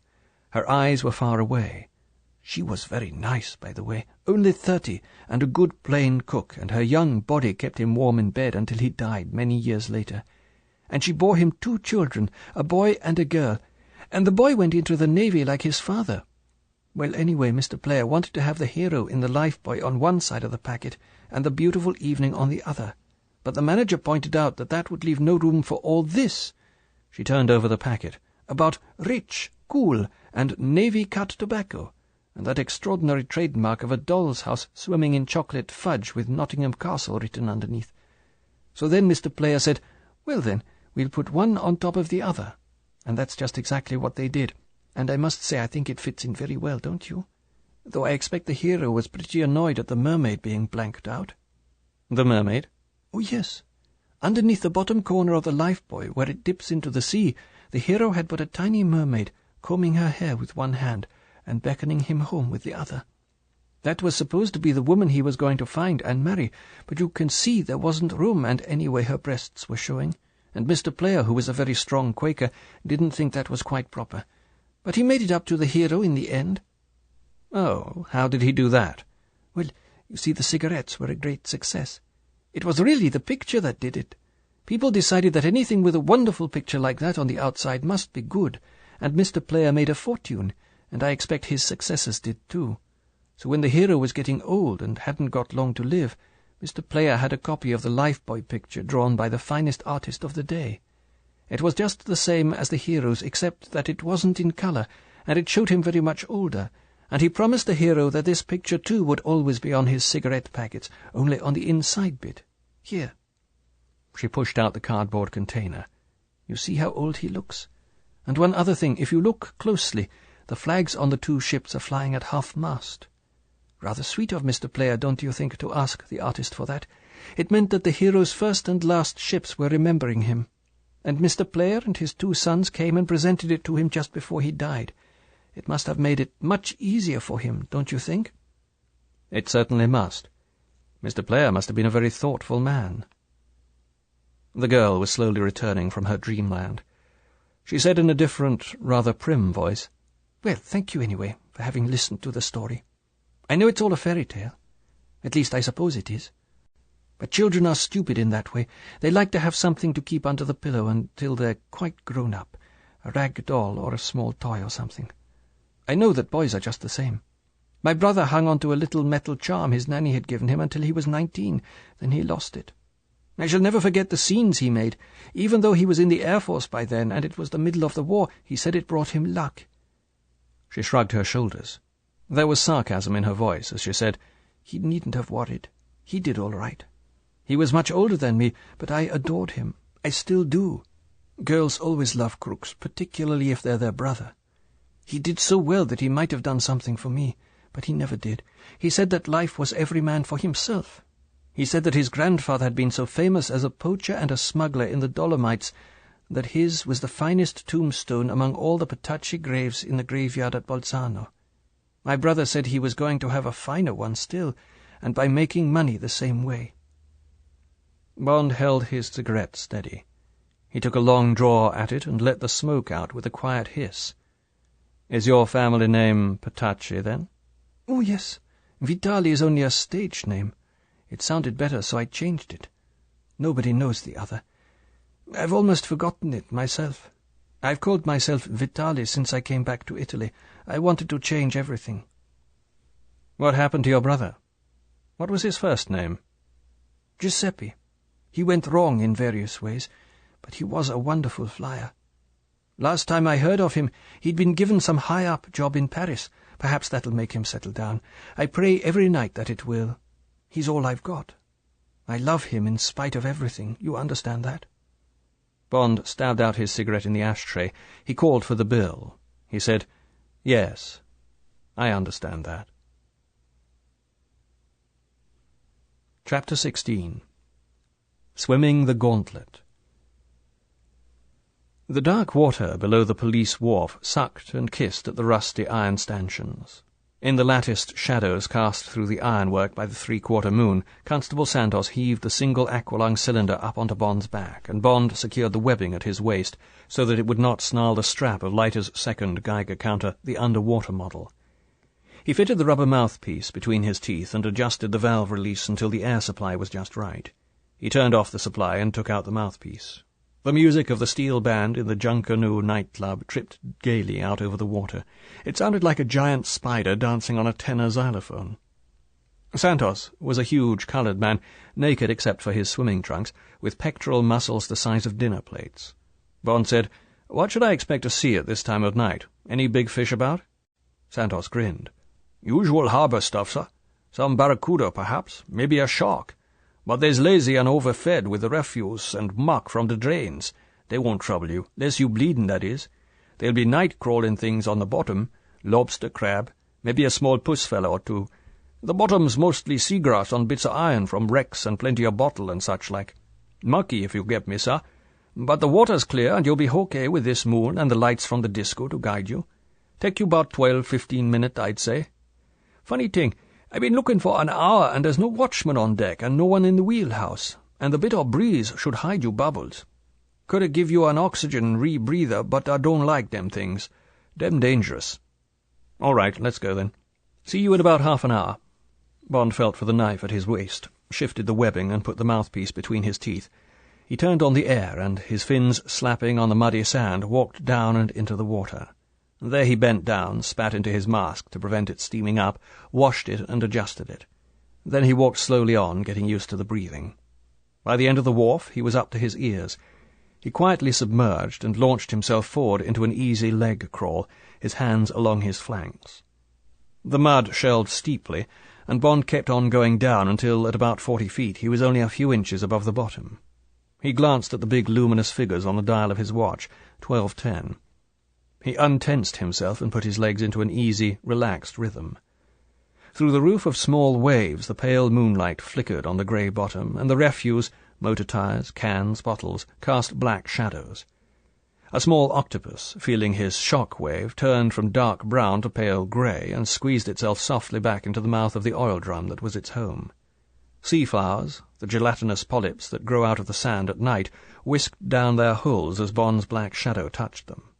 Other tiny night things puffed thin jets of silt out of their small volcanoes in the mud as they felt the tremor of Bond's passage, and an occasional hermit crab snapped itself back into its borrowed shell. It was like travelling across a moon landscape, on and under which many mysterious creatures lived minute lives. Bond watched it all carefully, as if he had been an underwater naturalist.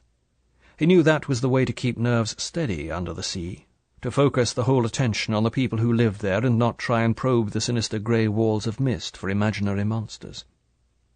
The rhythm of his steady progress soon became automatic, and while Bond, keeping the moon at his right shoulder, held to his course, his mind reached back to Domino. So she was the sister of the man who probably hijacked the plane. Probably even Largo, if Largo was in fact involved in the plot, didn't know this. So what did the relationship amount to? Coincidence? It could be nothing else. Her whole manner was so entirely innocent. And yet it was one more thin straw to add to the meagre pile that seemed in some indeterminate way to be adding up to Largo's involvement. And Largo's reaction at the word spectre, that could be put down to Italian superstition, or it could not. Bond had a deadly feeling that all these tiny scraps amounted to the tip of an iceberg. A few feet of ice pinnacle, with below 1,000 tons of the stuff. Should he report, or shouldn't he? Bond's mind boiled with indecision. How to put it? How to grade the intelligence so that it would reflect his doubts? How much to say and how much to leave out? The extrasensory antenna of the human body, the senses left over from the jungle life of millions of years ago, sharpen unconsciously when man knows that he is on the edge of danger. Bond's mind was concentrating on something far away from his present risks, but beneath his conscious thoughts his senses were questing for enemies. Now, suddenly, the alarm was sounded by a hidden nerve. Danger! Danger! Danger! Bond's body tensed. His hand went to his knife, and his head swiveled sharply to the right, not to the left or behind him. His senses told him to look to the right. A big barracuda, if it is 20 pounds or over, is the most fearsome fish in the seas, clean and straight and malevolent. It is all hostile weapon, from the long snarling mouth in the cruel jaw that can open like a rattlesnake's to an angle of 90 degrees, along the blue and silver steel of the body to the lazy power of the tail fin that helps to make this fish one of the 5 fastest sprinters in the seas. This one, moving parallel with Bond, 10 yards away just inside the wall of grey mist that was the edge of visibility, was showing its danger signals. The broad lateral stripes showed vividly, the angry hunting sign. The gold and black tiger's eye was on him, watchful, incurious, and the long mouth was open 1/2 an inch, so that the moonlight glittered on the sharpest row of teeth in the ocean. Teeth that don't bite at the flesh, teeth that tear out a chunk and swallow, and then hit and scythe again. Bond's stomach crawled with the ants of fear, and his skin tightened at his groin. Cautiously he glanced at his watch. About 3 more minutes to go before he was due to come up with a disco. He made a sudden turn, and attacked fast towards the great fish, flashing his knife in fast offensive lunges. The giant barracuda gave a couple of lazy wags of its tail, and when Bond turned back on his course, it also turned, and resumed its indolent, sneering cruise, weighing him up, choosing which bit, the shoulder, the buttock, the foot, to take first. Bond tried to recall what he knew about big predator fish, what he had experienced with them before. The first rule was not to panic, to be unafraid. Fear communicates itself to fish as it does to dogs and horses. Establish a quiet pattern of behavior and stick to it. Don't show confusion or act chaotically. In the sea, untidiness, ragged behavior mean that the possible victim is out of control, vulnerable. So keep to a rhythm. A thrashing fish is everyone's prey. A crab or a shell thrown upside down by a wave is offering its underside to 100 enemies. A fish on its side is a dead fish. Bond trudged rhythmically on, exuding immunity. Now the pale moonscape changed. A meadow of soft seagrass showed up ahead. In the deep, slow currents it waved languidly like deep fur. The hypnotic motion made Bond feel slightly seasick. Dotted sparsely in the grass were the big black footballs of dead sponges growing out of the sand like giant puffballs. Nassau's only export until a fungus had got at them and had killed the sponge crop as surely as myxomatosis had killed rabbits. Bond's black shadow flickered across the breathing lawn like a clumsy bat. To the right of his shadow, the thin black lance cast by the barracuda moved with quiet precision. A dense mass of silvery small fry showed up ahead, suspended in mid-stream as if they had been bottled in aspic. When the 2 parallel bodies approached, the mass divided sharply, leaving wide channels for the 2 enemies, and then closing behind them into the phalanx they adopted for an illusory protection. Through the cloud of fish, Bond watched the barracuda. It moved majestically on, ignoring the food around it, as a fox creeping up on the chicken run will ignore the rabbits in the warren. Bond sealed himself in the armour of his rhythm, transmitting to the barracuda that he was a bigger, a more dangerous fish, that the barracuda must not be misled by the whiteness of the flesh. Amongst the waving grass, the black barb of the anchor looked like another enemy. The trailing chain rose from the bottom and disappeared into the upper mists. Bond followed it up, forgetting the barracuda in his relief at hitting the target and in the excitement of what he might find. Now he swam very slowly, watching the white explosion of the moon on the surface contract and define itself. Once he looked down. There was no sign of the barracuda. Perhaps the anchor and chain had seemed inimical. The long hull of the ship grew out of the upper mists and took shape, a great zeppelin in the water. The folded mechanism of the hydrofoil looked ungainly, as if it did not belong.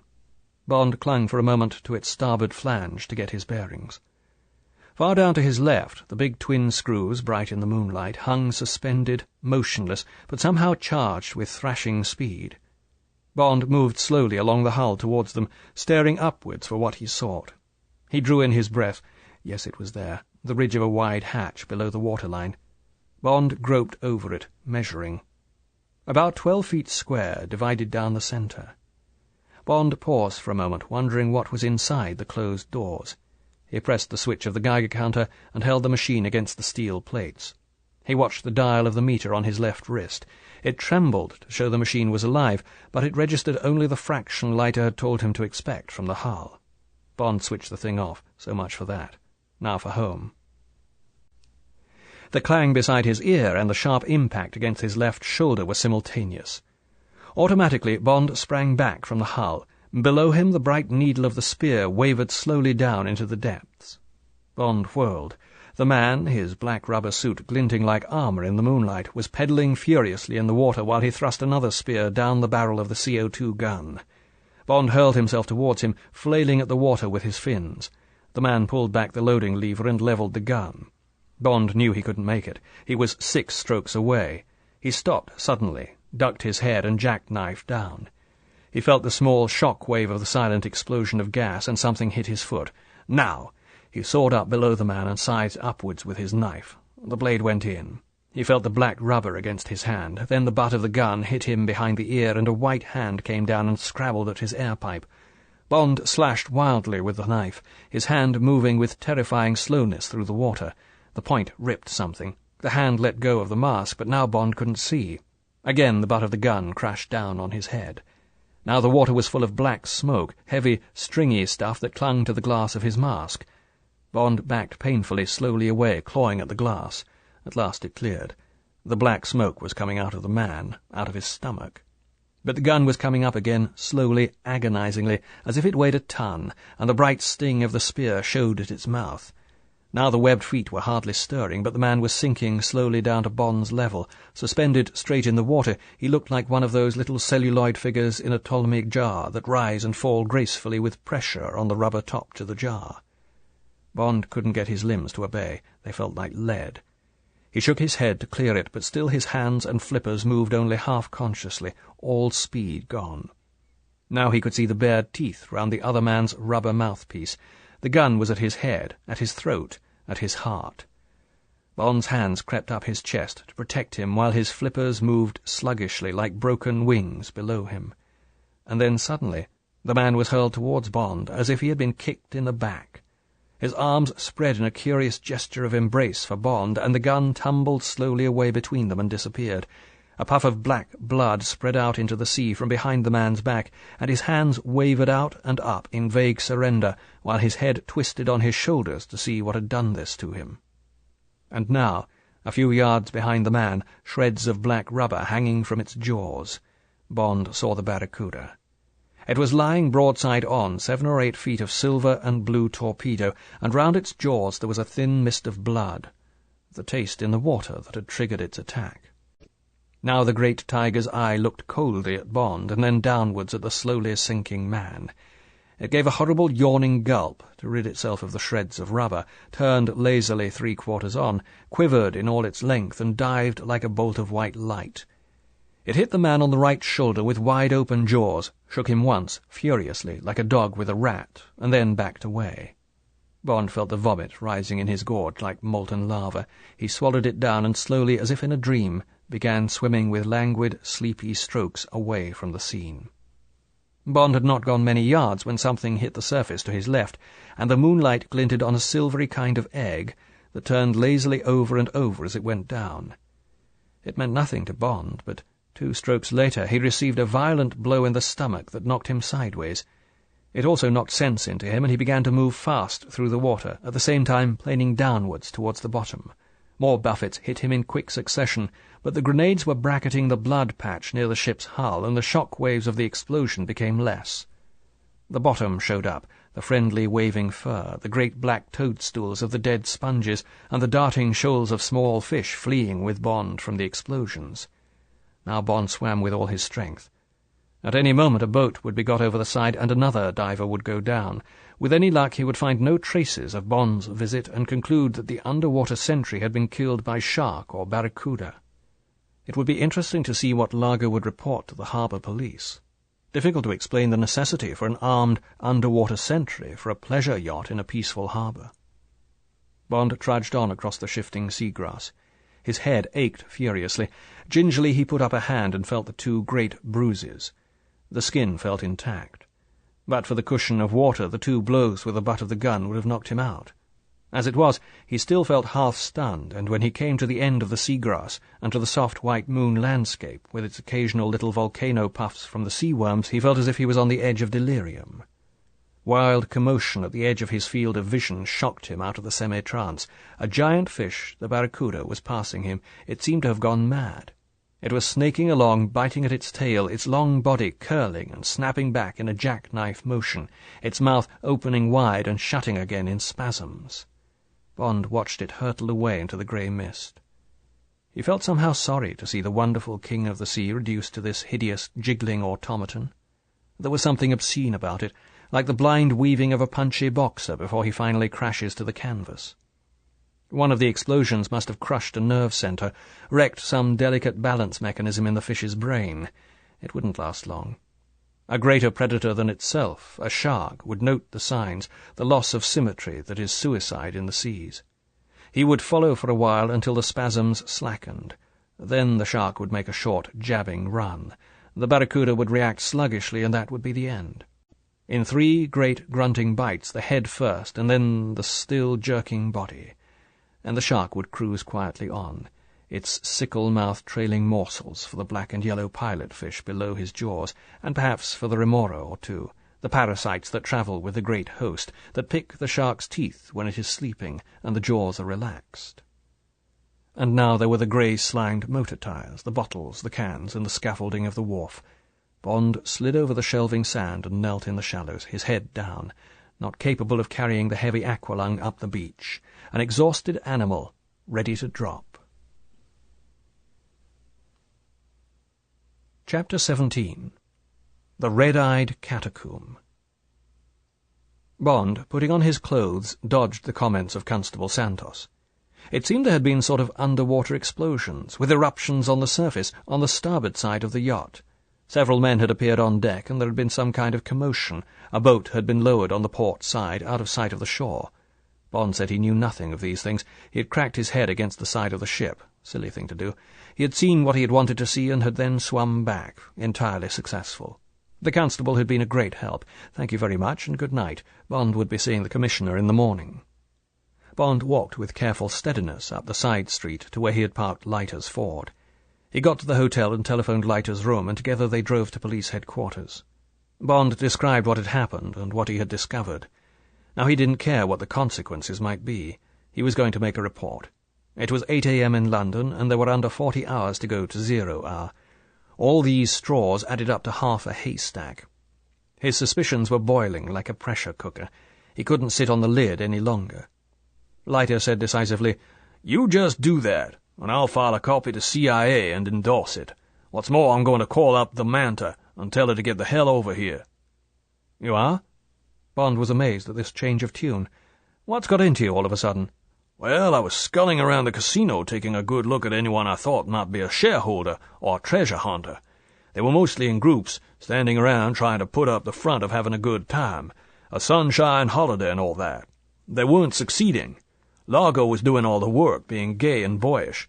The others looked like Private Dicks or the rest of the Torrio gang just after the St. Valentine's Day massacre. Never seen such a bunch of thugs in my life, dressed up in tuxedos and smoking cigars and drinking champagne and all that. Just a glass or 2 to show the Christmas spirit. Orders, I suppose.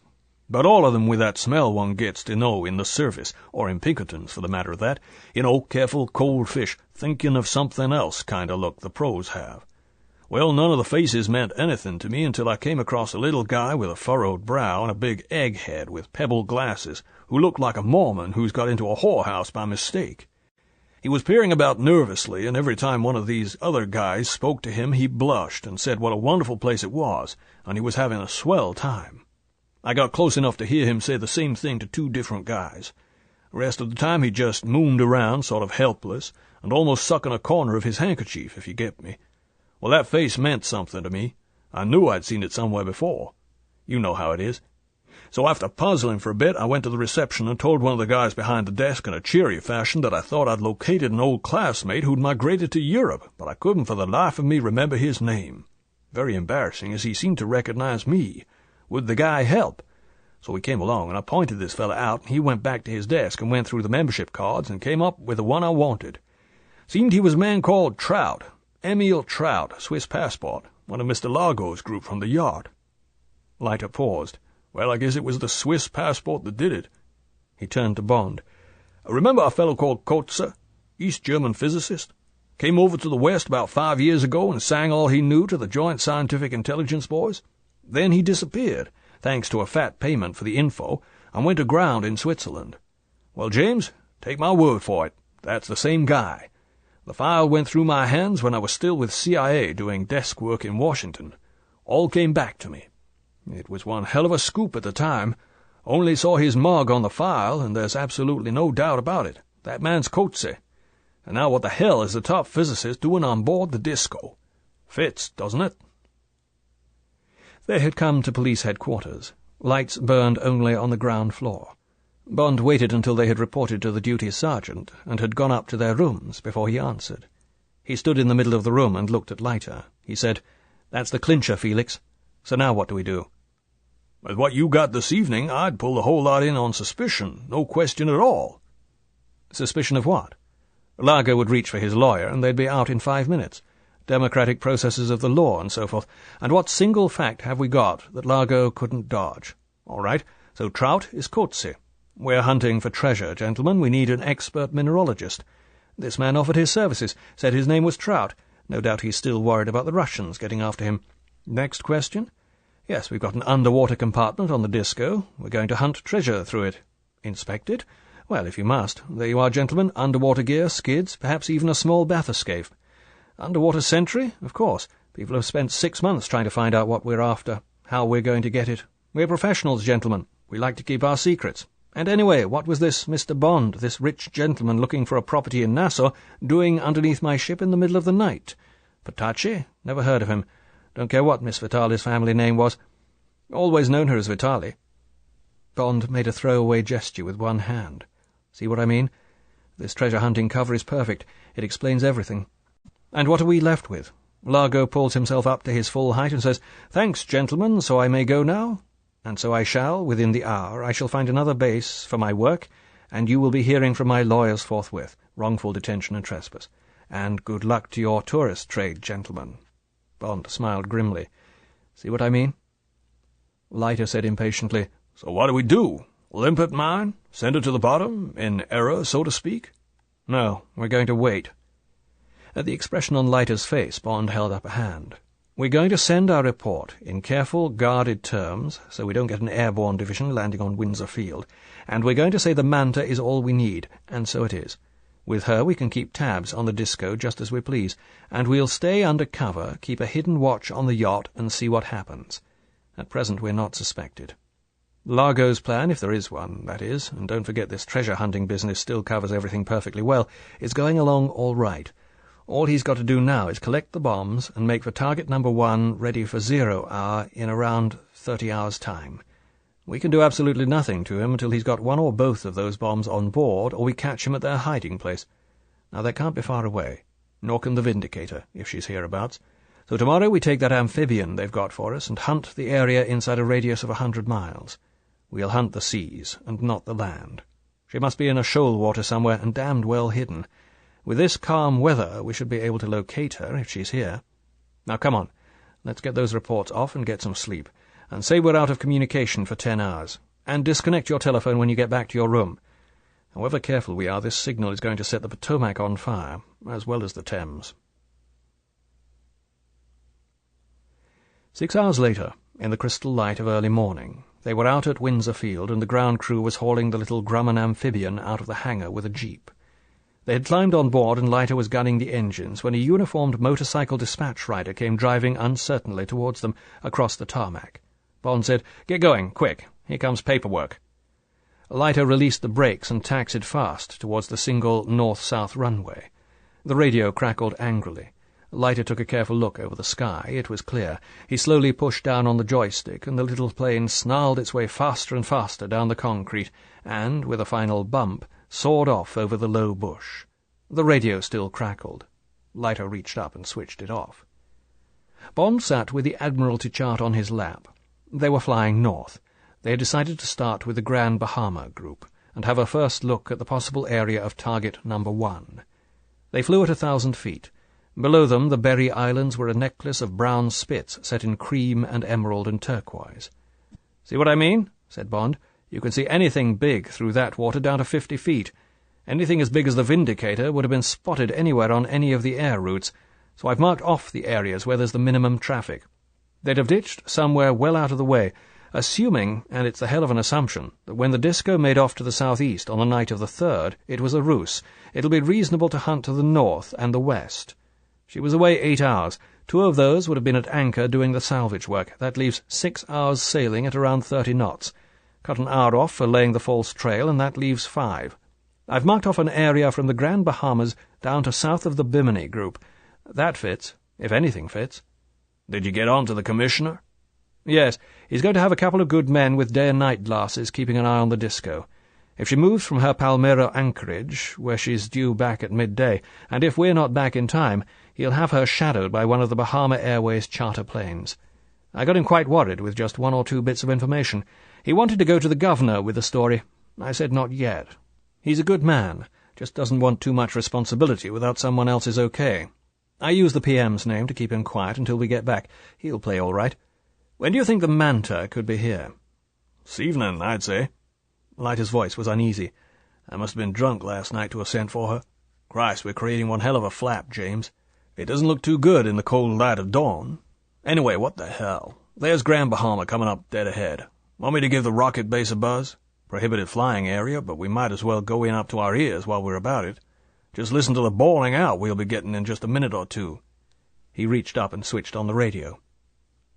They flew eastwards along the 50 miles of beautiful coast towards what looked like a small city of aluminium hutments, amongst which red and white and silver structures rose like small skyscrapers above the low roofs. "That's it," said Leiter. "See the yellow warning balloons at the corners of the base? Warning to aircraft and fishermen. There's a flight test on this morning. Better get out to sea a bit and keep south. If it's a full test, they'll be firing towards Ascension Island, about 5,000 miles east, off the African coast. Don't want to get an Atlas missile up our backsides. Look over there to the left, sticking up like a pencil beside that red and white gantry. Atlas, or a Titan, Intercontinental, or might be a prototype Polaris.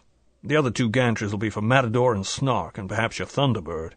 That big gun thing, like a howitzer, that's the camera tracker. The 2 saucer-shaped reflectors are the radar screen. Golly, one of them's turning away towards us. We're going to get hell in a minute. That strip of concrete down the middle of the island, that's the skid strip for bringing in missiles that are recallable.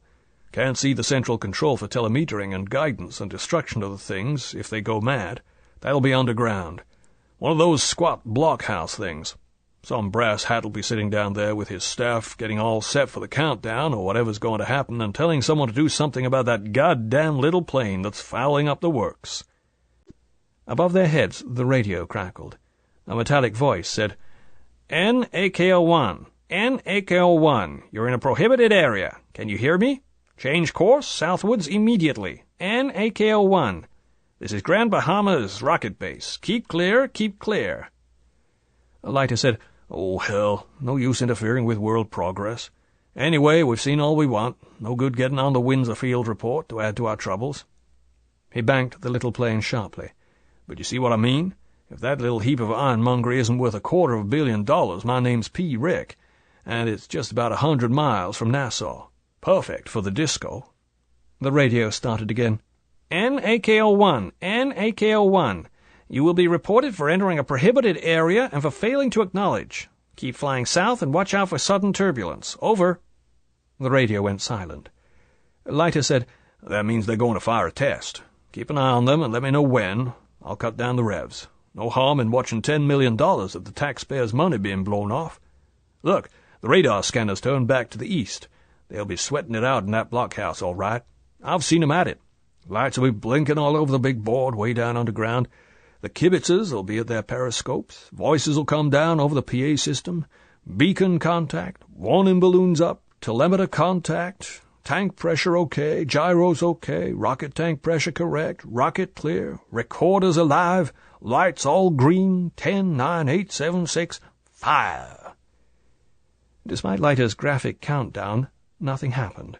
Then, through his glasses, Bond saw a wisp of steam coming from the base of the rocket, then a great cloud of steam and smoke, and a flash of bright light that turned red. Breathlessly, for there was something terrible in the sight, Bond gave the blow-by-blow to Leiter. "It's edging up off the pad. There's a jet of flame. It seems to be sitting on it. Now it's going up like a lift. Now it's off. God, it's going fast. Now there's nothing but a spark of fire in the sky. Now it's gone. Phew!" Bond mopped his brow. "Remember that moonraker job I was on a few years back? Interesting to see what the people out front saw." "Yeah, you were lucky to get out of that deep fry." Leiter brushed aside Bond's reminiscences.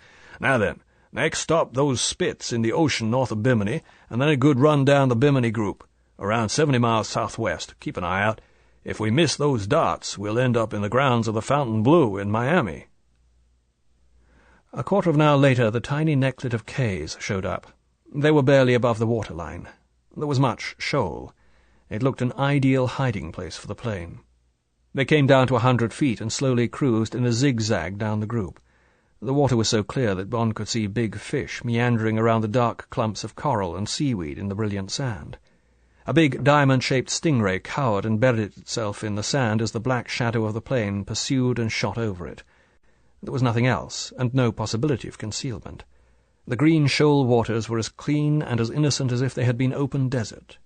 The plane flew on south to North Bimini. Here there were a few houses and some small fishing hotels. Expensive-looking deep-sea fishing craft were out, their tall rods streaming. Gay people in the well decks waved to the little plane. A girl, sunbathing naked on the roof of a smart cabin cruiser, hastily snatched at a towel. "Authentic blonde," commented Leiter. They flew on south to the cat cays that trail away south from the Biminis. Here there was still an occasional fishing craft. Leiter groaned. "What the hell's the good of this? These fishermen would have found it by now if it was here." Bond told him to keep on south. 30 miles further south there were little unnamed specks on the Admiralty chart. Soon the dark blue water began to shoal again to green. They passed over 3 sharks, circling aimlessly. Then there was nothing. Just dazzling sand under the glassy surface and occasional patches of coral. They went on carefully down to where the water turned again to blue. Leiter said dully, "Well, that's that. 50 miles on there's Andros. Too many people there. Someone would have heard the plane, if there was a plane." He looked at his watch. 11:30. "What next, Hawkshaw? I've only got fuel for another 2 hours flying." Something was itching deep down in Bond's mind. Something, some small detail, had raised a tiny question mark. What was it? Those sharks. In about 40 feet of water, circling on the surface. What were they doing there? 3 of them. There must be something.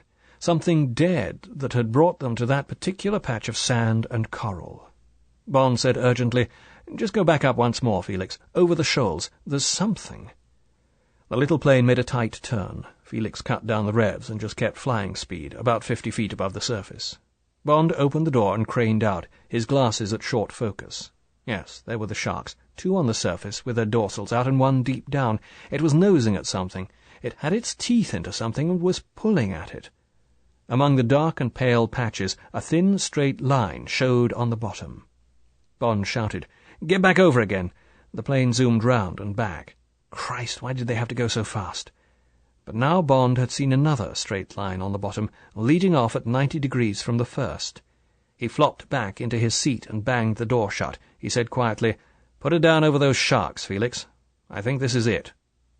Leiter took a quick glance at Bond's face. He said, "Christ." Then, "Well, I hope I can make it. Damn difficult to get a true horizon. This water's like glass." He pulled away, curved back, and slowly put the nose down.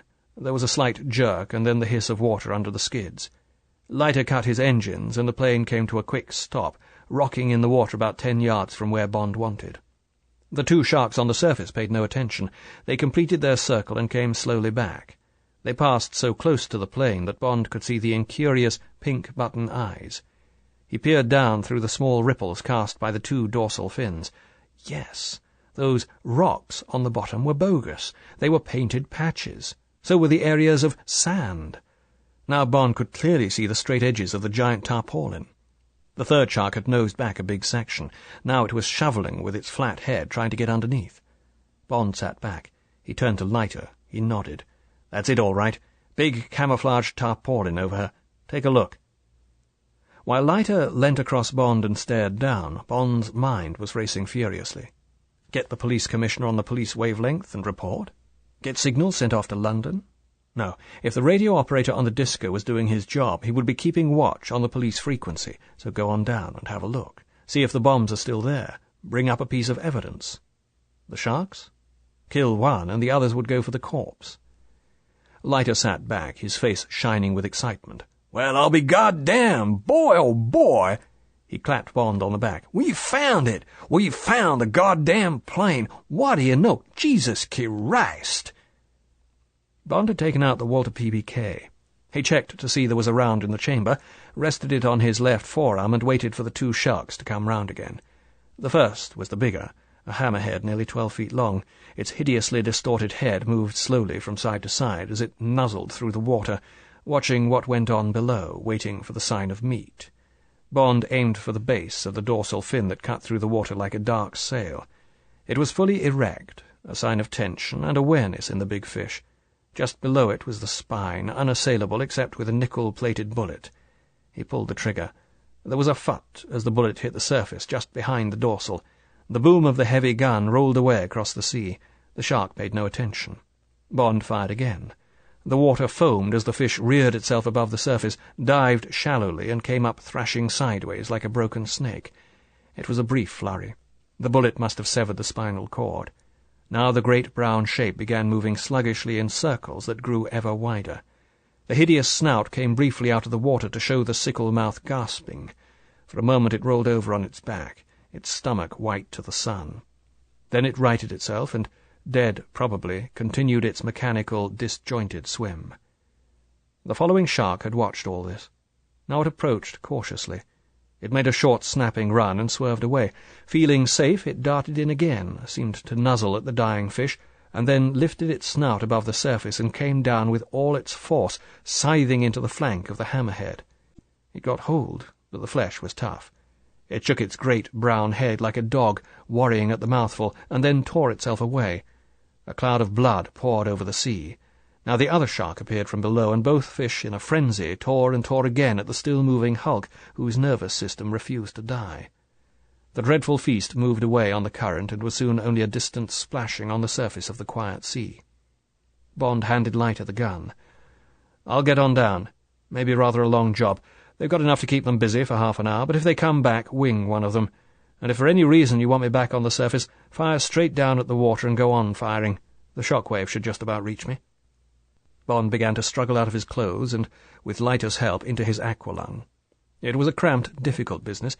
It could be still worse getting back into the plane, and it occurred to Bond that he would have to jettison the underwater gear. Leiter said angrily, "I wish to God I could get down there with you. Trouble with this damned hook, it just won't swim like a hand. Have to think up some rubber wedging gadget. Never occurred to me before." Bond said, "You'll have to keep steam up on this crate. We've already drifted 100 yards. Get her back up like a good chap. I don't know who I'm going to find sharing the wreck with me. It's been here a good 5 days, and other visitors may have moved in first." Leiter pressed the starter and taxied back into position. He said, "You know the design of the Vindicator? You know where to look for the bombs and these detonator things the pilot has charge of?" "Yes, full briefing in London. Well, so long. Tell Mother I died game." Bond scrambled onto the edge of the cockpit and jumped. He got his head under and swam leisurely down through the brilliant water. Now he could see that there were swarms of fish over the whole area below him, billfish, small barracuda, jacks of various types, the carnivores. They parted grudgingly to make room for their big, pale competitor. Bond touched down and made for the edge of the tarpaulin that had been dislodged by the shark. He pulled out a couple of the long corkscrew skewers that secured it to the sand, switched on his waterproof torch, and, his other hand on his knife, slipped under the edge. He had been expecting it, but the foulness of the water made him retch. He clamped his lips more tightly round the mouthpiece and squirmed on to where the bulk of the plane raised the tarpaulin into a domed tent. He stood up. His torch glittered on the underside of a polished wing, and then, below it, onto something that lay under a scrabbling mass of crabs, longousts, sea caterpillars, and starfish. This also Bond had been prepared for. He knelt down to his grisly work. It didn't take long. He unclipped the gold identification disc and unlatched the gold wristwatch from the horrible wrists and noted the gaping wound under the chin that could not have been caused by sea creatures. He turned his torch on the gold disc. It said, Giuseppe Petacci, number 15932. He strapped the 2 bits of evidence to his own wrists and went on towards the fuselage that loomed in the darkness like a huge silver submarine. He inspected the exterior, noted the rent where the hull had been broken on impact, and then climbed up through the open safety hatch into the interior. Inside, Bond's torch shone everywhere into red eyes that glowed like rubies in the darkness, and there was a soft movement and a scuttling. He sprayed the light up and down the fuselage. Everywhere there were octopuses, small ones, but perhaps 100 of them, weaving on the tips of their tentacles, sliding softly away into protecting shadows, changing their camouflage nervously from brown to a pale phosphorescence that gleamed palely in the patches of darkness. The whole fuselage seemed to be crawling with them, evilly, horribly, and as Bond shone his torch on the roof, the sight was even worse. There, bumping softly in the slight current, hung the corpse of a crew member. In decomposition it had risen up from the floor, and octopuses, hanging from it like bats, now let go their hold and shot, jet-propelled to and fro inside the plane. Dreadful, glinting, red-eyed comets that slapped themselves into dark corners and stealthily squeezed themselves into cracks and under seats. Bond closed his mind to the disgusting nightmare, and weaving his torch in front of him, proceeded with his search. He found the red-striped cyanide canister and tucked it into his belt. He counted the corpses, noted the open hatch to the bomb bay, and verified that the bombs had gone. He looked in the open container under the pilot's seat and searched in alternative places for the vital fuses for the bombs, but they also had gone. Finally, having a dozen times had to slash away groping tentacles from his naked legs, he felt his nerve was quickly seeping away. There was much he should have taken with him: the identification discs of the crew, the pulp of the logbook that showed nothing but routine flight details and no hint of emergency, readings from the instrument panel, but he couldn't stand another second of the squirming, red-eyed catacomb. He slid out through the escape hatch and swam almost hysterically towards the thin line of light that was the edge of the tarpaulin. Desperately, he scrabbled his way under it, snapped the cylinder on his back in the folds, and had to back under again to free himself. And then he was out in the beautiful crystal water and soaring up to the surface. At 20 feet, the pain in his ears reminded him to stop and decompress. Impatiently, staring up at the sweet hull of the seaplane above him, he waited until the pain had subsided.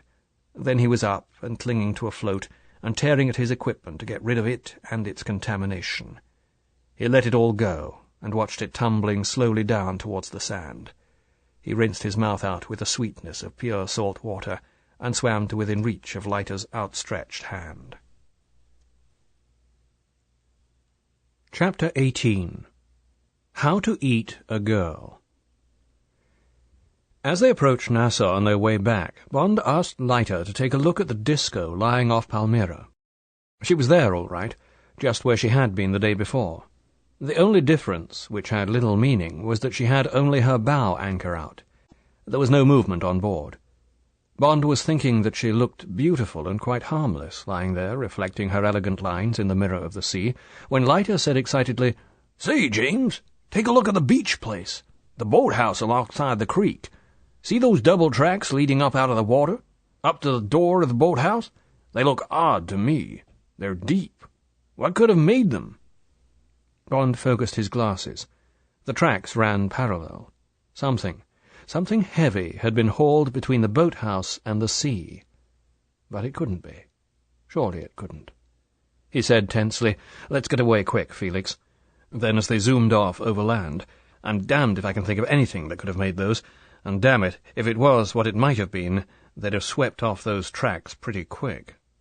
Leiter said laconically, "People make mistakes. We'll have to give that place a going over. Ought to have done it before. Nice-looking dump. I think I'll take Mr. Largo up on his invitation and get out there on behalf of my esteemed client, Mr. Rockefeller Bond." It was 1 o'clock by the time they got back to Windsor Field. For half an hour the control tower had been searching for them on the radio. Now they had to face the commandant of the field and, providentially as it happened, the governor's ADC, who gave the governors blanket authorization for the string of their misdemeanors, and then handed Bond a thick envelope which contained signals for both of them. The contents began with the expected rockets for breaking communication and demands for further news. "That they'll get," commented Leiter, as they raced towards Nassau in the comfortable back of the governor's Humber Snipe saloon. ETA for the Manta was 5 o'clock that evening. Enquiries through Interpol and the Italian police confirmed that Giuseppe Batacci was in fact the brother of Dominetta Vitali, whose personal history as given to Bond stood up in all other respects. The same sources confirmed that Emilio Largo was a big-time adventurer and suspected crook, though technically his dossier was clean. The source of his wealth was unknown, but did not stem from funds held in Italy. The disco had been paid for in Swiss francs. The constructors confirmed the existence of the underwater compartment.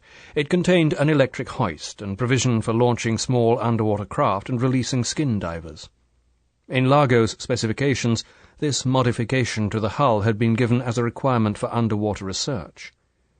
Further inquiry into the shareholders had yielded no further facts, with the significant exception that most of their backgrounds and professions dated back no further than 6 years. This suggested the possibility that their identities might be of recent fabrication, and, at any rate in theory, this would equate with possible membership of Spectre, if such a body did in fact exist. Kotze had left Switzerland for an unknown destination 4 weeks previously. The latest photographs of the man were on the midday Pan-American plane. Nevertheless, the Thunderball war room had to accept the solidity of Largo's cover unless further evidence came to hand, and the present intention was to continue the worldwide search while allotting priority to the Bahamas area. In view of this priority, and the extremely urgent time factor, Brigadier Fairchild, CBDSO, British military attaché in Washington, with Rear Admiral Carlson, USN retired, until recently Secretary to the U.S. Chiefs of Staff Committee, would be arriving at 1900 EST by the President's Boeing 707, Columbine, to take joint command of further operations. The full cooperation of Messrs. Bond and Leiter was requested, and until the arrival of above-named officers, full reports every hour on the hour were to be radioed to London, copied to Washington, under joint signature. Leiter and Bond looked at each other in silence. Finally, Leiter said, "James, I propose we disregard the last bit and take formal note of the remainder. We've already missed 4 hours, and I don't propose we spend the rest of the day sweating it out in our radio room. There's just too much to do. Tell you what, I'll do the stint of telling them the latest, and then I'll say we're going off the air in view of the new emergency. I then propose to go and look over Palmyra on your behalf, sticking to our cover story, and I propose to have a damn good look at the boathouse and see what those tracks mean, right? Then at 5, we'll rendezvous with the Manta and prepare to intercept the disco if and when she sails. As for the big brass in the President's Special, well, they can just play pinochle in Government House until tomorrow morning. Tonight's the night, and we just can't waste it on the after you, Alphonse routine, okay?" Bond reflected. They were coming in to the outskirts of Nassau through the shantytown slums tucked away behind the millionaire facade along the waterfront. He had disobeyed many orders in his life, but this was to disobey the Prime Minister of England and the President of the United States, a mighty left and right. But things were moving a damn sight too fast. M had given him this territory, and right or wrong, M would back him up, as he always backed up his staff, even if it meant M's own head on a charger. Bond said, "I agree, Felix. With the Manta we can manage this on our own. The vital thing is to find out when those bombs go on board the disco. I've got an idea for that. May work, may not. It means giving the Vitali girl a rough time, but I'll try and handle that side. Drop me at the hotel and I'll get cracking. Meet you here again around 4:30. I'll call up Harling and see if he's got anything new on the disco, and ask him to pass the word upstairs to you if anything's cooking. You got all that straight about the plane? Okay, I'll hang on to Petacci's identification disc for the time being. Be seeing you." Bond almost ran through the lobby of the hotel. When he picked up his key at the reception desk, they gave him a telephone message. He read it going up in the lift. It was from Domino. "Please telephone quickly." In his room, Bond first ordered a club sandwich and a double bourbon on the rocks, and then called the police commissioner. The disco had moved to the oiling wharf at first light and had filled her tanks. Then she had moved back to her anchorage off Palmyra. Half an hour ago, at 1:30 precisely, the seaplane had been lowered over the side and, with Largo and one other on board, had taken off eastwards. When the Commissioner had heard this on the walkie-talkie from his watchers, he had got onto the control tower at Windsor Field and had asked for the plane to be radar-tracked. But she had flown low at about 300 feet, and they had lost her among the islands about 50 miles to the southeast. Nothing else had come up except that the harbour authorities had been alerted to expect an American submarine, the Manta, the nuclear-powered one, at around 5 in the evening. That was all. What did Bond know? Bond said carefully that it was too early to tell. It looked as if the operation was hotting up. Could the watchers be asked to rush the news back as soon as the seaplane was sighted coming back to the disco? This was vital. Would the Commissioner please pass on his news to Felix Leiter, who was on his way to the radio room at that moment? And could Bond be lent a car, anything, to drive himself? Yes, a Land Rover would be fine. Anything with 4 wheels. Then Bond got on to Domino out at Palmyra. She sounded eager for his voice. "Where have you been all morning, James?" It was the first time she had used his Christian name. "I want you to come swimming this afternoon. I have been told to pack and come on board this evening. Emilio says they are going after the treasure tonight. Isn't it nice of him to take me? But it's a dead secret, so don't tell anyone, will you? But he is vague about when we will be back. He said something about Miami. I thought—" She hesitated. "I thought you might have gone back to New York by the time we get back. I have seen so little of you. You left so suddenly last night. What was it?" "I suddenly got a headache. Touch of the sun, I suppose. It had been quite a day. I didn't want to go, and I'd love to come for a swim. Where?" She gave him careful directions. It was a beach a mile further along the coast from Palmyra. There was a side road and a thatched hut. He couldn't miss it. The beach was sort of better than Palmyra's. The skin diving was more fun, and of course there weren't so many people. It belonged to some Swedish millionaire who had gone away. When could he get there? Half an hour would be all right. They would have more time. On the reef, that is. Bond's drink came and the sandwich. He sat and consumed them, looking at the wall, feeling excited about the girl, but knowing what he was going to do to her life that afternoon.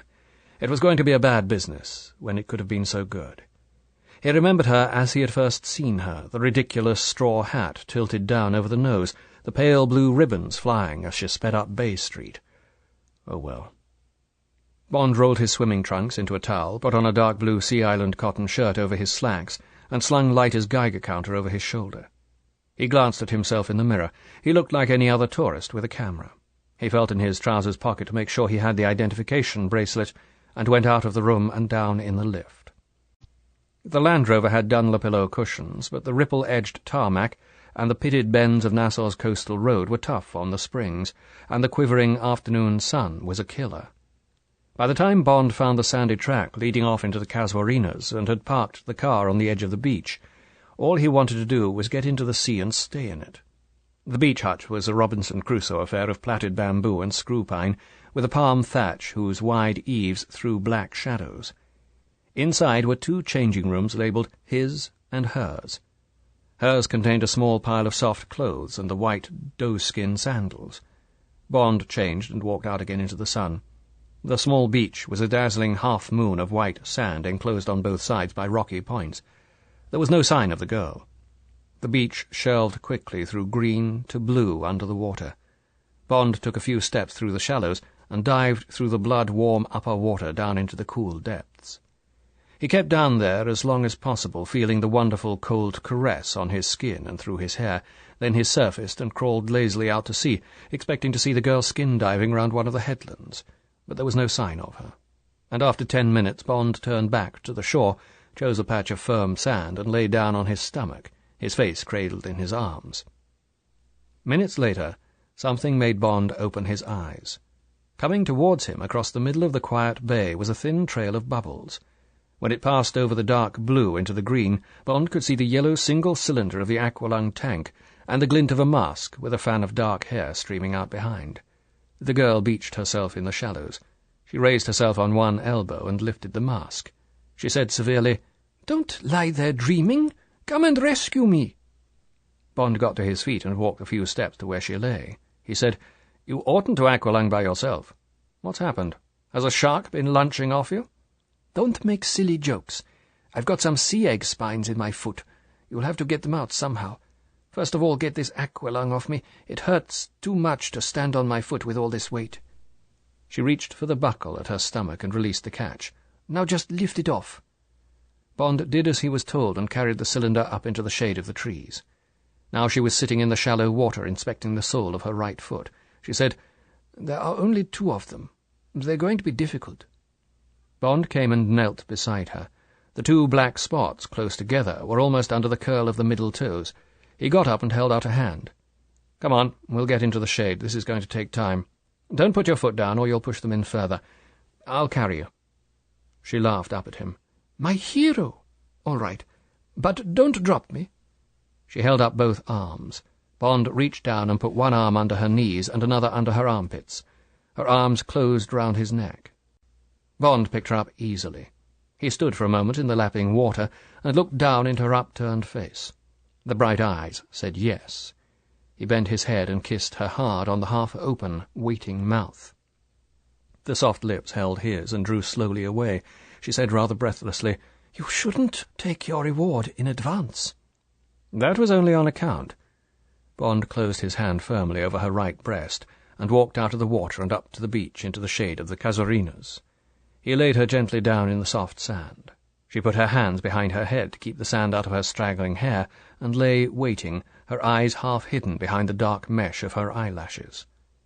The mounded V of the bikini looked up at Bond, and the proud breasts in the tight cups were two more eyes. Bond felt his control going. He said roughly, "Turn over." She did as she was told. Bond knelt down and picked up her right foot. It felt small and soft, like a captured bird, in his hand. He wiped away the specks of sand and uncurled the toes. The small pink pads were like the buds of some multiple flower. Holding them back, he bent and put his lips to where the broken ends of the black spines showed. He sucked hard for about a minute. A small piece of grit from one of the spines came into his mouth, and he spat it out. He said, "This is going to be a long business unless I hurt a bit. Otherwise it'll take all day, and I can't waste too much time over just one foot. Ready?" He saw the muscles of her behind clench to take the pain. She said dreamily, "Yes." Bond sank his teeth into the flesh round the spines, bit as softly as he could, and sucked hard. The foot struggled to get away. Bond paused to spit out some fragments. The marks of his teeth showed white, and there were pinpoints of blood at the two tiny holes. He licked them away. There was almost no black left under the skin. He said, "This is the first time I've eaten a woman. They're rather good." She squirmed impatiently, but said nothing. Bond knew how much it would be hurting. He said, "It's all right, Domino, you're doing fine. Last mouthful." He gave the sole of her foot a reassuring kiss, and then, as tenderly as he could, put his teeth and lips back to work. A minute or two later, and he spat out the last section of spine. He told her it was over and gently laid the foot down. He said, "Now you mustn't get sand into it. Come on, I'll give you another lift into the hut, and you can put your sandals on." She rolled over. Her black eyelashes were wet with the tears of small pain. She wiped a hand over them. She said, looking seriously up at him, "Do you know, you're the first man who ever made me cry." She held up her arms, and now there was complete surrender. Bond bent and picked her up. This time he didn't kiss the waiting mouth. He carried her to the door of the hut, his or hers. He carried her into his. He reached out a hand for shirt and shorts and threw them down to make a scrap of a bed. He put her down softly so that she was standing on his shirt. She kept her arms round his neck while he undid the single button of the brassiere and then the tapes of the taut slip. He stepped out of his bathing trunks and kicked them away. Chapter 19. When the kissing stopped. Bond leant on one elbow and looked down at the beautiful drowned face. There was a dew of sweat below the eyes and at the temples. A pulse beat fast at the base of the neck. The lines of authority had been sponged away by the love-making, and the face had a soft, sweet, bruised look. The wet eyelashes parted, and the tawny eyes, big and far away, looked up with remote curiosity into Bond's. They focused lazily and examined him as if they were seeing him for the first time. Bond said, "I'm sorry. I shouldn't have done that." The words amused her. The dimples at each side of the mouth deepened into clefts. She said, "You talk like a girl who has had it for the first time. Now you are frightened that you will have a baby. You will have to tell your mother." Bond leant down and kissed her. He kissed the two corners of her mouth, and then the parted lips. He said, "Come and swim. Then I must talk to you." He got to his feet and held out his hands. Reluctantly she took them. He pulled her up and against him. Her body flirted with his, knowing it was safe. She smiled impishly up at him, and became more wanton. Bond crushed her fiercely to him, to stop her, and because he knew they had only a few more minutes of happiness. He said, "Stop it, Domino. And come on, we don't need any clothes. The sand won't hurt your foot, I was only pretending." She said, "So was I, when I came out of the sea. The spines didn't hurt all that much, and I could have cured them if I'd wanted to, like the fishermen do. You know how?" Bond laughed. "Yes, I do. Now, into the sea." He kissed her once and stood back and looked at her body to remember how it had been. Then he turned abruptly and ran to the sea and dived deeply down. When he got back to shore, she was already out and dressing. Bond dried himself. He answered her laughing remarks through the partition with monosyllables. Finally she accepted the change in him. She said, "What is the matter with you, James? Is anything wrong?" "Yes, darling." Pulling on his trousers, Bond heard the rattle of the little gold chain against the coins in his pocket. He said, "Come outside. I've got to talk to you." Sentimentally, Bond chose a patch of sand on the other side of the hut from where they had been before. She came out and stood in front of him. She examined his face carefully, trying to read it. Bond avoided her eyes. He sat with his arms round his knees and looked out to sea. She sat down beside him, but not close. She said, "You are going to hurt me. Is it that you too are going away? Be quick. Do it cleanly, and I will not cry." Bond said, "I'm afraid it's worse than that, Domino. It's not about me. It's about your brother." Bond sensed the stiffening of her body. She said in a low, tense voice, "Go on. Tell me." Bond took the bracelet out of his pocket and silently handed it to her. She took it. She hardly gave it a glance. She turned a little away from Bond. "So he is dead. What happened to him?" "It is a bad story, and a very big one. It involves your friend Largo. It is a very great conspiracy. I am here to find out things for my government. I am really a kind of policeman. I am telling you this, and I will tell you the rest, because hundreds and perhaps thousands of people will die unless you help to prevent it. That is why I had to show you that bracelet and hurt you, so that you would believe me. I am breaking my oath in doing this. Whatever happens, whatever you decide to do, I trust you not to tell what I'm going to say." "So that is why you made love to me, to make me do what you want. And now you blackmail me with the death of my brother." The words came out between her teeth. Now in a soft, deadly whisper she said, "I hate you, I hate you, I hate you." Bond said coldly, in a matter-of-fact voice, "Your brother was killed by Largo, or on his orders. I came here to tell you that, but then," he hesitated, "you were there, and I love you and want you. When what happened began to happen, I should have had strength to stop it. I hadn't. I knew it was then, or perhaps never.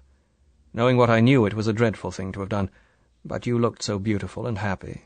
I wanted to put off hurting you. That is my only excuse." Bond paused. "Now listen to what I have to tell you. Try and forget about your hate for me. In a moment you will realize that we are nothing in all this. This is a thing by itself." Bond didn't wait for her to comment. He began from the beginning and went slowly, minutely through the whole case, omitting only the advent of the manta, the one factor that could now be of help to Largo and perhaps alter his plans. He ended, "So you see there is nothing we can do until those weapons are actually on board the Disco. Until that moment comes, Largo has a perfect alibi with his treasure hunt story. There is nothing to link him with the crashed plane or with Spectre. If we interfere with him now, this moment, arrest the ship on some excuse, put a watch on her, prevent her sailing, there will only be a delay in the Spectre plan. Only Largo and his men know where the bombs are hidden. If the plane has gone for them, it will be keeping contact with the Disco by radio. If there's any hitch, the plane can leave the bombs at the hiding place, or at another, dump them in shallow water anywhere and return for them when the trouble has blown over. Even the Disco could be taken off the job and some other ship or plane used any time in the future. Spectre headquarters, wherever they are, will inform the Prime Minister that there has been a change of plan, or they can say nothing at all. Then, perhaps weeks from now, they will send another communication, and this time there will perhaps be only 24 hours' notice for the money to be dropped. The terms will be tougher, and we shall have to accept them. So long as those bombs are still lost to us, the threat is there. You see that?" "Yes. So what is to be done?" The voice was harsh. The girl's eyes glittered fiercely as they looked at and through Bond towards some distant target. Not, he thought, at Largo, the great conspirator, but at Largo, who had had her brother killed. "We've got to know when those bombs are on board the Disco. That is all that matters. Then we can act with all our weight. And we have one great factor on our side. We are pretty sure that Largo feels secure. He still believes that the wonderful plan, and it is wonderful, is going exactly as it was meant to do. That is our strength and our only strength. You see that?" "And how are you to know when the bombs come on board the yacht?" "You must tell us." "Yes." The monosyllable was dull, indifferent. "But how am I to know? And how am I to tell you? This man is no fool. He is only foolish in wanting his mistress," she spat the word out, "when so much else is at stake." She paused. "These women have chosen badly. Largo cannot live without a woman within reach. They should have known that." "When did Largo tell you to come back on board?" 5. The boat is coming to fetch me at Palmyra." Bond looked at his watch. "It is now 4. I have this Geiger counter. It is simple to use. It will tell at once if the bombs are on board. I want you to take it with you. If it says there is a bomb on board, I want you to show a light at your porthole. Switch the lights on in your cabin several times, anything like that. We have men watching the ship. They will be told to report. Then get rid of the Geiger counter. Drop it overboard." She said scornfully, "That is a silly plan. It is the sort of melodramatic nonsense people write about in thrillers. In real life, people don't go into their cabins and switch on their lights in daylight. No, if the bombs are there, I will come up on deck, show myself to your men. That is natural behavior. If they are not there, I will stay in my cabin." "All right, have it your own way. But will you do this?" "Of course. If I can prevent myself killing Largo when I see him, but on condition that when you get him you will see that he is killed." She was entirely serious. She looked at him with matter-of-fact eyes, as if he was a travel agent and she was reserving a seat on a train. "I doubt if that will happen. I should say that every man on board will get a life sentence in prison." She considered this. "Yes, that will do. That is worse than being killed. Now show me how this machine works." She got to her feet and took a couple of steps up the beach.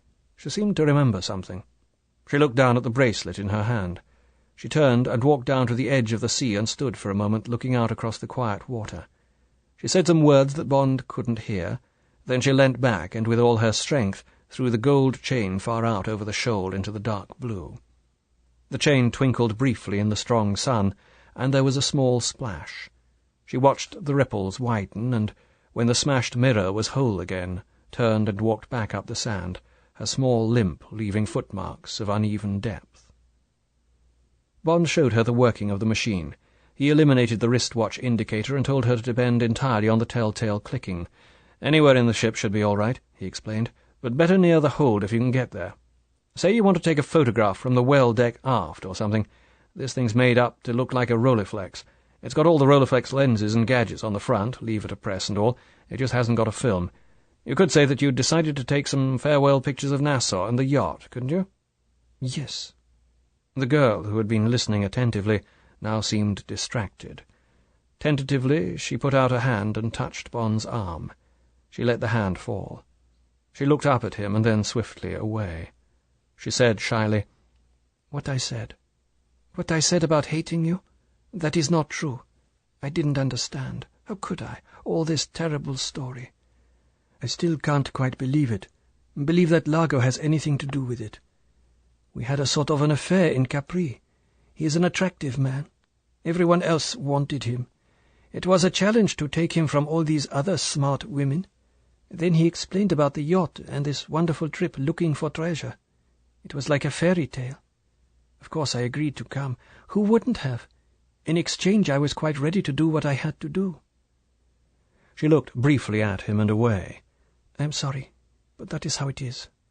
When we got to Nassau and he kept me ashore away from the yacht, I was surprised, but I was not offended. The islands are beautiful. There was enough for me to do. But what you have told me explains many small things. I was never allowed in the radio room. The crew were silent and unfriendly. They treated me like someone who was not wanted on board, and they were on curious terms with Largo, more like equals than paid men. And they were tough men and better educated than sailors usually are. So it all fits. I can even remember that for a whole week before last Thursday, Largo was terribly nervous and irritable. We were already getting tired of each other. I put it down to that. I was even making plans for flying home by myself. But he has been better the last few days, and when he told me to be packed and ready to come on board this evening, I thought I might just as well do as he said. And of course I was very excited over this treasure hunt. I wanted to see what it was all about. But then, she looked out to sea, there was you. And this afternoon, after what happened, I had decided to tell Largo I would not go. I would stay here and see where you went and go with you. For the first time she looked him full in the face and held his eyes. Would you have let me do that? Bond reached out and put his hand against her cheek. Of course I would. But what happens now? When shall I see you again? This was the question Bond had dreaded. By sending her back on board, and with the Geiger counter, he was putting her in double danger. She could be found out by Largo, in which case her death would be immediate.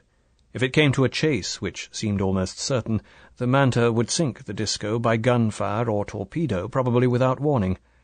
Bond had added up these factors and had closed his mind to them. He kept it closed. He said, "As soon as this is over, I shall look for you wherever you are. But now you are going to be in danger. You know this. Do you want to go on with it?" She looked at her watch. She said, "It is 4:30. I must go. Do not come with me to the car. Kiss me once and stay here. Do not worry about what you want done. I will do it well. It is either that or a stiletto in the back for this man." She held out her arms. "Come." Minutes later Bond heard the engine of the MG come to life. He waited until the sound had receded in the distance down the Western Coast Road, then he went to the Land Rover and climbed in and followed. A mile down the coast, at the two white obelisks that marked the entrance to Palmyra, dust still hung in the driveway. Bond sneered at his impulse to drive in after her and stop her from going out to the yacht. What in hell was he thinking of? He drove on fast down the road to Old Fort Point, where the police watchers were housed in the garage of a deserted villa. They were there, one man reading a paperback in a canvas chair, while the other sat before tripod binoculars that were trained on the Disco through a gap in the blinds of a side window.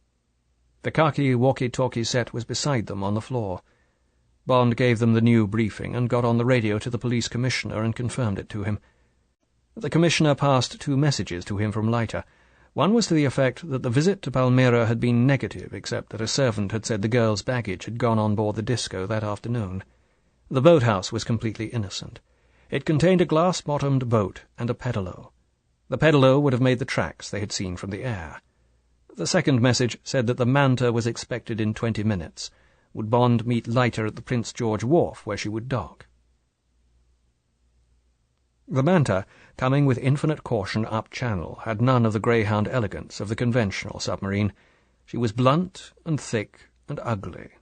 The bulbous metal cucumber, her rounded nose shrouded with tarpaulin to hide the secrets of her radar scanner from the Nasavians, held no suggestion of her speed, which Leiter said was around 40 knots submerged. "But they won't tell you that, James. That's classified. I guess we're going to find that even the paper in the can is classified when we go aboard. Watch out for these Navy guys. Nowadays they're so tight-lipped they think even a belch is a security risk." "What else do you know about her?" "Well, we won't tell this to the captain, but of course in CIA we had to be taught the basic things about these atom subs, so we could brief agents on what to look for and recognize clues in their reports. She's one of the George Washington class, about 4,000 tons. Crew of around 100, cost about $100 million. Range anything you want until the chow runs out, or until the nuclear reactor needs topping up, say every 100,000 miles or so. If she has the same armament as the George Washington, she'll have 16 vertical launching tubes, 2 banks of 8 for the Polaris solid fuel missile. These have a range of around 1,200 miles. The crews call the tubes the Sherwood Forest because they're painted green and the missile compartment looks like rows of great big tree trunks. These Polaris jobs are fired from way down below the surface. The sub stops and holds dead steady. They have the ship's exact position at all times through radio fixes and star sights through a tricky affair called a star tracker periscope. All this dope is fed into the missiles automatically. Then the chief gunner presses a button and a missile shoots up through the water by compressed air. When it breaks surface, the solid fuel rockets ignite and take the missile the rest of the way. Hell of a weapon, really, when you come to think of it. Imagine these damn things shooting up out of the sea anywhere in the world and blowing some capital city to smithereens. We've got 6 of them already, and we're going to have some more. Good deterrent when you come to think of it. You don't know where they are or when. Not like bomber bases and firing pads and so on you can track down and put out of action with your first rocket wave. Bond commented dryly, "They'll find some way of spotting them. And presumably an atomic depth charge set deep would send a shockwave through hundreds of miles of water and blow anything to pieces over a huge area. But has she got anything smaller than these missiles? If we're going to do a job on the Disco, what are we going to use?" "She's got 6 torpedo tubes up front, and I dare say she's got some smaller stuff, machine guns and so forth. The trouble's going to be to get the commander to fire them. He's not going to like firing on an unarmed civilian yacht, on the orders of a couple of plainclothes guys, and one of them a limey at that. Hope his orders from the Navy Department are as solid as mine and yours." The huge submarine bumped gently against the wharf. Lines were thrown, and an aluminium gangplank was run ashore. There was a ragged cheer from the crowd of watchers being held back by a cordon of police. Leiter said, "Well, here we go, and to one hell of a bad start. Not a hat between us to salute the quarterdeck with. You curtsy, I'll bow." Chapter 20. Time for Decision. The interior of the submarine was incredibly roomy, and it was stairs and not a ladder that led down into the interior. There was no clutter, and the sparkling paintwork was in two-tone green. Power lines painted in vivid colours provided a cheerful contrast to the almost hospital decor. Preceded by the officer of the watch, a young man of about 28, they went down 2 decks. The air, 70 degrees with 46% humidity, explained the officer, was beautifully cool. At the bottom of the stairs he turned left and knocked on a door that said, "Commander P. Peterson, USN." The captain looked about 40. He had a square, rather Scandinavian face, with a black crew cut just going grey. He had shrewd, humorous eyes, but a dangerous mouth and jaw. He was sitting behind a neatly stacked metal desk, smoking a pipe. There was an empty coffee cup in front of him, and a signal pad on which he had just been writing. He got up and shook hands, waved them to 2 chairs in front of his desk, and said to the officer of the watch, "Coffee, please, Stanton, and have this sent, would you?" He tore the top sheet off the signal pad and handed it across. "Most immediate." He sat down. "Well, gentlemen, welcome aboard. Commander Bond, it's a pleasure to have a member of the Royal Navy visit the ship. Ever been in subs before?" "I have," said Bond, "but only as a supercargo. I was in intelligence, RNVR Special Branch, strictly a chocolate sailor." The captain laughed. "That's good. And you, Mr. Leiter?" "No, Captain, but I used to have one of my own. You operated it with a sort of rubber bulb and tube. Trouble was, they'd never let me have enough depth of water in the bath to see what she could really do." "Sounds rather like the Navy Department. They'll never let me try this ship full out, except once on trials. Every time you want to get going, the needle comes across a damn red line some interfering so-and-so has painted on the dial. Well, gentlemen," the captain looked at Leiter, "what's the score? Haven't had such a flood of top-secret most immediate since Korea. I don't mind telling you, the last one was from the Chief of the Navy, personal. Said I was to consider myself under your orders, or on your death or incapacity under Commander Bond's, until Admiral Carlson arrives at 1900 this evening. So what? What's cooking? All I know is that all signals have been prefixed Operation Thunderball. What is this operation?" Bond had greatly taken to Commander Peterson. He liked his ease and humour, and, in general, the old Navy phrase came back to him, the cut of his jib.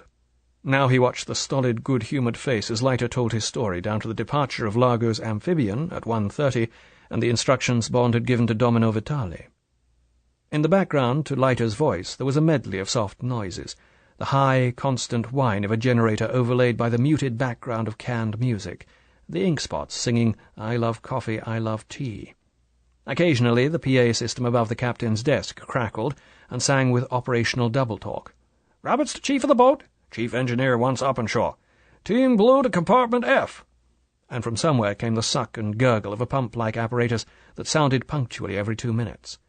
It was like being inside the simple brain of a robot that worked by hydraulics and electrical impulses with a few promptings from its human masters. After 10 minutes, Commander Peterson sat back. He reached for his pipe and began filling it absent-mindedly. He said, "Well, that's one hell of a story." He smiled. "And strangely enough, even if I hadn't had these signals from the Navy Department, I'd believe it.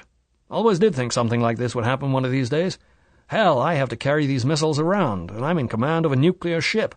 But that doesn't mean that I'm not terrified by the whole business. Got a wife and 2 children, and that doesn't help either. These atomic weapons are just too damn dangerous. Why, any one of these little sandy cays around here could hold the whole of the United States to ransom, just with one of my missiles trained on Miami. And here am I, a fellow called Peter Peterson, age 38, maybe sane or maybe not, toting around 16 of the things, enough to damn near wipe out England. However, he put his hands down on the desk in front of him. That's all by the way. Now we've got just one small piece of the problem on our hands, small but as big as the world. So what are we to do? As I see it, the idea of you gentlemen is that this man Largo will be coming back any minute now in his plane after picking up the bombs from where he hid them. If he's got the bombs, and on what you've told me I'll go along with the probability that he has, this girl will give us the tip-off. Then we close in and arrest his ship or blow it out of the water, right? But supposing he hasn't got the bombs on board, or for one reason or another we don't get the tip-off, what do we do then? Bond said quietly, We follow him, sit close on his tail until the time limit, that's about 24 hours from now, is up. That's all we can do without causing one hell of a legal stink. When the time limit's up, we can hand the whole problem back to our governments, and they can decide what to do with the disco and the sunken plane and all the rest. By that time, some little man in a speedboat we've never heard of may have left one of the bombs off the coast of America, and Miami may have gone up in the air. Or there may be a big bang somewhere else in the world. There's been plenty of time to take those bombs off the plane and get them thousands of miles from here. Well, that'll be too bad, and we'll have muffed it. But at this moment, we're in the position of a detective watching a man he thinks is going to commit a murder. Doesn't even know for sure whether he's got a gun on him or not. There's nothing the detective can do but follow the man and wait until he actually pulls the gun out of his pocket and points it. Then, and only then, the detective can shoot the man or arrest him. Bond turned to Leiter. Isn't that about it, Felix? That's how it figures. And, Captain, Commander Bond here and I are damn sure Largo's our man, and that he'll be sailing for his target in no time at all. That's why we agreed to panic and ask you along. One gets you 100 he'll be placing that bomb at night, and tonight's the last night he's got. By the way, Captain, have you got steam up, or whatever the atom boys call it? I have, and we can be underway in just about 5 minutes. The captain shook his head. Well, there's one bit of bad news for you, gentlemen. I just can't figure how we're going to keep track of the disco. How's that? You've got the speed, haven't you? Leiter caught himself pointing his steel hook threateningly at the captain and hastily brought it down again to his lap. The captain smiled. Guess so. Guess we could give her a good race on a straight course, but you gentlemen don't seem to have figured on the navigational hazards in this part of the ocean. He pointed at the British Admiralty chart on the wall. Take a look at that. Ever seen a chart with so many figures on it? Looks like a spilled ant's nest. Those are soundings, gentlemen, and I can tell you that unless the disco sticks to one of the deep-water channels, tongue of the ocean, northwest Providence Channel, or the northeast, we've had it, as Commander Bond would say. All the rest of that area, he waved a hand, may look the same color blue on a map, but after your trip in that Grumman Goose, you know darned well it isn't the same blue color. Down nearly the whole of that area is banks and shoal with only around 3 to 10 fathoms over it. If I was quite crazy and looking for a nice cozy job ashore, I'd take the ship along surfaced in 10 fathoms, if I could bribe the navigator and seal off the echo sounder from crew members. But even if we got a long spell of 10 fathoms on the chart, you've got to remember that's an old chart, dates back to the days of sail, and these banks have been shifting for more than 50 years since it was drawn up. Then there's the tides that set directly onto and off the banks, and the coral niggerheads that won't show up on the echo sounder till you hear the echo of them smashing up the hull of the screw. The captain turned back to his desk. No, gentlemen, this Italian vessel was darned well chosen. With that hydrofoil device of hers, she probably doesn't draw more than a fathom. If she chooses to keep to the shallows, we just haven't got a chance, and that's flat. The captain looked from one to another of them. Want me to call up the Navy Department and have Fort Lauderdale take over with those fighter-bombers you've got on call? Get them to do a shadowing job? The two men looked at each other. Bond said, She won't be showing lights. They'll have the hell of a job picking her up at night. What do you say, Felix? Maybe we'd better call them out, even if it's only to keep some sort of a watch off the American coast. Then if the captain's willing, we'll take the Northwest Channel, if the disco sails, that is, and bank on the Bahamas rocket station being target number 1. Felix Leiter ran his left hand through the mop of straw-coloured hair. God damn it, he said angrily. Hell, yes, I suppose so. We're looking fools enough already bringing the Manta on stage. What's a squadron of planes? Sure. We've just got to get our hunch that it's Largo and the disco. Come on, let's get together with the captain and whip off a signal that doesn't look too damn silly. Copy to CIA and to your chief. How do you want it to go? Admiralty for M, prefixed Operation Thunderball. Bond wiped a hand down his face. God, this is going to put the cat among the pigeons. He looked up at the big metal wall clock. 6. That'll be midnight in London. Popular time to get a signal like this. The PA system in the ceiling spoke more clearly. "Watch officer to captain. Police officer with urgent message for Commander Bond." The captain pressed a switch and spoke into a desk microphone. "Bring him below. Prepare to cast off lines. All hands prepare for sailing." The captain waited for the acknowledgement and released the switch. The captain smiled across at them. He said to Bond, "What's the name of that girl? Domino? Well, Domino, say the good word." The door opened. A police corporal, his hat off, crashed to attention on the steel flooring and extended a stiff arm. Bond took the buff OHMS envelope and slit it open. He ran his eyes down the penciled message signed by the police commissioner. Unemotionally, he read out, "Plane returned 17:30, hoisted inboard. Disco sailed at 17:55, full speed, course northwest, stop. Girl did not, repeat, not reappear on deck after boarding." Bond borrowed a signal blank from the captain and wrote, "Manta will endeavour shadow via Northwest Providence Channel, stop. Fighter-bomber squadron from Fort Lauderdale will be asked through Navy Department to cooperate within radius of 200 miles off Florida coast, stop. Manta will keep contact through Windsor Field Air Control, stop. Navy Department and Admiralty being informed, stop. Please inform Governor, also Admiral Carlson and Brigadier Fairchild on arrival." Bond signed the message and passed it to the captain, who also signed, as did Leiter. Bond put the message in an envelope and gave it to the corporal, who wheeled smartly and clanked out in his heavy boots. When the door was shut, the captain pressed down the switch on the intercom. He gave orders to sail, surfaced, course due north at 10 knots. Then he switched off.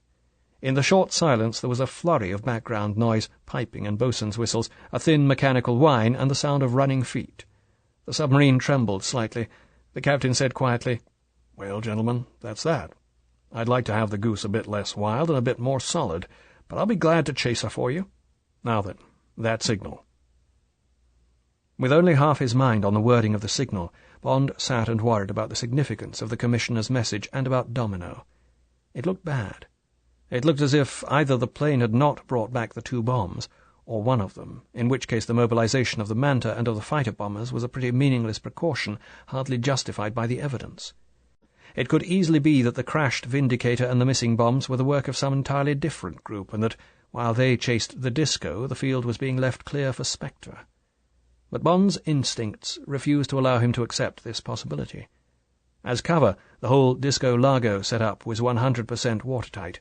It could not be faulted in any respect. That in itself was enough to arouse Bond's suspicions. A plot of this magnitude and audacity could only have been conceived under faultless cover and down to the smallest detail. Largo could have just set off on his treasure hunt, and everything, down to the last-minute plane recce of the treasure location to see if there were any fishing boats about, for instance, fitted in with that possibility. Or he could be sailing to lay the bomb, adjust the time fuse for perhaps a few hours after the deadline, to allow time for its recovery or destruction if England and America at the last moment agreed to pay the ransom, and get far enough away from the danger area to avoid the explosion and establish an alibi. But where was the bomb?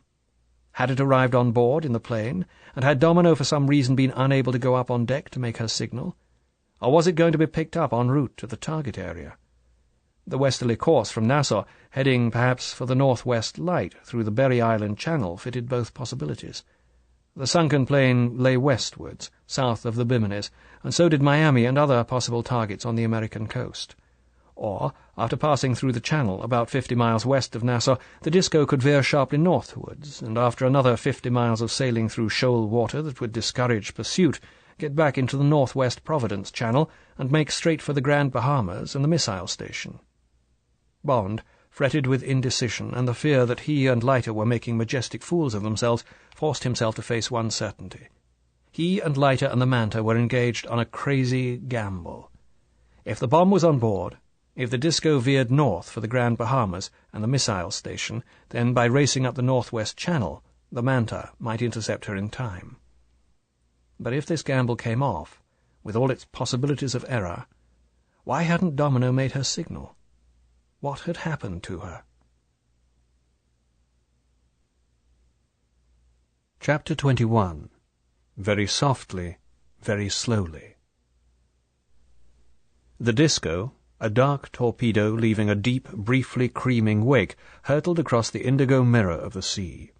In the big stateroom there was silence, save for the dull boom of the engines and the soft tinkle of a glass on the sideboard. Although, as a precaution, the storm shutters were battened down over the portholes, the only light inside came from a single port navigation lantern hung from the roof. The dim red light only just illuminated the faces of the 20 men sitting round the long table, and the red and black shadowed features contorting with the slight sway of the top light gave the scene the appearance of a conspiracy in hell. At the top of the table, Largo, his face, though the cabin was air-conditioned, shining with sweat, began to speak. His voice was tense and hoarse with strain. "I have to report that we are in a state of emergency. Half an hour ago, number 17 found Miss Vitali in the well deck. She was standing, fiddling with a camera. When number 17 came upon her, she lifted the camera and pretended to take a photograph of Palmyra, although the safety cap was over the lens.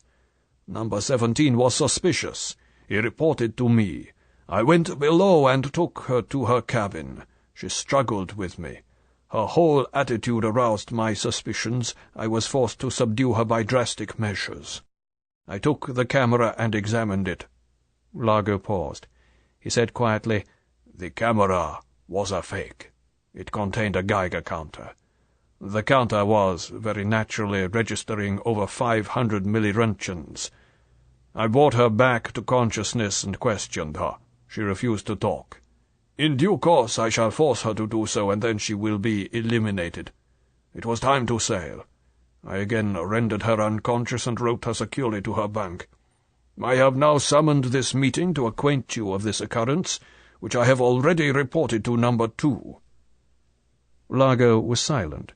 A threatening, exasperated growl came from round the table. Number 14, one of the Germans, said through his teeth, "And what, Mr. Number 1, did Number 2 have to say about this?" "He said we were to carry on. He said the whole world is full of Geiger counters looking for us. The secret services of the whole world have been mobilized against us. Some busybody in Nassau, the police probably, was perhaps ordered to have a radiation search made of all ships in harbor. Perhaps Miss Vitali was bribed to bring the counter on board. But number 2 said that once we have placed the weapon in the target area, there will be nothing to fear. I have had the radio operator listening for unusual traffic between Nassau and the coast. The density is quite normal.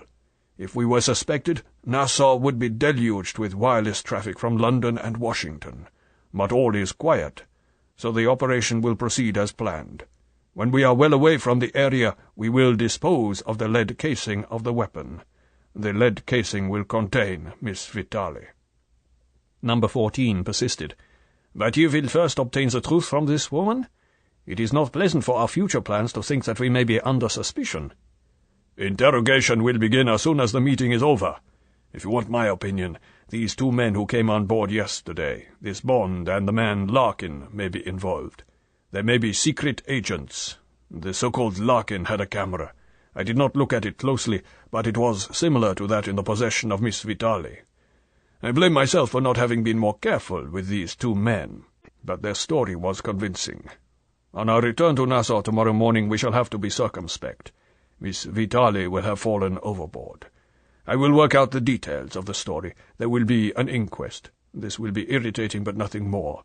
Our witnesses will be unshakable. It will be wise to use the coins as additional alibi for our whereabouts tonight. Number 5, is the state of erosion of the coins satisfactory?" Number 5, Coetzee, the physicist, said judiciously, "It is no more than adequate, but they will pass examination, a cursory examination. They are authentic doubloons and reals of the early 17th century. Seawater has no great effect on gold and silver. I have used a little acid to pit them. They will, of course, have to be handed to the coroner and declared as treasure trove. It would need a far greater expert than he or the court to pass judgment on them. There will be no compulsion to reveal the location of the treasure. We could perhaps give the depth of water, 10 fathoms, let us say, and an unspecified reef. I see no means by which our story could be upset. There is often very deep water outside reefs. Miss Vitali could have had trouble with her aqualung, and could have been seen disappearing over the deep shelf where our echo sounder gave the depth as 100 fathoms. We did our best to dissuade her from taking part in the search, but she was an expert swimmer. The romance of the occasion was too much for her. Number 5 opened his hands. There are often accidents of this nature. Many lives are lost in this way every year. A thorough search was instituted, but there was shark. The treasure hunt was broken off, and we immediately returned to Nassau to report the tragedy. Number 5 shook his head decisively. I see no reason to be dismayed by this occurrence, but I am in favour of a most rigorous interrogation. Number 5 turned his head politely in Largo's direction. There are certain uses of electricity of which I have knowledge. The human body cannot resist them. If I can be of any service? Largo's voice was equally polite. They might have been discussing remedies for a seasick passenger. Thank you. I have means of persuasion that I have found satisfactory in the past, but I shall certainly call upon you if the case is an obstinate one. Largo looked down the table into the shadowed ruby faces. And now we will quickly run through the final details. He glanced down at his watch. It is midnight. There will be 2 hours moonlight starting at 3 a.m. The first light of dawn will be shortly after 5 a.m. We thus have 2 hours for the operation. Our course will bring us in towards West End from the south. This is a normal entry to the islands, and even if our further progress towards the target area is noted by the missile station radar, it will only be assumed that we are a yacht that has strayed slightly off course. We shall anchor at exactly 3 a.m., and the swimming party will leave for the half-mile swim to the laying point. The 15 of you who will be taking part in this swim will, as arranged, swim in arrow formation, the chariot and the sled with the missile in the center. Formation must be strictly kept to avoid straying. The blue torch on my back should be an adequate beacon, but if any man gets lost, he returns to the ship. Is that understood? The first duty of the escort will be to watch for shark and barracuda. I will again remind you that the range of your guns is not much more than 20 feet, and that fish must be hit in or behind the head. Any man who is about to fire must warn his neighbor, who will then stand by to give additional fire if required. However, 1 hit should be sufficient to kill if the curare is, as we have been informed, not affected by the passage through sea-water. Above all, Largo put his hands decisively down on the table before him, do not forget to remove the small protective sheath from the barb before firing. Largo raised his hands. You will forgive me for repeating these points. We have had many exercises in similar conditions, and I have confidence that all will be well. But the underwater terrain will be unfamiliar, and the effect of the dexedrine pills, they will be issued to the swimming party after this meeting, will be to sensitize the nervous system as well as provide the extra stamina and encouragement. So we must all be prepared for the unexpected and know how to handle it. Are there any further questions? During the planning stages, months before in Paris, Blofeld had warned Largo that if trouble was caused by any members of his team, it was to be expected from the 2 Russians, the ex-members of SMERSH, number 10 and number 11. Conspiracy, Blofeld had said, is their lifeblood. Hand in hand with conspiracy walks suspicion. These 2 men will always be wondering if they are not the object of some subsidiary plot. To give them the most dangerous work, to make them fall guys for the police, to kill them and steal their share of the profits. They will be inclined to inform against their colleagues, and always to have reservations about the plans that are agreed upon. For them, the obvious plan, the right way to do a thing, will have been chosen for some ulterior reason which is being kept hidden from them. They will need constant reassurance that nothing is being kept hidden from them. But once they have accepted their orders, they will carry them out meticulously and without regard for their personal safety. Such men, apart from their special talents, are worth having. But you will please remember what I have said, and should there be trouble, should they try and sow mistrust within the team, you must act quickly and with utter ruthlessness. The maggots of mistrust and disloyalty must not be allowed to get a hold in your team. They are the enemies within that can destroy even the most meticulous planning. Now number 10, a once famous SMERSH terrorist called Strelik, began talking. He was sitting 2 places away from Largo on his left. He did not address Largo, but the meeting. He said, Comrades, I am thinking of the interesting matters recounted by number 1, and I am telling myself that everything has been excellently arranged. I am also thinking that this operation will be a very fine one, and that it will certainly not be necessary to explode the second weapon on target number 2. I have some documentations on these islands, and I am learning from the yachtsman's— Number 10 had trouble with the word— guide to the Bahamas, that there is a big new hotel within a few miles of our target site, also a scattered township. I am therefore estimating that the explosion of weapon number 1 will destroy perhaps 2,000 persons. 2,000 persons is not very many in my country, and their death compared with the devastation of this important missile station would not, in the Soviet Union, be considered of great importance. I am thinking that it will be otherwise in the West, and that the destruction of these people and the rescuing of the survivors will be considered a grave matter that will act decisively towards immediate agreement with our terms and the saving of target number 2 from destruction. This being so, comrades— the dull, flat voice gained a trace of animation— I am saying to myself that within as little as 24 hours our labours will have been completed, and the great prize will be within our grasp. Now, comrades— the red and black shadows turned the taut little smile into a dark grimace— with so much money so near at hand, a most unworthy thought has come into my mind.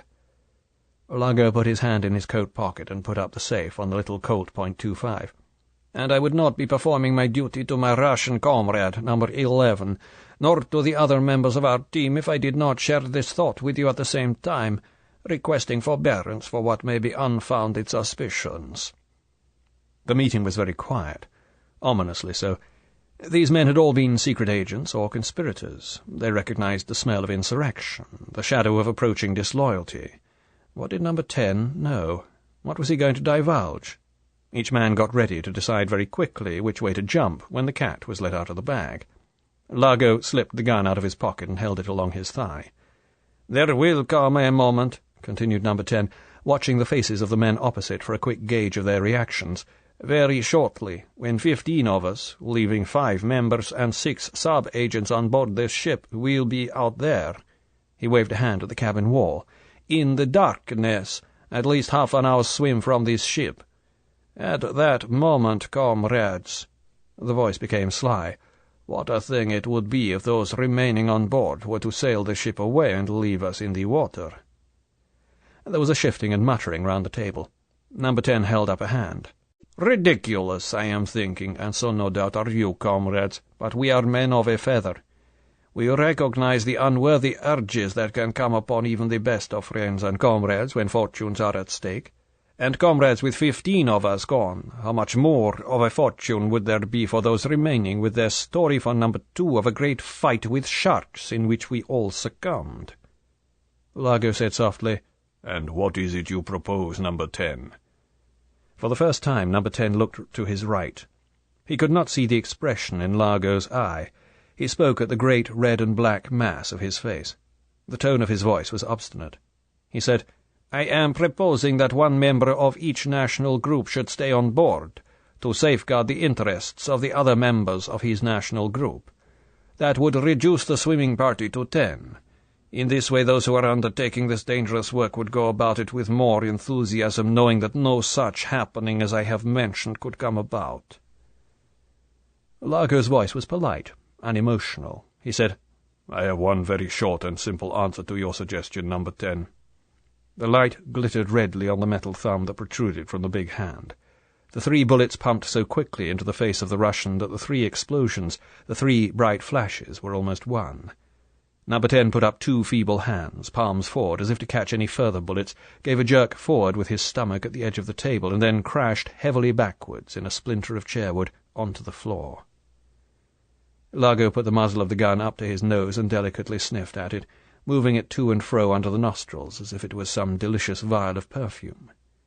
In the silence he looked slowly down one rank of faces and up the other. Finally he said softly, "The meeting is now at an end. Will all members please return to their cabins and look for a last time to their equipment? Food will be ready from now on in the galley. 1 drink of alcohol will also be available for those who want it. I will detail 2 crew members to look after the late number 2. Thank you." When Largo was alone, he got to his feet, stretched, and gave a great cavernous yawn. Then he turned to the sideboard, opened a drawer, and took out a box of Corona cigars. He chose one, and, with a gesture of distaste, lit it. He then took the closed red rubber container that held the ice cubes and walked out of the door and along to the cabin of Domino Vitale. He closed the door and locked it. Here also a red riding light hung from the ceiling. Under it, on the double bunk, the girl lay offered like a starfish, her ankles and wrists strapped to the four corners of the ironwork below the mattress. Largo put the icebox down on the chest of drawers and balanced the cigar carefully beside it so that the glowing tip would not spoil the varnish. The girl watched him, her eyes glittering red points in the semi-darkness. Largo said, "My dear, I have had great enjoyment out of your body. Much pleasure. In return, unless you tell me who gave you that machine to bring on board, I shall be forced to cause you great pain. It will be caused with these two simple instruments." He held up the cigar and blew on the tip until it glowed brightly. "This for heat, and these ice cubes for cold. Applied scientifically, as I shall apply them, they will have the inevitable effect of causing your voice, when it has stopped screaming, to speak, and speak the truth. Now then, which is it to be?" The girl's voice was deadly with hate. She said, "You killed my brother, and you will now kill me. Go on and enjoy yourself. You are already a piece of death yourself. When the rest of it comes very soon, I pray God you would suffer 1,000,000 times more than both of us." Largo's laugh was a short, harsh bark. He walked over to the edge of the bunk. He said, "Very well, my dear. We must see what we can do with you. Very softly, and very, very slowly." He bent down and hooked his fingers in the neckline of her shirt and the join of the brassiere. Very slowly, but with great force, he tore downwards the whole length of her. Then he threw aside the torn halves of material and exposed the whole gleaming length of her body. He examined it carefully and reflectively, and then went to the chest of drawers and took the cigar and the bowl of ice cubes, and came back and made himself comfortable on the edge of the bunk. Then he took a puff at the cigar, knocked the ash off onto the floor, and leant forward. Chapter 22. The Shadower. In the attack centre of the Manta it was very quiet. Commander Peterson, standing behind the man at the echo sounder, occasionally made a comment over his shoulder to Bond and Leiter, who had been given canvas-backed chairs well away from the depth and speed gauges, which had been hooded so that they could only be read by the navigation team. These three men sat side by side on red leather, foam-cushioned, aluminium seats, handling the rudder and the forward and aft diving planes as if they were pilots in an airliner. Now the captain left the echo sounder and came over to Bond and Leiter. He smiled cheerfully. 30 fathoms, and the nearest K is a mile to westwards. Now we've got a clear course all the way to Grand Bahama, and we're making good speed. If we keep it up, we've got about 4 hours sailing. Be off Grand Bahama about an hour before first light. How about some food and a bit of sleep? There won't be anything on the radar for an hour. These Berry Islands will fill the screen until we're clear of them. Then will come the big question. When we clear them, shall we see that one of the smallest of the K has broken loose and is sailing fast northwards on a parallel course to ours? If we see that on the screen, it'll be the disco. If she's there, we'll submerge. You'll hear the alarm bells, but you can just roll over and have a bit more sleep. Nothing can happen until it's certain that she's in the target area. Then we'll have to think again. The captain made for the stairway. Mind if I lead the way? Watch your head on the pipes. This is the one part of the ship where there isn't much clearance. They followed him down and along a passage to the mess hall, a well-lighted dining room finished in cream with pastel pink and green panels. They took their places at the head of one of the formica top tables, away from the other officers and men who looked curiously at the two civilians. The captain waved a hand at the walls of the room. Bit of a change from the old battleship Grey. You'd be surprised how many eggheads are involved in the design of these ships. Have to be if you want to keep your crew happy when the ship's submerged for a month or more at a time. The trick cyclists said we couldn't have just one colour, must have contrast everywhere, or the men's eyes get sort of depressed. This hall's used for movies, closed-circuit television, cribbage tournaments, bingo, God knows what. Anything to keep the men off duty from getting bored. And you notice there's no smell of cooking or engine smells. Electrostatic precipitators all over the ship that filter them off. A steward came with menus. Now then, let's get down to it. I'm having the baked Virginia ham with red-eye gravy, apple pie with ice cream, and iced coffee. And, steward, don't go too easy on that red-eye." He turned to Bond. "Getting out of harbour always gives me an appetite. You know, it isn't the sea the captain hates, it's the land." Bond ordered poached eggs with rye toast and coffee. He was grateful for the captain's cheerful talk, but he himself had no appetite. There was a gnawing tension inside him which would only be released when the disco was picked up on the radar and there would be a prospect of action. And lurking behind his concern about the whole operation was worry about the girl. Had he been right to trust her with so much of the truth? Had she betrayed him? Had she been caught? Was she alive? He drank down a glass of iced water and listened to the captain explaining how the ice cubes and the water were distilled from the sea. Finally, Bond became impatient with the cheerful, even tone of the conversation. He said, "Forgive me, Captain, but could I interrupt for a moment, clear my mind about what we're going to do if we're right about the disco, and if we come up with her off the Grand Bahama? I can't quite figure what the next step ought to be. I've got my own ideas, but were you thinking we'd try and go alongside and board her, or just blow her out of the water?" The captain's grey eyes were quizzical. He said, "I was kind of leaving all that to you fellows. The Navy Department says that I'm under your orders. I'm just the chauffeur. Supposing you tell me what you have in mind, and I'll be glad to go along with anything you suggest, so long as it doesn't endanger my ship." He smiled. "Too much, that is. In the last resort, if the Navy Department means what it says, and from your account of this operation it does, the safety of the ship will also have to go by the board.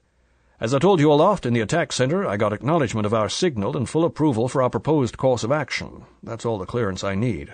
Now then, you tell me." The food came. Bond pecked at his eggs and pushed them away. He lit a cigarette. He said, looking at Felix Leiter, "Well, I don't know what you've worked out, Felix, but this is how I see the picture we may find around 4 o'clock in the morning, on the assumption, that is, that the disco has been sailing north in shoal water under cover of the Berry Islands, and that she'll then make for the Grand Bahama shore somewhere off the site of the missile station.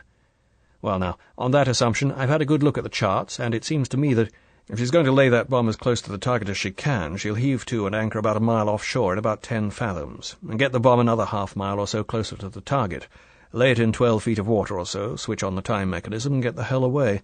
That's how I'd go about it. She'd be away by first light, and there's plenty of yacht traffic around West End from what I can gather from the pilot. She'd show up on the station radar, of course, but she'd be just another yacht. Assuming the bomb's set for the 12 hours Largo's got before the time limit expires, he could be back in Nassau, or twice as far away if he wanted, in the time he's got. For my money, he'll go back to Nassau with his treasure-hunting story and wait for the next lot of orders from Spectre." Bond paused. He avoided Leiter's eyes. "That is, unless he's managed to get information out of the girl."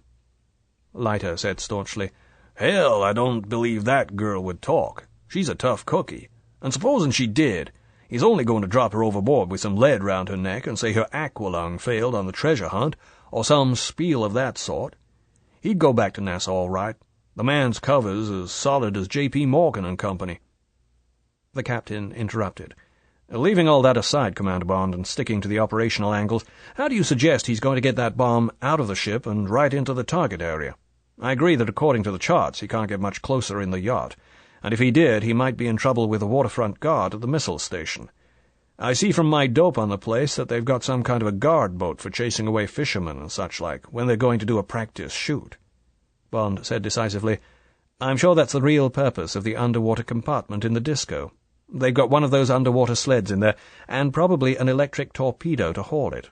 They'll load the bomb on the sled and take it in with a team of underwater swimmers, lay it and come back to the ship. Otherwise, why have all that underwater gear?"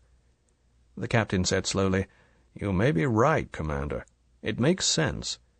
But so what do you want me to do about it?" Bond looked the captain in the eye. "There's only one moment to nail these people. If we show our hand too soon, the disco can get the hell away, only a few hundred yards maybe, and dump the bombs in 100 fathoms. The only time to get them, and the bomb, the first bomb anyway, is when that team has left the ship and is on its way to the laying point. We've got to get their underwater team with our underwater team. The second bomb, if it's aboard, doesn't matter. We can sink the ship with the second bomb inside her." The captain looked down at his plate. He arranged the knife and fork tidily together, straightened the dessert spoon, and took the remains of his iced coffee and swirled the fragments of ice round so that they tinkled. He put the glass back on the table and looked up, first at Leiter, then at Bond. He said thoughtfully, "I guess what you say makes sense, Commander. We have plenty of oxygen rebreathers on board. We also have 10 of the finest swimmers in the nuclear flotilla. But they'll only have knives to fight with. I'll have to ask for volunteers." He paused. "Who's going to lead them?" Bond said, "I'll do that. Skin diving happens to be one of my hobbies, and I know what fish to look out for and which ones not to mind about. I'll brief your men about those things." Felix Leiter interrupted. He said obstinately, "And don't think you're going to leave me behind eating Virginia ham. I'll put an extra foot flipper on this." He held up the shining hook. "And I'll race you over half a mile any day, gammy leg and all. You'd be surprised the things one gets around to improvise when someone chews off one of your arms. Compensation, it's called by the medics, in case you hadn't heard about it." The captain smiled. He got to his feet. Okay. I'll leave you two heroes to fight it out while I have a word to the men over the speaker system. Then we'll have to get together with the charts and see that the gear's okay and such like. You fellas aren't going to get any sleep, after all. I'll have a ration of battle pills issued to you. You're going to need them." He raised a hand and went off down the mess hall. Leiter turned to Bond. "You goddamn shyster. Thought you were going to leave your old pal behind, didn't you? God, the treachery of you limeys. Perfidious Albion is right, all right." Bond laughed. "How the hell was I to know you'd been in the hands of rehabilitators and therapists and so on? I never knew you took life so seriously. I suppose you've even found some way of petting with that damned meat hook of yours." Leiter said darkly, "You'd be surprised. Get a girl round the arm with this, and you'd be amazed the effect it has on their good resolutions. Now then, let's get down to cases. What sort of formation are we going to swim in? Can we get some of those knives made into lances? How are we going to recognize our side from theirs underwater, and in semi-darkness at that?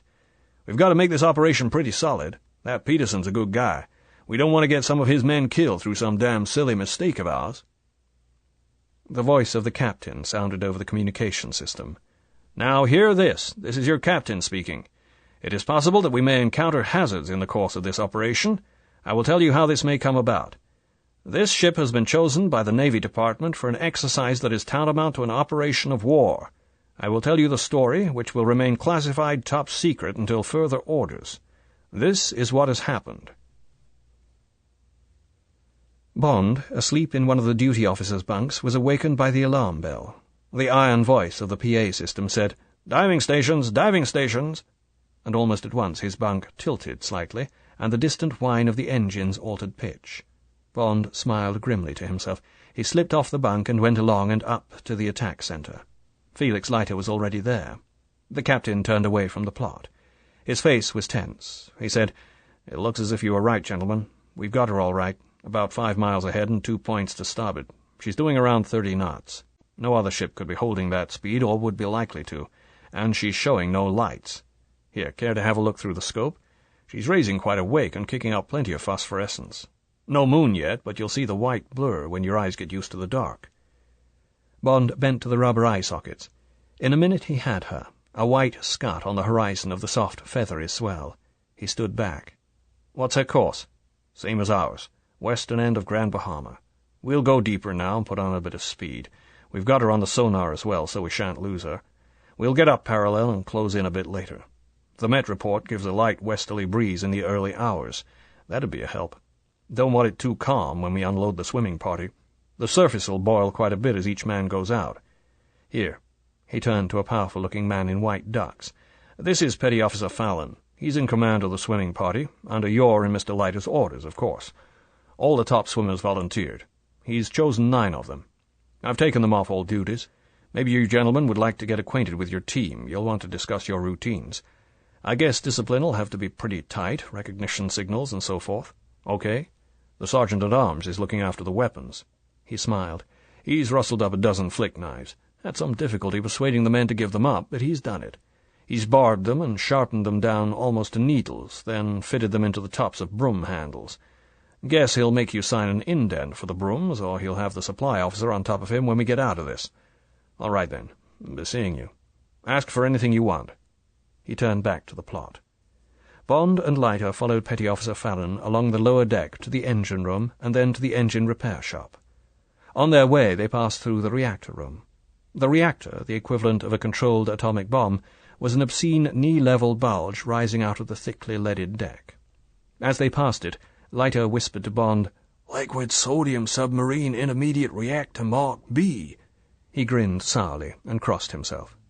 Bond gave the thing a sideway kick with his shoe. "Steam-age stuff. Our Navy's got the Mark C." The repair shop, a long, low room equipped with various forms of precision machinery, presented a curious sight. At one end were grouped the 9 swimmers, clad only in bathing trunks, their fine bodies glowing with sunburn. At the other, 2 men in grey overalls, drab figures of the machine age, were working in semi-darkness with only pinpoints of bright light cast on the whirring lathes from which the knife blades threw small fountains of blue and orange sparks. Some of the swimmers already had their spears. After the introductions, Bond took one and examined it.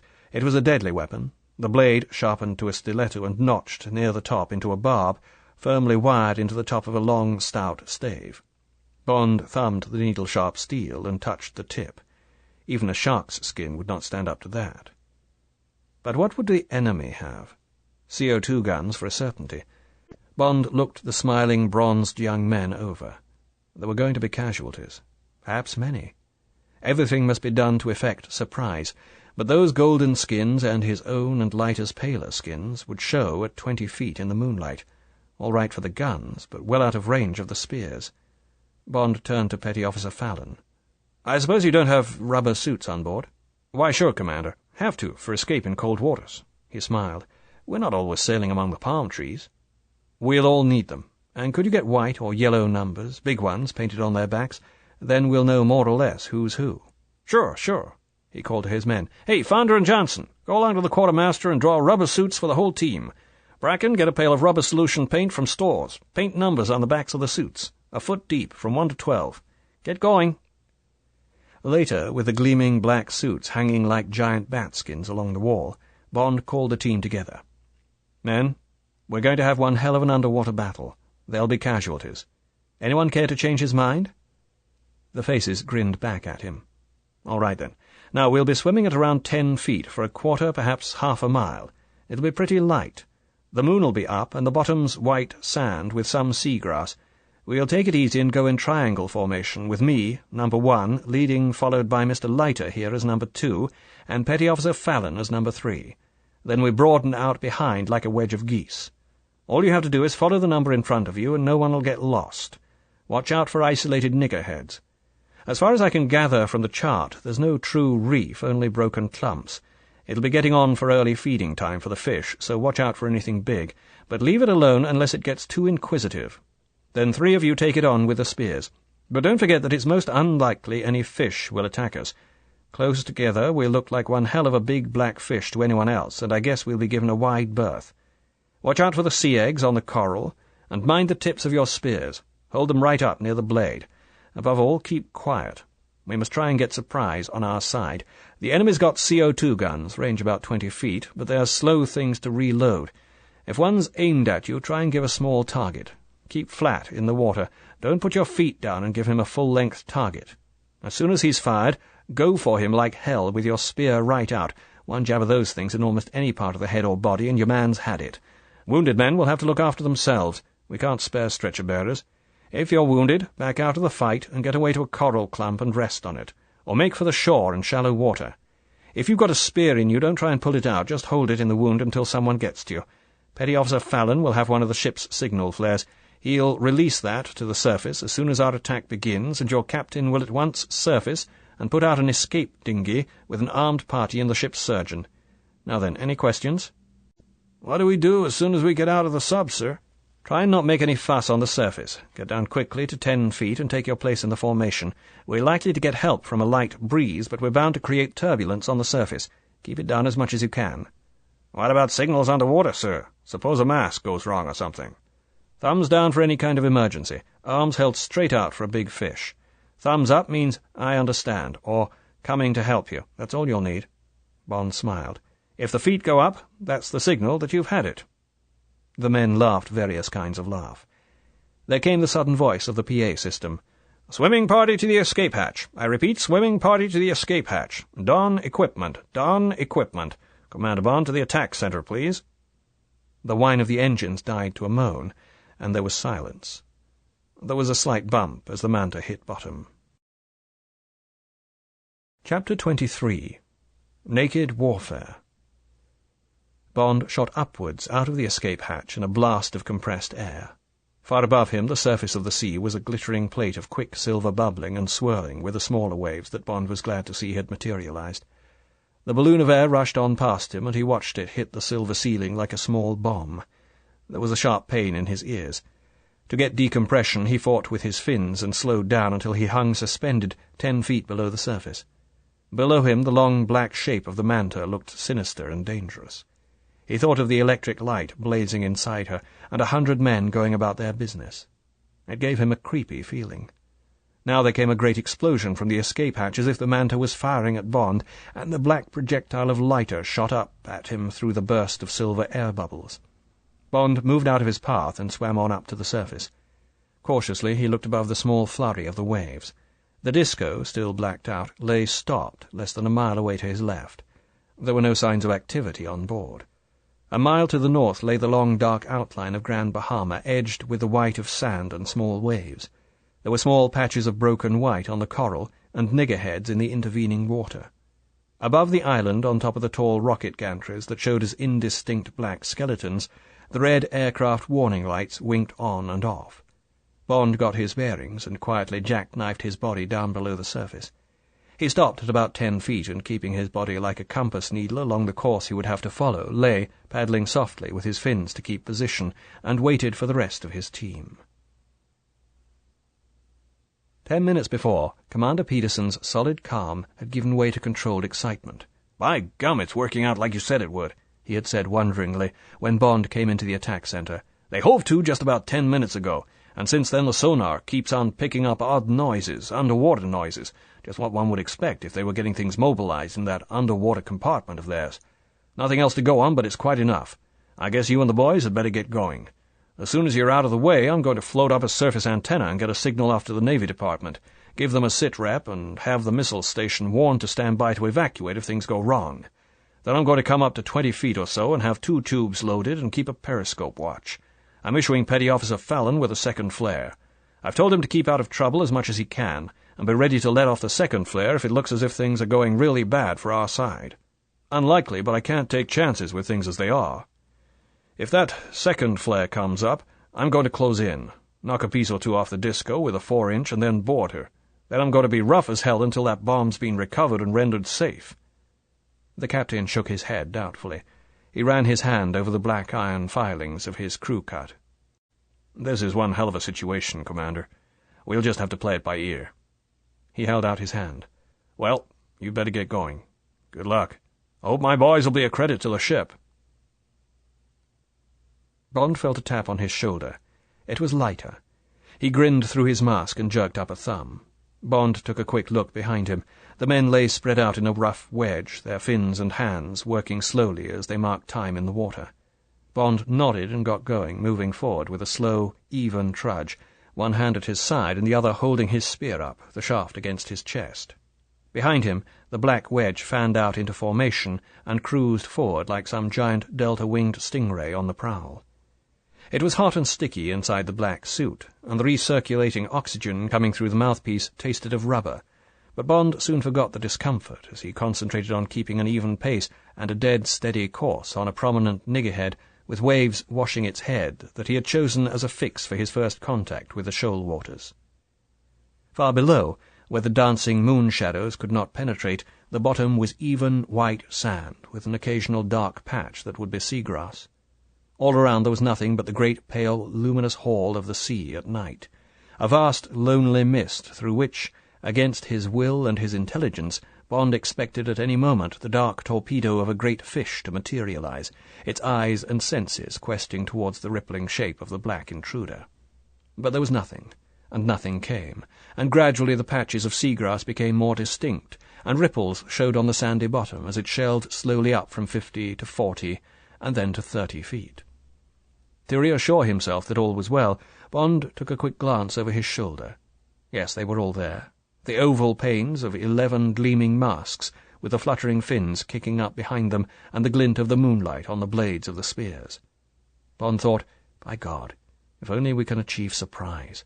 What a terrifying ambush to meet coming at you through the shadows and shapes of the reef. His heart lifted momentarily at the thought, only to be checked by the deep gnawing of his hidden fears about the girl. Supposing she was part of the enemy team? Supposing he came face to face with her, would he bring himself to do it? With the spear? But the whole idea was ridiculous.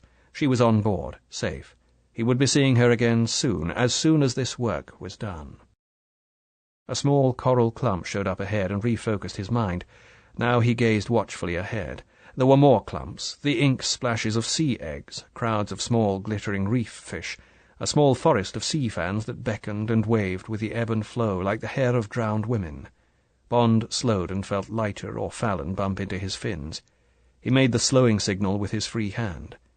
Now he crept carefully forward, looking for the silvery wash of the waves against the top of his navigation mark. Yes, it was there, away to the left. He was a good 20 feet off course. He swerved towards it, gave the halt signal, and came slowly up under its protection. With infinite caution he raised his head through the sucking waves. He glanced first towards the disco. Yes, she was still there, showing more plainly with the moon now full on her. No sign of life. Bond inched his gaze slowly across the intervening sea. Nothing. A flurry of wavelets down the mirrored pathway of the moon. Now Bond slid round to the other side of the coral head. Nothing but the broken waters of the shoal, and 500 or 600 yards away, the clear coastline and the beach. Bond searched the clear channels for unusual turbulence in the water, for shapes, for anything moving. What was that? 100 yards away, on the edge of a big patch, almost a lagoon of clear water amongst the coral, a head, a pale head, with the glitter of a mask across it, had broken the surface for an instant, taken a quick look round, and immediately submerged. Bond held his breath. He could feel his thrilled heart hammering against the inside of his rubber suit. Feeling stifled, he took the breathing tube from between his teeth and let his breath burst out of him.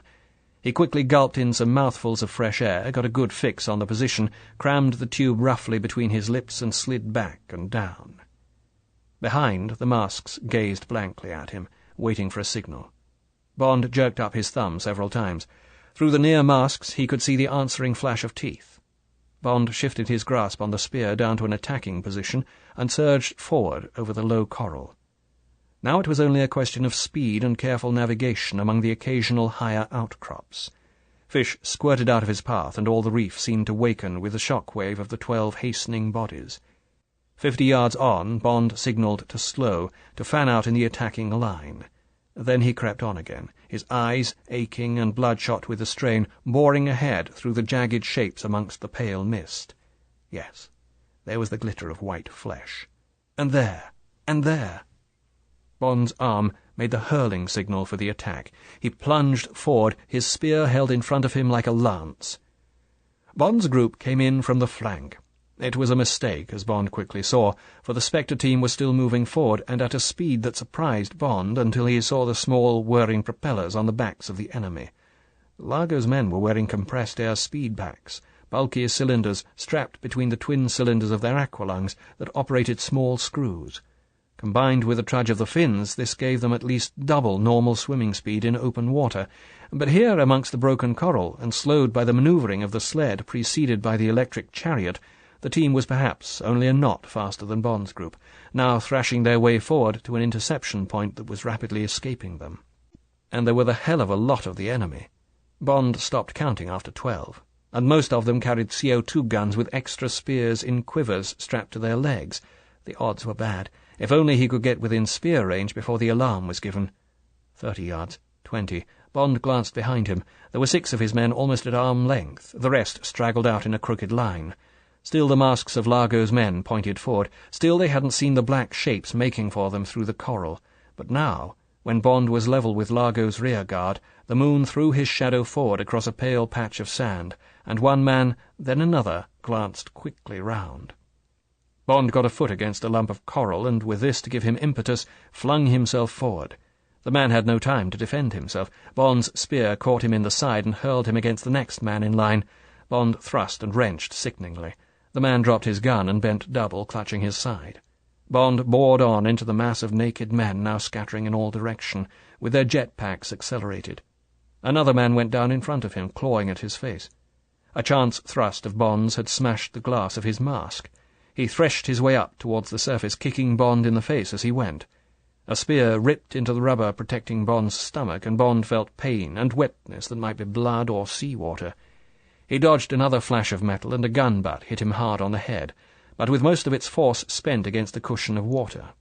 It knocked him silly, and he clung for a moment to a niggerhead to get his bearings, while the black tide of his men swept past him, and individual fights filled the water with black puffs of blood. The battleground had now shifted to a wide expanse of clear water fringed with broken coral.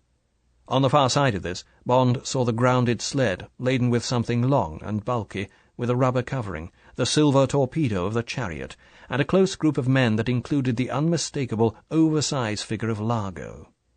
Bond melted back among the coral clumps, got close down to the sand, and began to swim cautiously round the flank of the big, clear pool.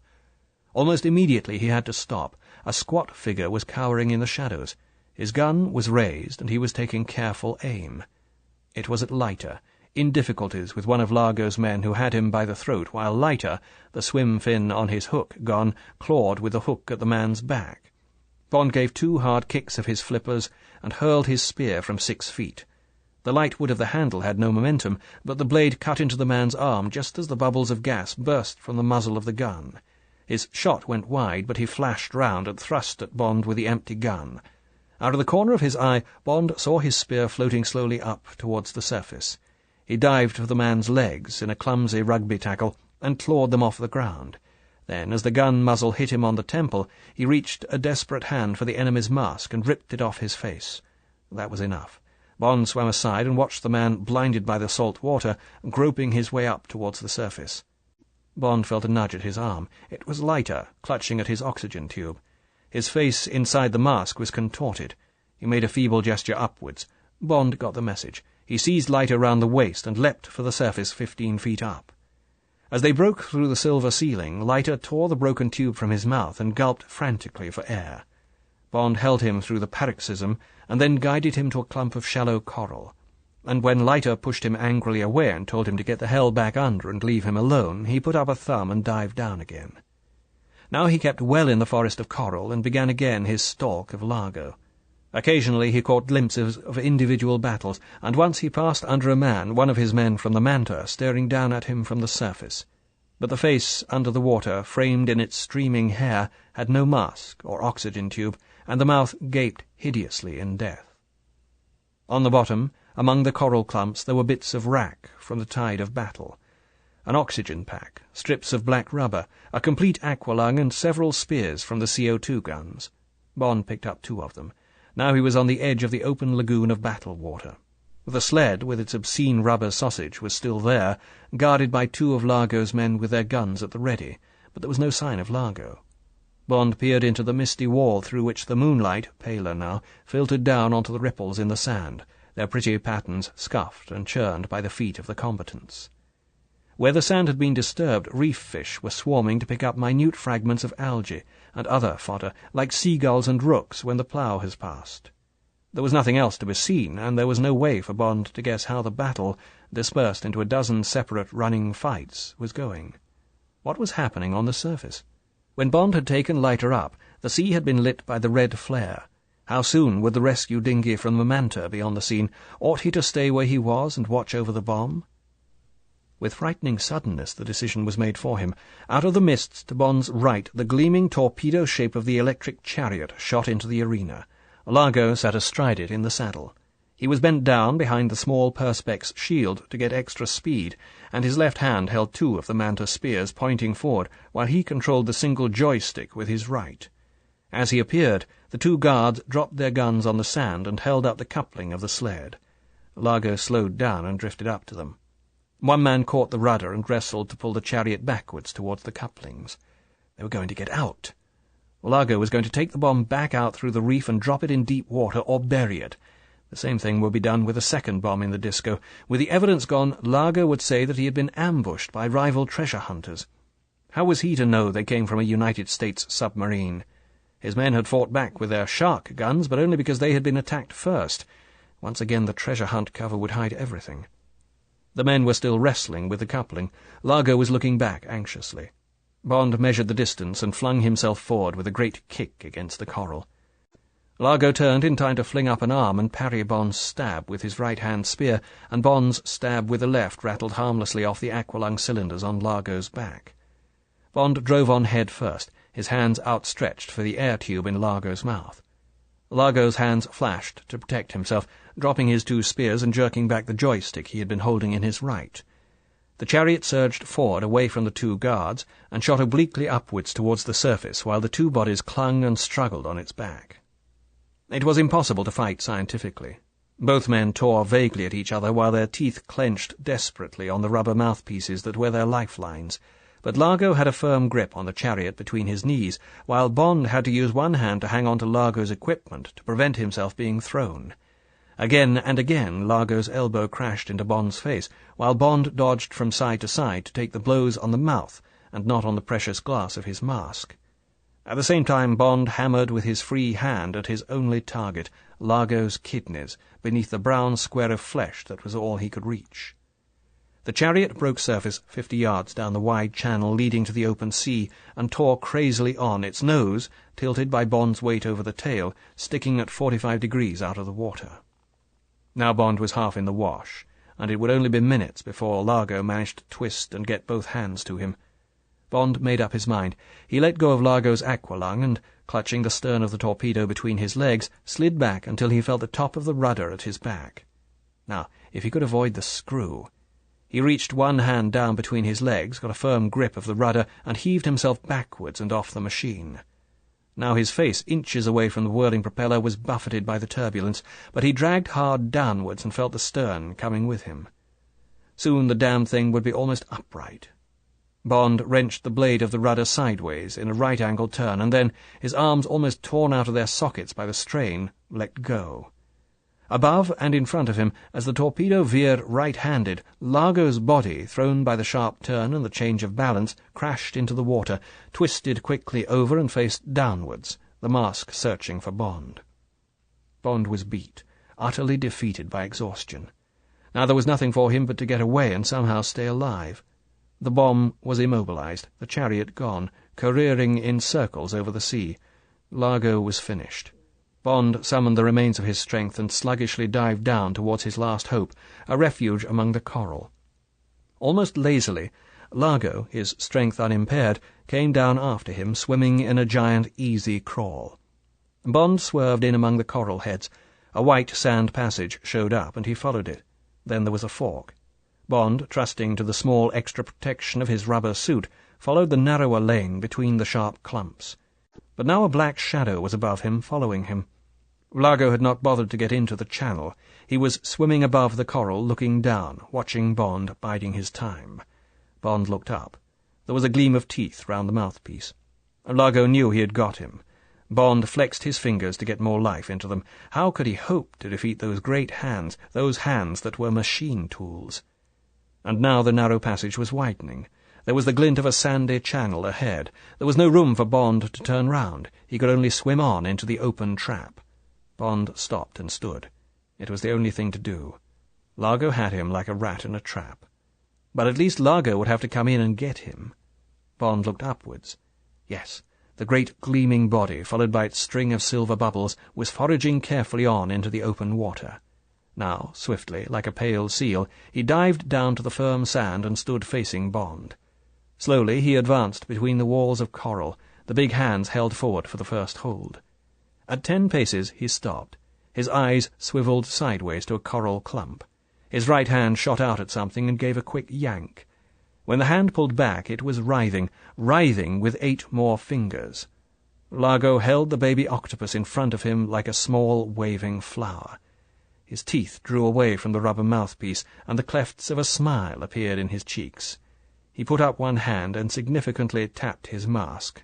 Bond bent down and picked up a rock covered with seaweed. Largo was being melodramatic. A rock in Largo's mask would be more efficient than having an octopus slapped across his. Bond wasn't worried by the octopus. Only a day before he had been in company with 100 of them. It was Largo's longer reach that worried him. Largo took a pace forward, and then another. Bond crouched, backing carefully, so as not to cut his rubber skin into the narrow passage. Largo came on, slowly, deliberately. In 2 more paces he would attack. Bond caught a glint of movement out in the open behind Largo. Someone to the rescue. But the glint was white, not black. It was one of theirs. Largo leapt forward.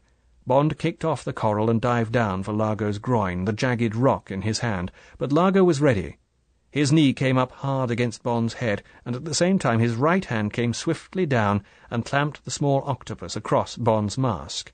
Then, from above, both his hands came down and got Bond by the neck, lifted him up like a child and held him at arm's length, pressing. Bond could see nothing. Vaguely he felt the slimy tentacles groping over his face, getting a grip of the mouthpiece between his teeth, pulling. But the blood was roaring in his head, and he knew he was gone. Slowly he sank to his knees. But how? Why was he sinking? What had happened to the hands at his throat? His eyes, squeezed tight in agony, opened, and there was light. The octopus, now at his chest, let go and shot away among the coral. In front of him, Largo with a spear sticking horribly through his neck, lay kicking feebly on the sand. Behind him, and looking down at the body, stood a small, pale figure fitting another spear into an underwater gun. The long hair flowed round her head like a veil in the luminous sea. Bond got slowly to his feet. He took a step forward. Suddenly he felt his knees beginning to give. A wave of blackness began to creep up over his vision. He leant against the coral, his mouth slackening round the oxygen tube. Water seeped into his mouth. "No," he said to himself. "No, don't let that happen." A hand took one of his. But Domino's eyes behind her mask were somewhere else. They were blank, lost. She was ill. What was the matter with her? Bond was suddenly awake again. His eyes took in the blood patches on her bathing dress, the angry red marks on her body between the scraps of bikini. They would both die, standing there, unless he did something about it. Slowly his leaden legs began to stir the black fins. They were moving up. It wasn't so difficult after all. And now, vaguely, her own fins were helping. The two bodies reached the surface together and lay face downwards in the shallow troughs of the waves. The oyster light of dawn slowly turned pink. It was going to be a beautiful day. Chapter 24. The last chapter. Take it easy, Mr. Bond. Felix Leiter came into the white, antiseptic room and closed the door conspiratorially behind him. He came and stood beside the bed where Bond lay on the edge of drugged sleep. "How's it going, fella?" "Not bad, just doped." "Doctor said I wasn't to see you, but I thought you might care to hear the score, okay?" "Sure."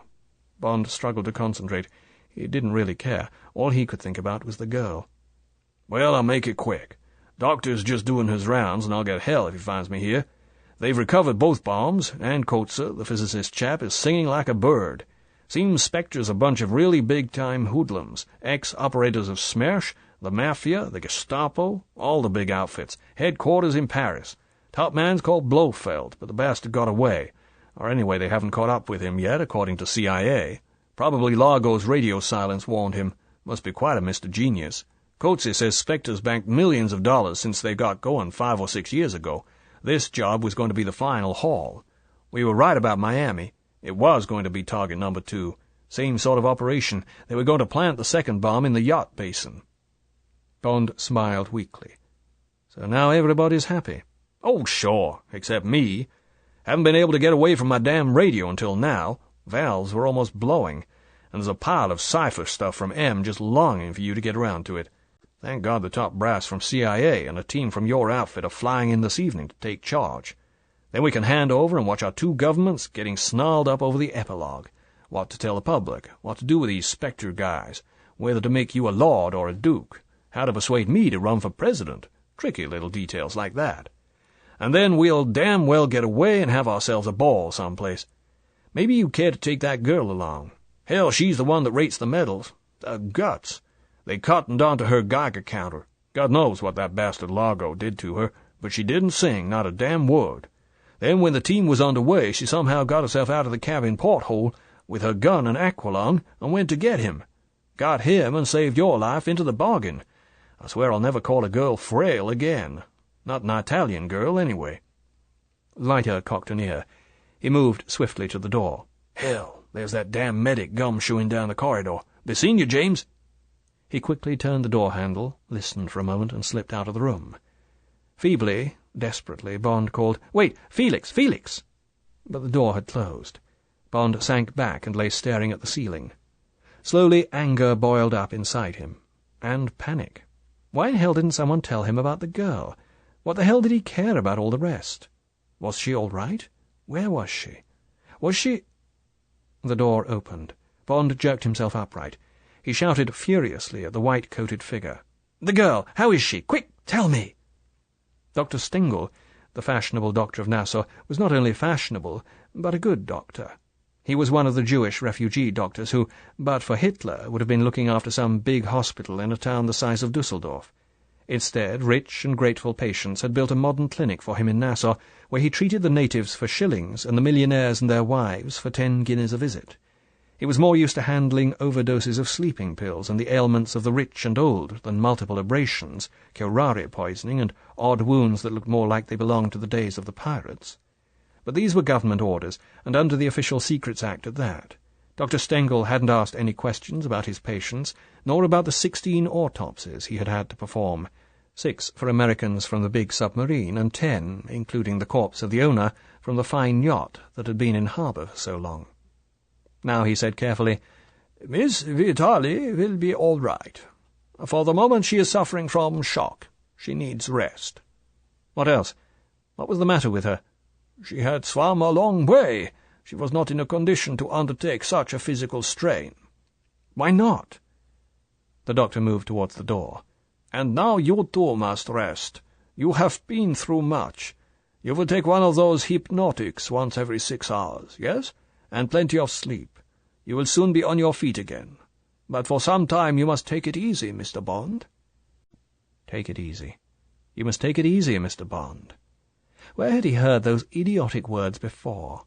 Suddenly Bond was raging with fury. He lurched out of bed. In spite of the sudden giddiness, he staggered towards the doctor. He shook a fist in the urbane face. Urbane, because the doctor was used to the emotional storms of patients, and because he knew that in minutes the strong soporific would put Bond out for hours. "Take it easy? God damn you! What do you know about taking it easy? Tell me, what's the matter with that girl? Where is she? What's the number of her room?" Bond's hands fell limply to his sides. He said feebly, "For God's sake, tell me, Doctor. I need to know." Dr. Stengel said patiently, kindly, "Someone has ill-treated her. She is suffering from burns, many burns. She is still in great pain. But," he waved a reassuring hand, "inside she is well. She is in the next room in number 4. You may see her, but only for a minute. Then she will sleep. And so will you. Yes?" He held open the door. "Thank you. Thank you, Doctor." Bond walked out of the room with faltering steps. His blasted legs were beginning to give again.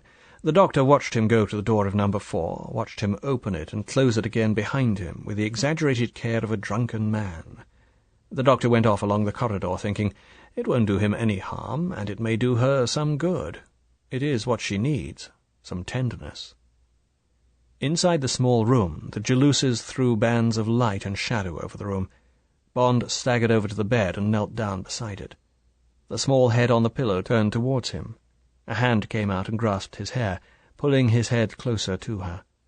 Her voice said huskily, "You are to stay here. Do you understand? You are not to go away." When Bond didn't answer, she feebly shook his head to and fro. "Do you hear me, James? Do you understand?"